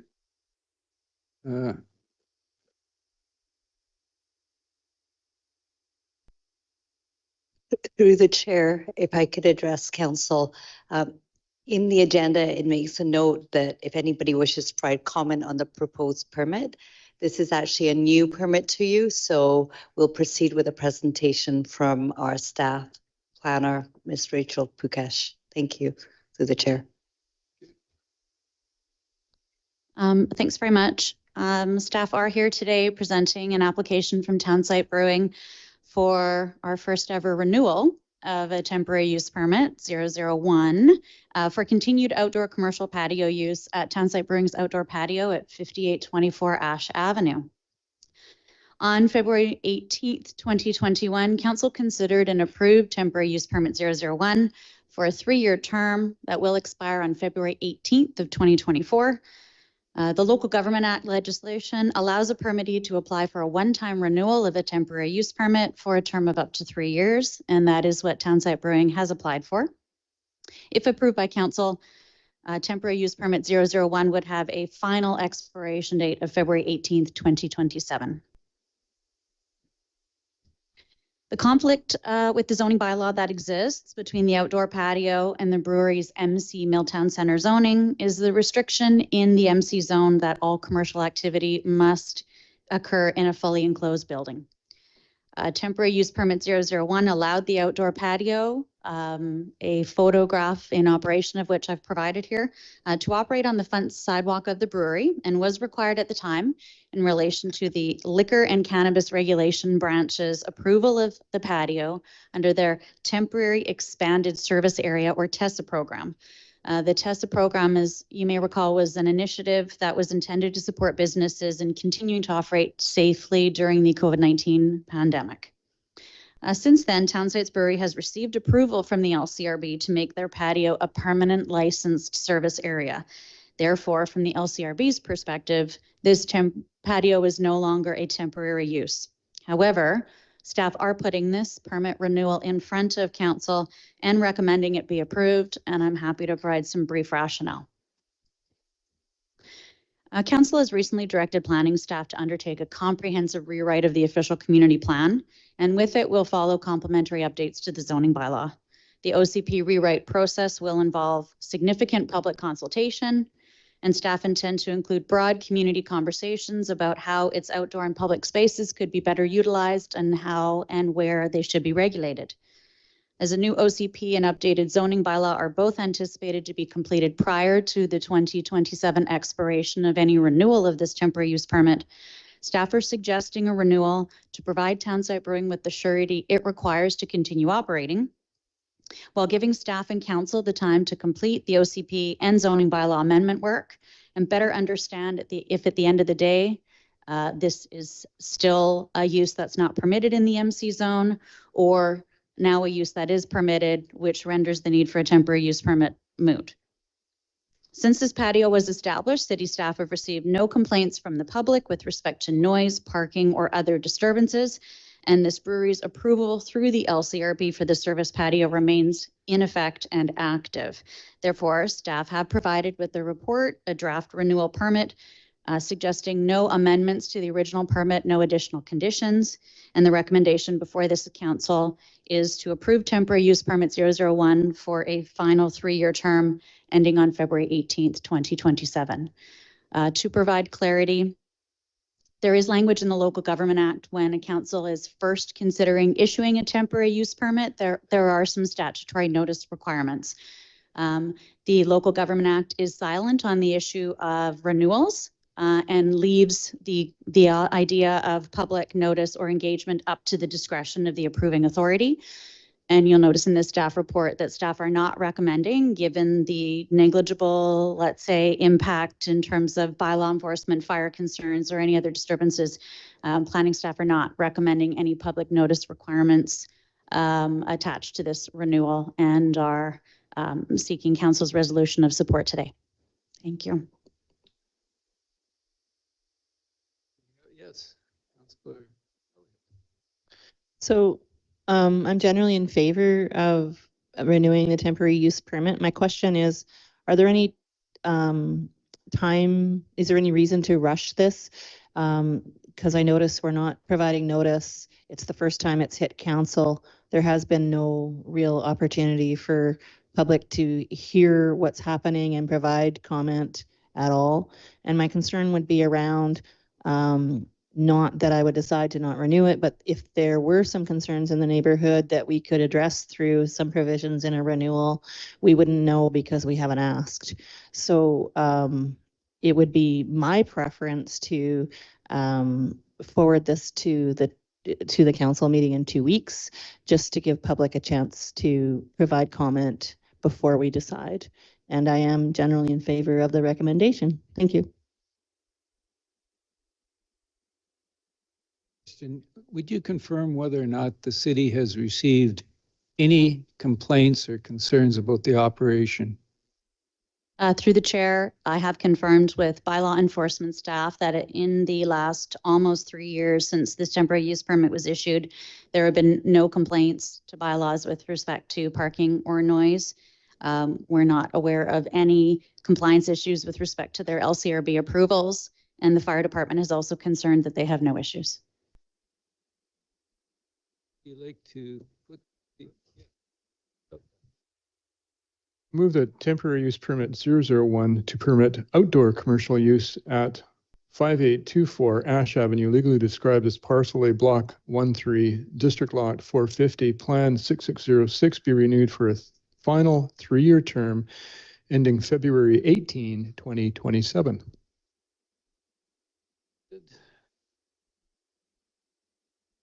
motion on the floor? All in favor? Opposed? Okay. Just to the time. Okay. Councillor Elliott is opposed. Thank you. We'll now move to 11.3, which is the development variance permit 280, Lot 4, Atlan Avenue. Would Rachel Pukesh provide an overview of the report? Thank you again. So the purpose of this report is to present a development variance permit application to relax the sanitary sewer requirements of the city's infrastructure design and construction bylaw in relation to the construction of a new single-family dwelling on a vacant residential property on Atlan Avenue in Wildwood. Staff will briefly outline the various bylaw and policy language applying to this proposal. On this map that's been provided as an appendix to the report, the subject property is identified, outlined in white with dotted lines. Staff have mapped in with a dotted blue line that runs along Atlan where an existing water main is. And dotted red with circles are sanitary mains and manholes. And the solid red line is a sanitary force main that is running in a horizontal direction. City of Powell River Infrastructure Design and Construction Bylaw identifies the requirement for all new development within the city to be connected to a municipal sanitary sewer system, except where expressly exempted. This bylaw does give the manager of engineering services discretion to permit on-site septic and waive sanitary sewer requirements if the following two conditions are both met. Number one, no sanitary sewer infrastructure exists in greater proximity to the subject land. And two, if the property is identified as permitting an alternate servicing standard as per Schedule C of the bylaw. So as you can see on this original map, the nearest sanitary infrastructure it actually exists about 100 meters south of the property at the intersection of Atlan Avenue and Lund Street, known as Highway 101. This is Schedule C from the Infrastructure Design and Construction Bylaw, which identifies in red which properties within the Wildwood area may be considered for supporting on-site septic. The subject property has been identified in its approximate location by the yellow circle in the bottom right-hand corner. So it is falling outside of what we refer to as the red zone on Schedule C. The Local Government Act establishes a user pay principle, which is the means by which a local government achieves upgrades or extension of infrastructure from developers, therefore avoiding the cost of following to the collective taxpayers.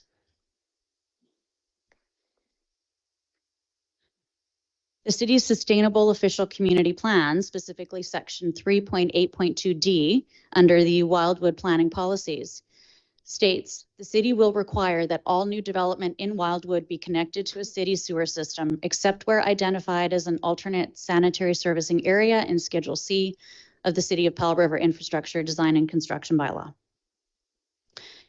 In summary, the report before council contains a recommendation from staff to deny this variance application and require the sanitary sewer extension to be installed by the applicant at time of building permit for home construction on his property. These properties were historically zoned A2, or large lot rural, which does call for, in some respects, some lower reduced standards of offsite works and services as per the bylaw. They have subsequently been rezoned to RA1, residential agricultural, which comes with smaller minimum lot sizes and therefore have greater future subdivision potential. However, staff have struggled with this application. Staff recognize that there is competing policy language and alternative arguments that could support council's consideration of this variance, and thus have provided alternative resolution language at the end of the staff report should council choose to consider the application following public notification. One consideration is the small number of benefiting properties that would conceivably connect to and be serviced by sanitary sewer infrastructure along Atna Avenue. On this map, you can see on the west side of Atlan Avenue, the majority of those properties are already developed. They contain single-family homes that were built somewhere between the 1950s and 1980s, and all of them are serviced by on-site septic systems. Okay. So the more properties that connect to city infrastructure, the higher the amount of user rates and frontage tax charges that are collected, which in turn helps pay or recoup costs associated with maintaining the infrastructure over time. As I said, currently the properties on the west side are all serviced by on-site septic. The properties directly north and south of the subject property are vacant. It's bounded by water on the east, and to the north is a topographically challenging and very large property known as the Higgy lands. Beyond that is the municipal boundary with the Qathet Regional District. Secondly, there's broader language in the official community plan regarding the semi-rural lifestyle afforded properties in Wildwood suburban residential land use designation, which, as I stated, already supports decreased road standards. And the existence of some discretionary language in the infrastructure design and construction bylaw permitting septic is an acknowledgement that adjacent uses and conditions are reasonable factors to consider. Another consideration is that the depth of any sewer main that would be installed along Atlan Avenue would likely be shallower than, or at a higher elevation than any private service to a single family home on this property. And so sanitary service on the high side of Atlan would require a property owner to pump their sewage up to the city main, which is generally never an ideal situation for anybody servicing a residential property. Council may deem it more reasonable to consider granting this variance for single-family residential construction only on this lot and retain the right to require sanitary extension should it or any other property along Atlan Avenue make application for subdivision, where infrastructure extension would then service more properties and life cycle costs would be better offset. To better explain staff's ultimate recommendation on this variance, I just need to state that my role is to maintain consistency with bylaw and OCP policy language that guides the work that I do. I stress that only council is the authority with the discretion to approve a local government permit, such as a DVP, that would appear to be in conflict with language in an OCP. Therefore, the report presented to you today contains both a staff recommendation to deny the application, but also alternative resolution language should this council wish to give it consideration. I'm happy to answer any questions. Southcott. Thank you. Unless there's questions, I'd like to move the alternate option and speak to it. Have a secondary motion? Second. Thinking maybe questions first. So we got a motion. Got a motion on the We can floor. ask questions during the motion. Sure. Okay. Motion. Okay.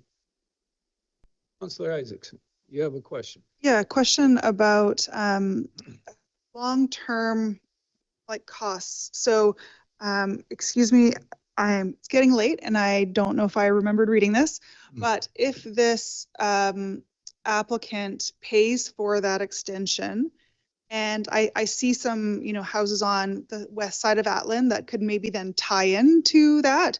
Would they pay for part of that original build out, or do they just benefit from somebody else having built out that connection?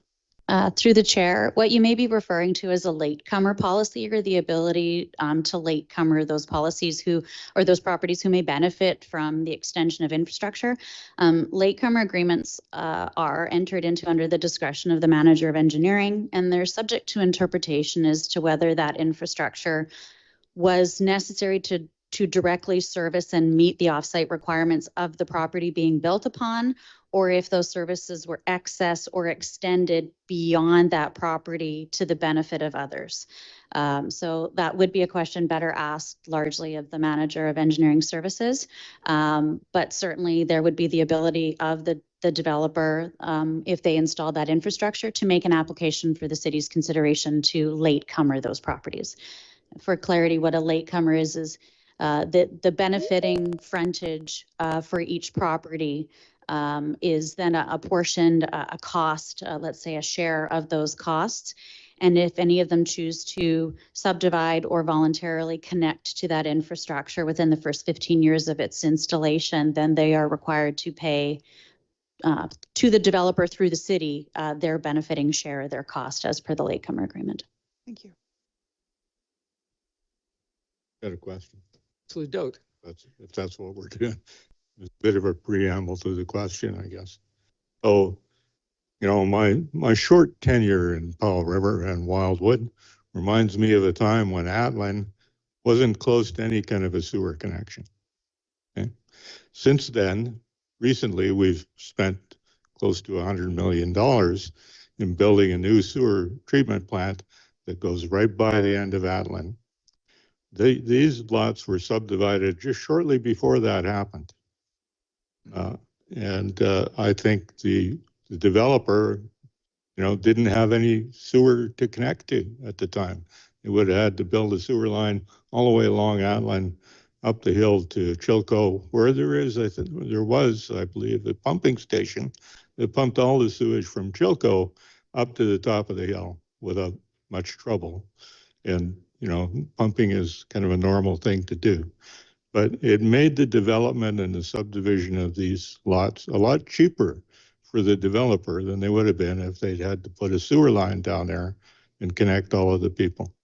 And so if we approve the septic tank on one lot, I think there's a total of 6 that don't, or a total of 5, including this one, that don't already have a septic tank. We pretty much have to be thinking that we're going to approve all of those other 5 when they want it to happen. I think I'd be pretty correct about that. Because they're not, and my question is, this is not the only street, I think, in town that has lots that are identified on the city's plot plan that doesn't have a sewer line getting to it.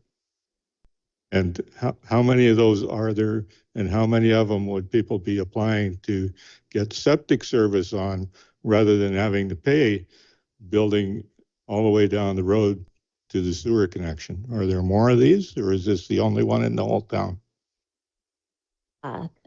Through the chair, that's a question I'm not prepared to answer. I haven't done an inventory of properties citywide that are not serviced by septic. We know there's other considerations, which is Vancouver Coastal Health's regulations with respect to septic generally require a minimum parcel size that the majority of properties within the city limits wouldn't meet to support septic. And so a number of those properties would sit undeveloped until somebody came in to actually extend the community sewerage system, because they simply wouldn't, regardless of what the city might permit by way of a variance, they simply might not be able to meet the litmus test of the Vancouver Coastal Health regulations. One or the other, but you don't know the answer. I don't have that information available, no, sir. So I'll save what I have to say for later. Clearly. Thank you, Your Worship. So my question has to do with what kind of septic system would they be allowed to have? And would it be like a fully contained tank that needs to be pumped out on a regular basis? And does it have sewer that seeps into the ground to be processed because it's in the watershed right above our lake? And are there, you know, how does that? I'm just curious about that. Through the chair, my understanding is Vancouver Coastal Health's regulations outline 3 different options that would be regulated by the environmental health officer at the provincial level, who would be responsible for septic. I can't tell you which one would be most supportable on this lot. Okay, thanks. So Almeida. Thank you, Mayor. Mr. Jones, there's someone in the lobby apparently too that's trying to get in. So, Ms. Pukesh, just a couple of questions regarding Schedule C that I was hoping you might cover, but maybe I missed you stating that. First thing I was curious is what's the reasoning behind the exceptions for the red properties that are allowed septic in Section C, Schedule C? Secondly, you mentioned that the 5 or so properties to the west of this property in question are currently on septics, but they're not in red in the Schedule C map. So I was just curious, kind of, is that just they're part of a legacy plan or something that they are allowed it because they had it from before? And I think that's it. Through the chair, I'm happy to put the screen back to Schedule C.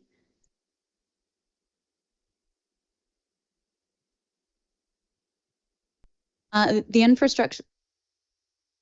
infrastructure design and construction bylaw and Schedule C were adopted in 2009. And so it reflected development at the time and city infrastructure from almost 15 years ago.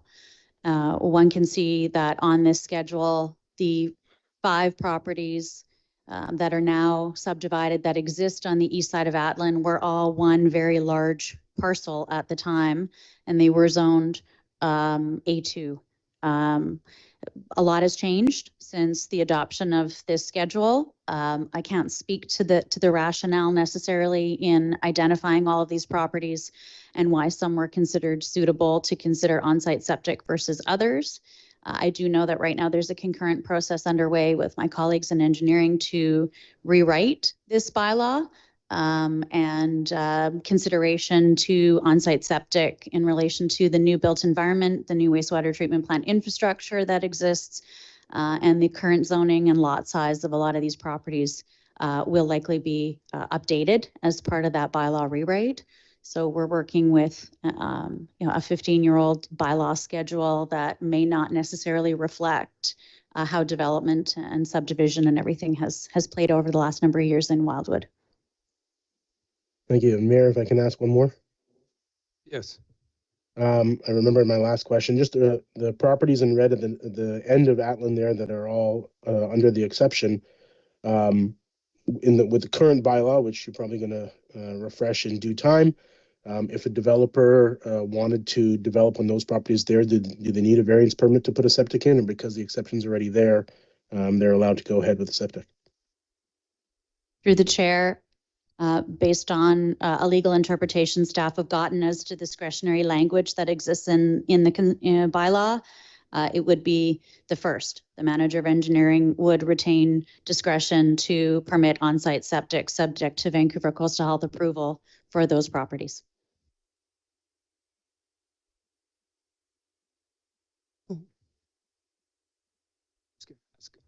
If I get my voice back,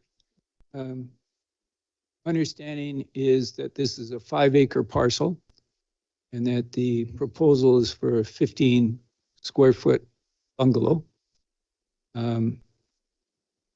With regard to and my understanding is the health authority has no concern because they're normally looking at the sizes half of this. And are those all correct? Through the chair, yes. The one thing I can't confirm, I haven't seen a single family home proposal from the applicant. I know he wishes to build one, but I can't comment on size. Yeah. Thank you. And the issue of procedural fairness, which you identified in your report, and I think is very important. Do you know why the developer originally was not required to put any money up in case in the future there would be a requirement for sewage connection? Through the chair, could you clarify who you mean by the developer? Oh, the individual that owned the 6 lots, that created the 6 lots. Through the chair, staff have in seeking a legal opinion as to our interpretation of the discretion that's afforded in the infrastructure bylaw, can only come to the conclusion that that discretion was erroneously applied in the past to the prior subdivision application, where the requirement to extend sanitary at that point was waived at the staff level without having a DVP go in front of council. And is that also the case as to why Lot 2 was approved for a on-site septic field? Through the chair, I think that's a fair statement. Yes. Thank you. Councillor Southcott. Thank you, Worship. Would you like me to read the recommendation and then I can speak to it and I'd have some more information?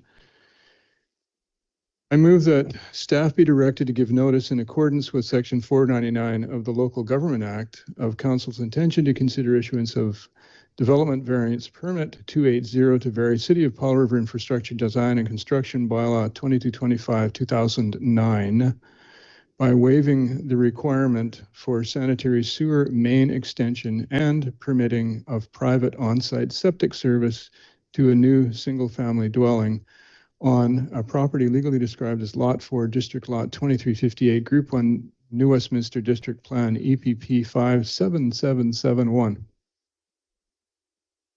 You a seconder? Seconder. I'd like to speak Yes. to this a bit. Okay. So there's a few discrepancies in this whole picture. One of them is that though the bylaw 2225 allows or permits as an alternative septic systems on A2, the majority of actually existing septic systems are on A1.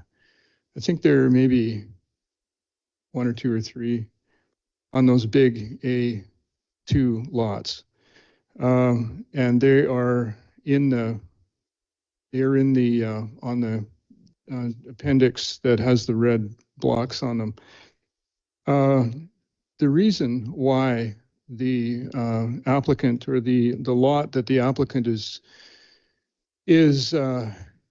we'll also notice here's another inconsistency, is that these are 5-acre lots that are zoned RA1, which is really inconsistent with the usual size of RA1 lots. But if I'm not wrong, and there's somebody in the gallery who could correct me if I am, the reason why they were rezoned to RA1 was because the original intention, which I think was back in 2016, was to subdivide. But the development costs of actually subdividing and putting in all the infrastructure, roads, everything, paving, sewer, there's already a water main down that road, but there's no septic sewer down that road, was prohibitive to that development. So the RA1 zoning is kind of an orphan zoning in that whole area. It just doesn't make much sense at all. And if it was not feasible back in 2016, it's looking pretty unlikely that it'll be feasible in the future. I would bet on that anyway. If you go back even farther, sewer was put in around the backside of Cranberry Lake, which was completely septic systems. And then that was paid for by the city, and then everybody was required at their own expense to connect to that sewer. That's not likely to happen here because the majority of lots on Atlan are already on septic systems. Those are the inconsistencies, and for that reason, I think it's really unlikely that there would be latecomer. I can't see us requiring all those people on septic systems on the west side of Atlan to hook up to a sewer that would only go in as far as this particular lot, and then the two lots farther down is on a septic system anyway. So the chances of lots farther down actually not going with the same kind of option are pretty limited in any kind of future that I can foresee. So that's why I see no problem here. It is septic systems work really well, especially if you've got good perk, which that soil should be, and it's a really big lot, so there shouldn't be any problem at all with seepage down into the lake, and it's a very sterile lake anyway because there's no organics in it. So some people would really want some organics in that lake to help fish stocks. Anyway, that's why I support the alternate motion, and I'm reading between the lines in this report that really there's not a whole lot of reasons to object to the alternate. Thank you. Okay, Councillor Elliott. Thank you, Your Worship. I just kind of wanted to clarify all the properties on the, I guess it's the same side of the road as the subject property, east side, is that right? There is a house I see in the aerial photograph, but the rest are all vacant. So the house, there's only one lot currently with a septic system, is that correct? So I just wanted to clarify that there hasn't been septic systems put into on that north side. It's only one so far. And I'm kind of torn a little bit because we just spent tons of money on a sewer system that we are now questioning whether we should let people opt out of, and how does that precedent work across the city. So I'm not entirely in favor of that idea at all. And I liked when you mentioned that there's a way for us to limit it to single, like, so if there's subdividing or more houses going in, that it's not allowed to apply to those. And I'm wondering, is that also possible for areas we currently have red if we change that in the next plan for those places too? Because the entire street would, if it's subdivided and density goes in there at some point in the future, wouldn't work to have them all exempt from our sewer system. So I don't like the idea that we would exempt that entire area, and then in the future it would develop higher density because of the beautiful views on the lake or whatever. And they're all exempt from our expensive sewer system that we're all paying for. So can you comment on whether we would need a different motion to prevent that from being allowed? Through the chair. To answer your first question, if you do look at the draft DVP that was attached to the report, the language is very prescriptive. So the alternative resolution is just to permit the variance for the purposes of single family dwelling construction.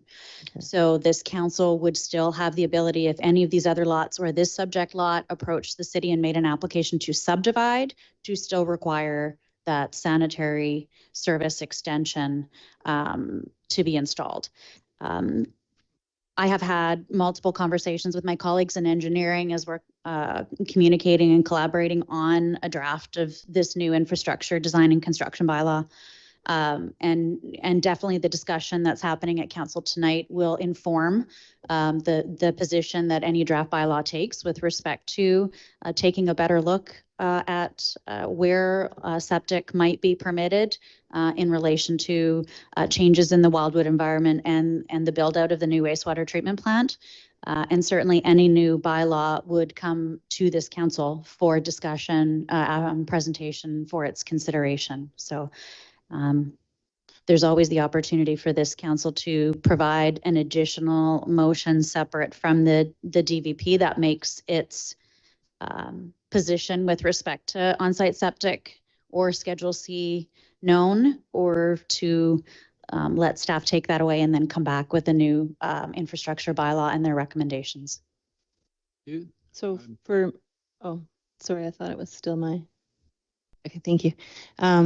So for the purposes of this report, which is, I did read it before I came, and I've only had just today to think about it and listen to the report.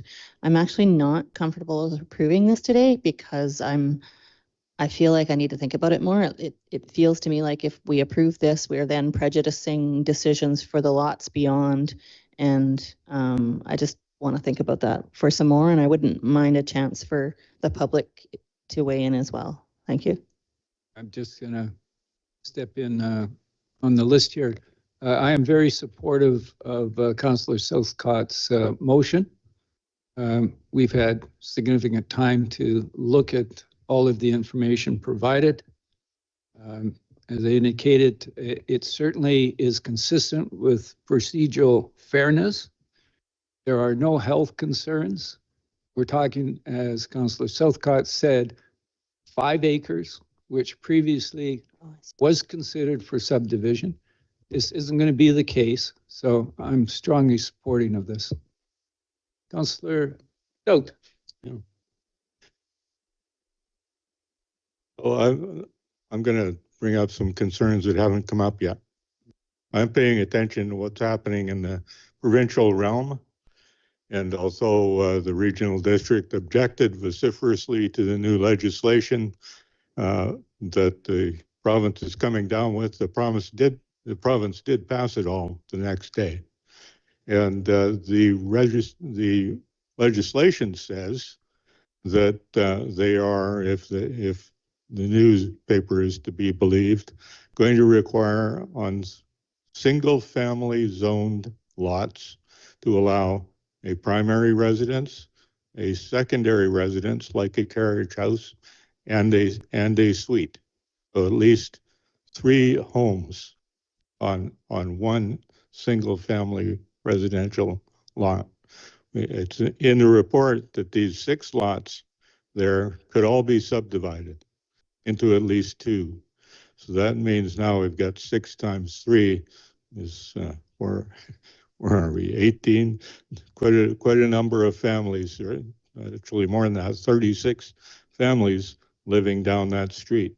And each septic tank or septic system that we approve is going to add on to the sewage seeping into the hillside and down to the lake eventually, and make it even less economical to actually extend the sewer line to our nice new shiny sewage treatment plant. That's why I'm not in favor of this. I think and unfortunately, these people are stuck in there. And there's a lot of issues where we can look back into the planning in the city in 1954 and wish there had been better. But that's my consideration is we're not talking about one little piece of land where nobody is around. Looking down the road a little bit to where my grandchildren and other people's grandchildren are going to be, that could be a pretty busy neighborhood of town, and that's what I'm thinking about. Councillor Isaacson. Thank you, Mayor Woznow. A couple of things are coming to mind for me. One is not to do with the merits of this resolution, but just a note to staff. This is, again, an example tonight of something that's in front of us for the first time, and we learn things and then have to weigh it in the moment, and also haven't heard from neighbors or the public. And granted, this option is not to approve it, but to give notice, and then it would come back to us for approval. So this alternative option is just kind of giving us some time, but it seems like it's giving us some time out of the normal order of things. So I think I'm also thinking about like precedent and procedural fairness, both what has happened in the past and this decision now, how it impacts things in the future. So I absolutely hear Mayor Woznow's concerns about what has happened in the past and that procedural fairness for people in the future, and then what this sets up, and with Councillor Dout's concerns for the rest of the parcels on the street. And so those are both concerns for me. Also, as mentioned, the costs for the city over time and how we pay for our sewer system, and how those costs are borne out among all residents, making it more affordable for us all. And then obviously environmental, blah, blah, blah. So I think I'm going to support the motion that's on the floor, in the sense that it gives us time to hear concerns or support for this, and allows us, unless I'm wrong here, to weigh this and decide whether or not to approve it in the future. If we deny it today, we deny it. This allows us the option to hear more and weigh the information that we've received tonight, because I understand this a lot better hearing it in person, and thank you for the additional context, Ms. Bakesh. And so I think for those reasons, I support the motion on the floor. Okay, we have a motion on the floor. All in favor? Opposed? Passed. Thank you very much. Thank you. The next item, 11.4, Harbor Users Advisory Committee. Mr. Jackson, provide an overview. Thank you, Worship. I have to say, I appreciate council sticking around for my presentation. Been a long evening, and I'll try and be brief, but complete. So the report here is, the reason why is to obtain direction on the establishment of a Harbor Users Advisory Committee. Purpose of the committee would be to provide advice to council on work plans, objectives, long-term planning. However, to point out that all management operations of the harbor will remain the responsibility of city staff, and there would be no delegated authority for the committee to oversee and direct harbor staff or operations. What's put forward is a 7-member committee, 1 member of council, 6 members of the public. The terms of reference refer, rather than having 6 seats assigned and allocated to different users, the suggestion is you just have 6 seats, and based on the expressions of interest and submissions you receive from those wanting to be on the committee, you have the opportunity then to look for balance and diversity on the committee so that there's representation amongst all 3 harbors and a variety of user groups. So in this way, you can see what is required in terms of filling any future vacancies. For the term, suggesting 4 years. However, in the first term, 3 of those public members will have 4 years, the other 3 will have 2 years. And what that does is it creates the overlap in the succession. So every 2 years, 3 new members will be appointed, and there'll always be 3 members that have been on for a longer period of time. In terms of advertising, should council proceed, we'll be advertising for members of the public in the newspaper, the social media, postings on the notice boards at the harbors, and for the Coast Guard, we'll be writing a letter to them.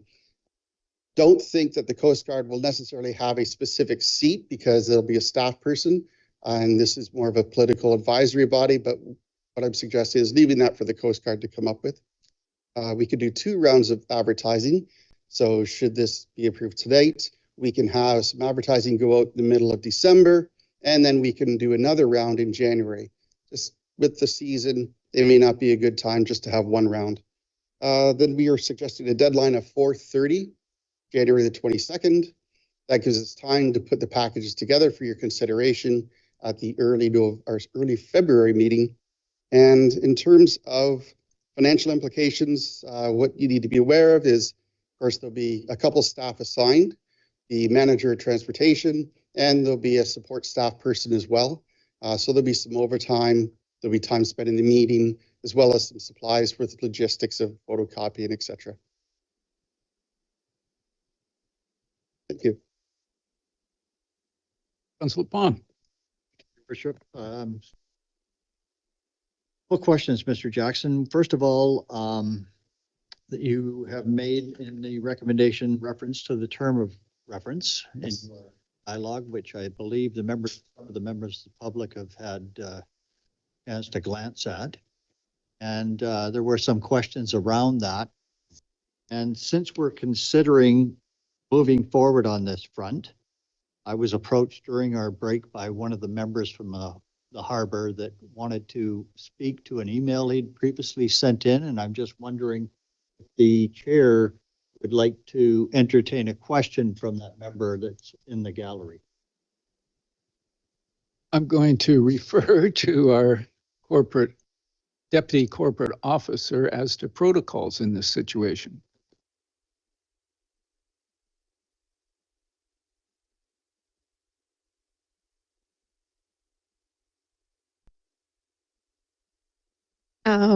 Through the chair, Councillor, could you repeat the question, please? It's not a motion. It's just an ask of the chair to accept a question from the public that's in our gallery in regard to this issue. That's at the discretion of the chair. So if you'd like to accept a question at this time, that's up to you. Mayor. Right. Would the individual ask the question? That's Ken. Just come up, introduce yourself, and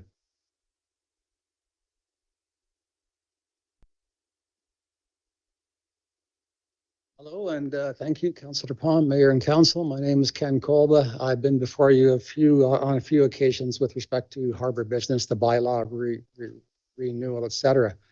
The last time I was here was when Council adopted the new bylaw amendments for the next 5 years.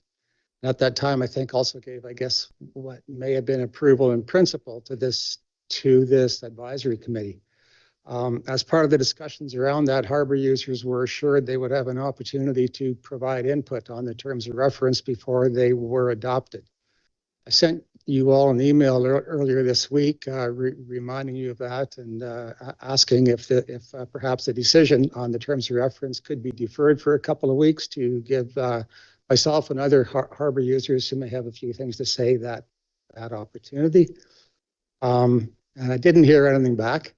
I'd like to say also that you know, I and I'm sure everybody else who has a boat in the harbor who's paying attention is very happy to see these terms of reference coming before council.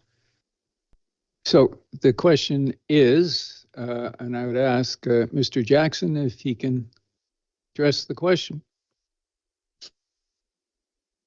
Certainly, Your Worship. I think the question is whether to allow the members of the public additional time to review this and provide comment prior to you making a decision.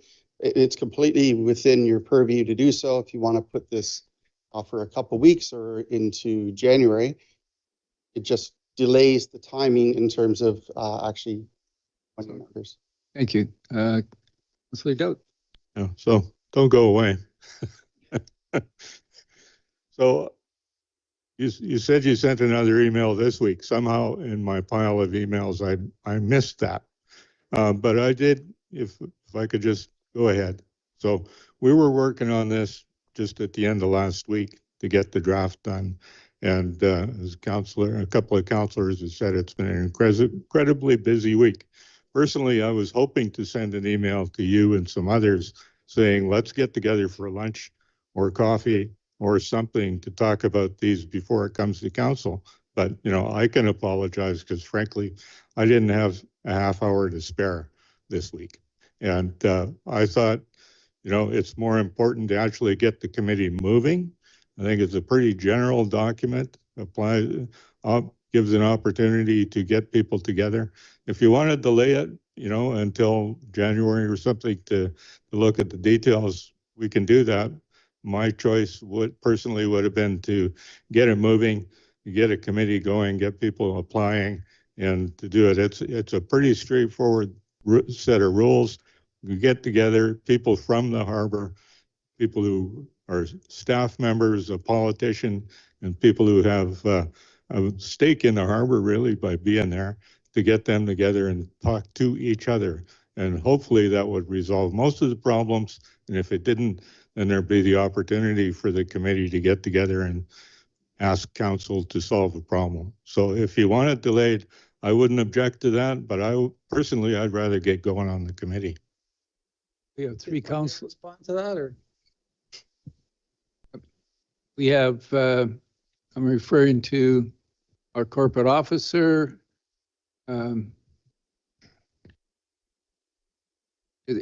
Should we move to other questions from council? It's up to you, Mayor. It's up to you if you want to have the discussion or move on. Your discretion. Would you address Councillor Doubt's question? Yeah, I mean, I'd say a little bit on the fence, you know, in the same regard that you are. Does it make more sense to adopt the terms of reference and get the dialogue going? I think, and I'll just mention also, as you mentioned, the terms of reference are very general. I think it would be useful to have a little bit more specificity, I think, in a couple of instances, the mandate of the committee, for example, and a couple of other more focused points. I think overall it would serve everybody's benefits well if there's some clear direction of again, the committee's mandate. Good, thank you. We, judging from the number of questions, it will be midnight before you're welcome to take a seat. If I may just one concluding comment, I don't know what's on council's agenda for committee of the whole week and a half from now. But if there was an opportunity for this to come up there, anybody who was interested in providing input on the terms of reference could show up then, leaving the following council meeting to adopt whatever the final result is. Thank you. Thank you. Okay, so. I just want to make one suggestion, Your Oh, Worship. just sorry, Councillor Plum, I'm going to try and work this in order. So, Councillor Elliott, and then Councillor Isaacson, and then Councillor Southcott, and then Councillor Plum. So if it pleases the council, I think we should, because it's the first time we've seen it, continue to answer a few questions if people have those questions. I would be perfectly prepared to have a motion that we postpone this item to, or even refer it back to the committee of the whole. So my comment is around process. When we talked about sending things directly to council, they were intended to be things that were fairly routine, not expected to. So a terms of reference is far from routine. It's expected to get kicked around, possibly revised. It's not one of those things that I recommend that we see for the first time and approve in the same breath in the same meeting. I concur with Mr. Kolba that the proper process would be to have it at a committee of the whole, get some input, and then have it go to a council meeting. So, but I do think we should continue to ask questions. And I just wanted to say I'm super uncomfortable with a lot of the complicated stuff hitting our agenda for the first time, and then we're making decisions on them. Not liking it at all. Anyway. My question has to do with, I think it's a good idea for the committee to also, under purpose, be able to make comments and suggestions or advice around management. And so I don't agree with that being missing there. I think we do need to examine and talk about that a little bit. I understand, that doesn't to say that the committee has any jurisdiction or responsibility, but that they should be able to provide advice around alternate management regimes or some methods or structures. So it was in my original intention a year ago that we get to talk about that as well and explore those options. So that's my comment, that I'm not entirely happy with the terms of reference at this point and would love to have community input as well. I just wanted to make one point that when the committee is formed and they meet for the first time, if they discuss that they want to revise the terms of reference and ask council to approve those updated terms, they can. And so that again may delay things a little bit, but it's both things are possible. We don't need to delay this, or we could pass it over to the committee, and when it forms, they can ask us to revise the terms of reference and get starting meeting. Councillor Palm. Your Worship, what I wanted to say was that this is not the first time the committee has been struck, and terms of reference have had to be changed, sent back to council for endorsement. So this is something we could pass tonight and have the committee meet, look at the terms of reference, bring any changes they want to the table, and bring it back to us for endorsement. Our CAO has a comment.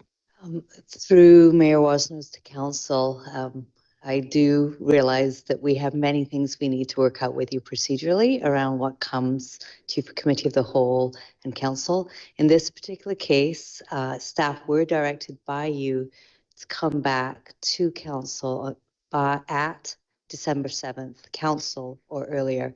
So in this case, just in fairness to our team here, thank you.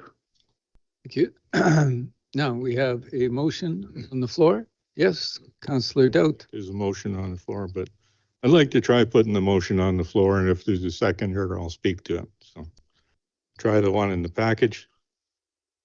Establish a harbor user, that council establish a harbor users advisory committee as a select committee of council.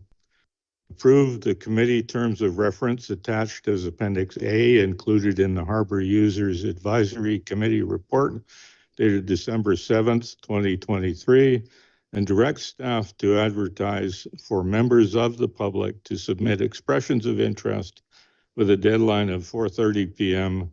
January 22nd, 2024. And if there's a seconder, I'll speak to it. So I really like Councillor Isaacson's input. We can advertise, we can get the committee together, we can make sure the public knows when that first meeting is going to happen. And the first meeting could be all about electing a chair of the committee and talking about the terms of reference and seeing if there's anybody in the public that wants to change those terms of reference or adjust them or clarify them or do whatever they want. I think I'd like to get moving down the road. I'd like to get the right people in the room to start talking to each other, because I think that's the key, is getting everybody who's invested to talk to each other on a one-on-one basis together with that purpose, and see if we can do something positive. Councillor Almeida. I had no questions, Mayor. I'm in favor of the motion, and yeah, I agree with Councillor Dunn, Councillor Isaacson. If the committee wishes to make amendments to the terms of reference after they're set, then they're free to suggest those to council. We have a motion on the floor. All in favor? Passed unanimously. Thank you. Worship, my apologies. May I just have the floor for a moment? There is a procedural matter that we need to address regarding TUP 11 for Lift Community Services. And the issue is that the original public notification included the requirement for sunset to sunrise security. So by removing the requirement for security, that's a substantive change, which means you need to send out another notice to the neighbors. So in order to proceed, council needs to rescind the TUP issuance motion, reissue the public notice, and then we'll be able to return on December 21st for consideration. I have draft wording prepared if you want me to read that for your consideration. Please.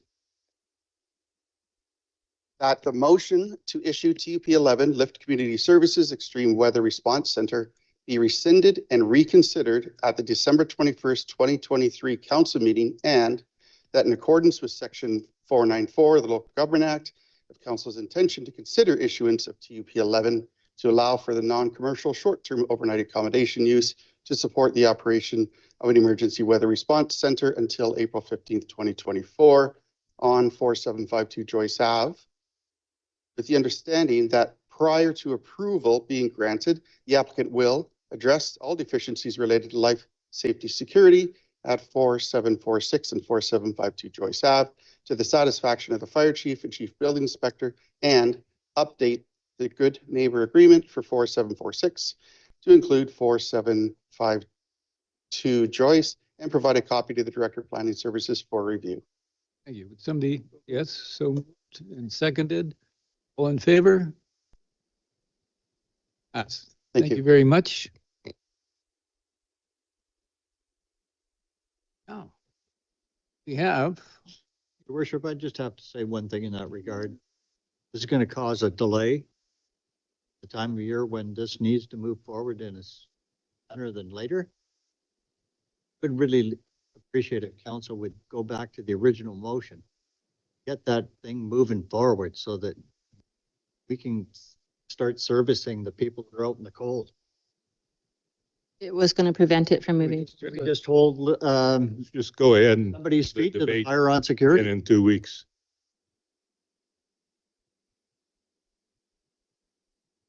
I'm looking at the Chief Administrative Officer and the The question period, I believe. See, with regard to the comment from Councillor Palm. Through the chair, with regard to Councillor Palm's comments, that would be at your discretion to actually, perhaps maybe let me actually ask Councillor Palm to re-clarify his question so I answer correctly. Original motion that included security so that we can move the process forward rather than coming back in 2 weeks. Okay, that definitely requires a process where some of you have the ability to bring that back and others don't. So I'm going to turn to our corporate officer for some help with this, with if council wants to entertain that, how that would be done. Thank you. So, Your Worship, the motion to reissue has now passed. So you've rescinded the previous one. You have now the direction to reissue that notice, so it's procedurally correct, and come back on the 21st. So the question is, do you want to reconsider that motion now? And then add it back in, and then you could reissue the permit tonight with that security. However, you just passed that other motion to issue notice. So let's look for a little nod of the heads, and who would like to reconsider this for mayor's? Just a point of order. Okay. I think, you know, What is your point of order? my point of order is I think we should follow the rules of procedure. Well, And I was going to comment on them, but you know, I'd rather do that. the mayor has certain responsibilities, okay? And the mayor has certain discretion. I was asking whether or not we could move this process forward to see if there was a consensus. You understand that? You understand the role of the mayor? I hear what you're saying. But do you understand it? I think I do. Thank you very I much. understand your idea. Thank you.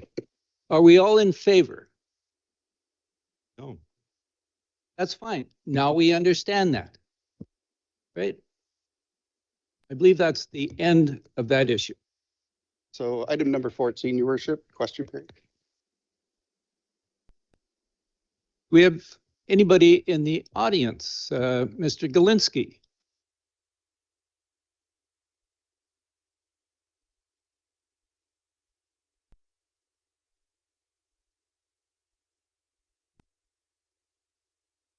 Thank you. Any other questions from anybody in the audience? Please come forward. Introduce yourself. Thank you, Mayor, Council. My name is Landon Martin. I'm a registered home builder, and I'm here representing the owners of Lot 4 in Atlan. Would it be all right if I took a few minutes just to make a few comments about the discussion there? Well, I know we're all tired. Here a long time. I can't believe you guys do this 4 times a month. But number one, actually, just the one question I have for you guys is with respect to the procedure around the public hearing. So that motion that was passed, if that goes out to public, what happens next? Could we ask the corporate officer to respond? Yes, Your Worship. So with the development variance permit, council's given direction to issue notice. So it goes to the neighbors within 61 meters. And once that's complete, it would return back to council for consideration with all that public input that was received. I don't think our planners here, I think this would likely be coming forward in January. Okay. But I can't be for sure. Comes back to another meeting. Okay. And then if I could just make a few comments about the discussion on the subject. Could we, actually, this is usually an opportunity to ask questions. Yeah, that's fine. That's why I asked if that was okay. If not, that's fine. I'll leave it. All right. Submit them by in writing. You bet. Sounds good. Thank you. You're welcome. Thank you. Anybody online? Other questions? Oh, yes, Mr. Whittaker.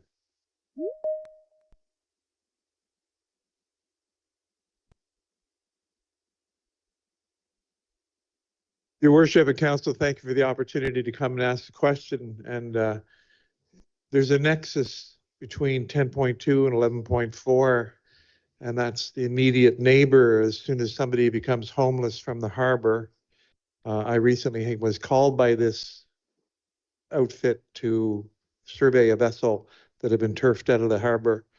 And my question, I guess, through the chair to the corporate officer is, would they entertain 7 on that harbor committee and invite Transport Canada, the compliance and enforcement officer who I just met, a new entity in my life, who brought me over to do the survey on the homeless boat that had was parked off the mouth of the harbor here.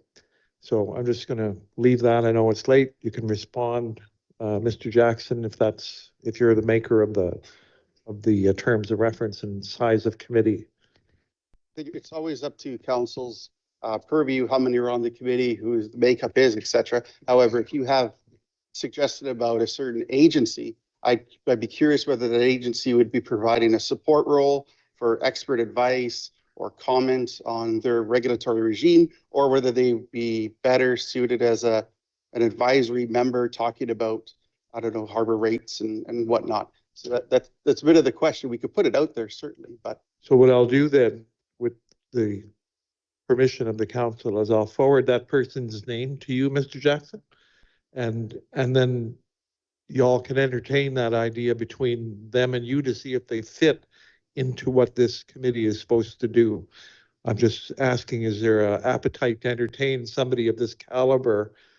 You know, I've been at this 10 years and there's a new guy on the block. Like, wow, this is good. So anyway, thank you very much for your time. You're welcome. Thank you. Any other? Yes. Thank you.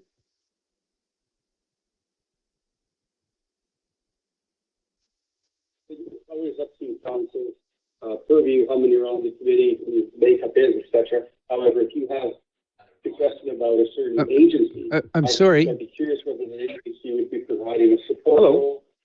We can't hear you. If you could turn down your volume. Okay. There. There. Can you hear me? That's Great. much better. Great. I'm not live now, am I? Yes, you are. Oh. May I ask a question? Yes. Okay. My name is Dr. Cam Morhalick, and I am a psychiatrist physician who is the owner of Lot 4 in regards to the reports for decision 11.3, development variance permit 280. And my question is, I guess one of the questions is, before I ask it, is thank you so much for listening. It's been a long night. Is there any consideration regarding my profession as a physician to provide mental health service to the Powell River community, as I've been doing for the past 1.5 years? This land was purchased in March of 2021 with the feeling that it was going to be a single-family residence and that it was going to be just a small home, bungalow, and we knew that there was going to be some complication with the negotiations with the city in regards to this sewage variance. However, it's taking quite a long time, and I'm willing to work and live in Powell River as a physician to provide the service that I heard about there's such a need for in the community. But without the variance acceptance, I can't in good faith continue to keep expanding my practice in Powell River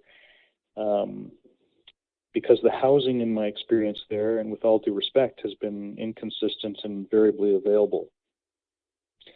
So I'm wondering if that can become part of the consideration.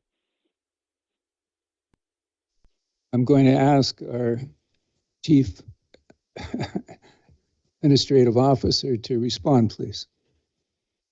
Through the chair to Dr. I think Maher, apologies for my pronunciation. Council has decided to proceed with notification for this temporary use permit, so it is proceeding through the process.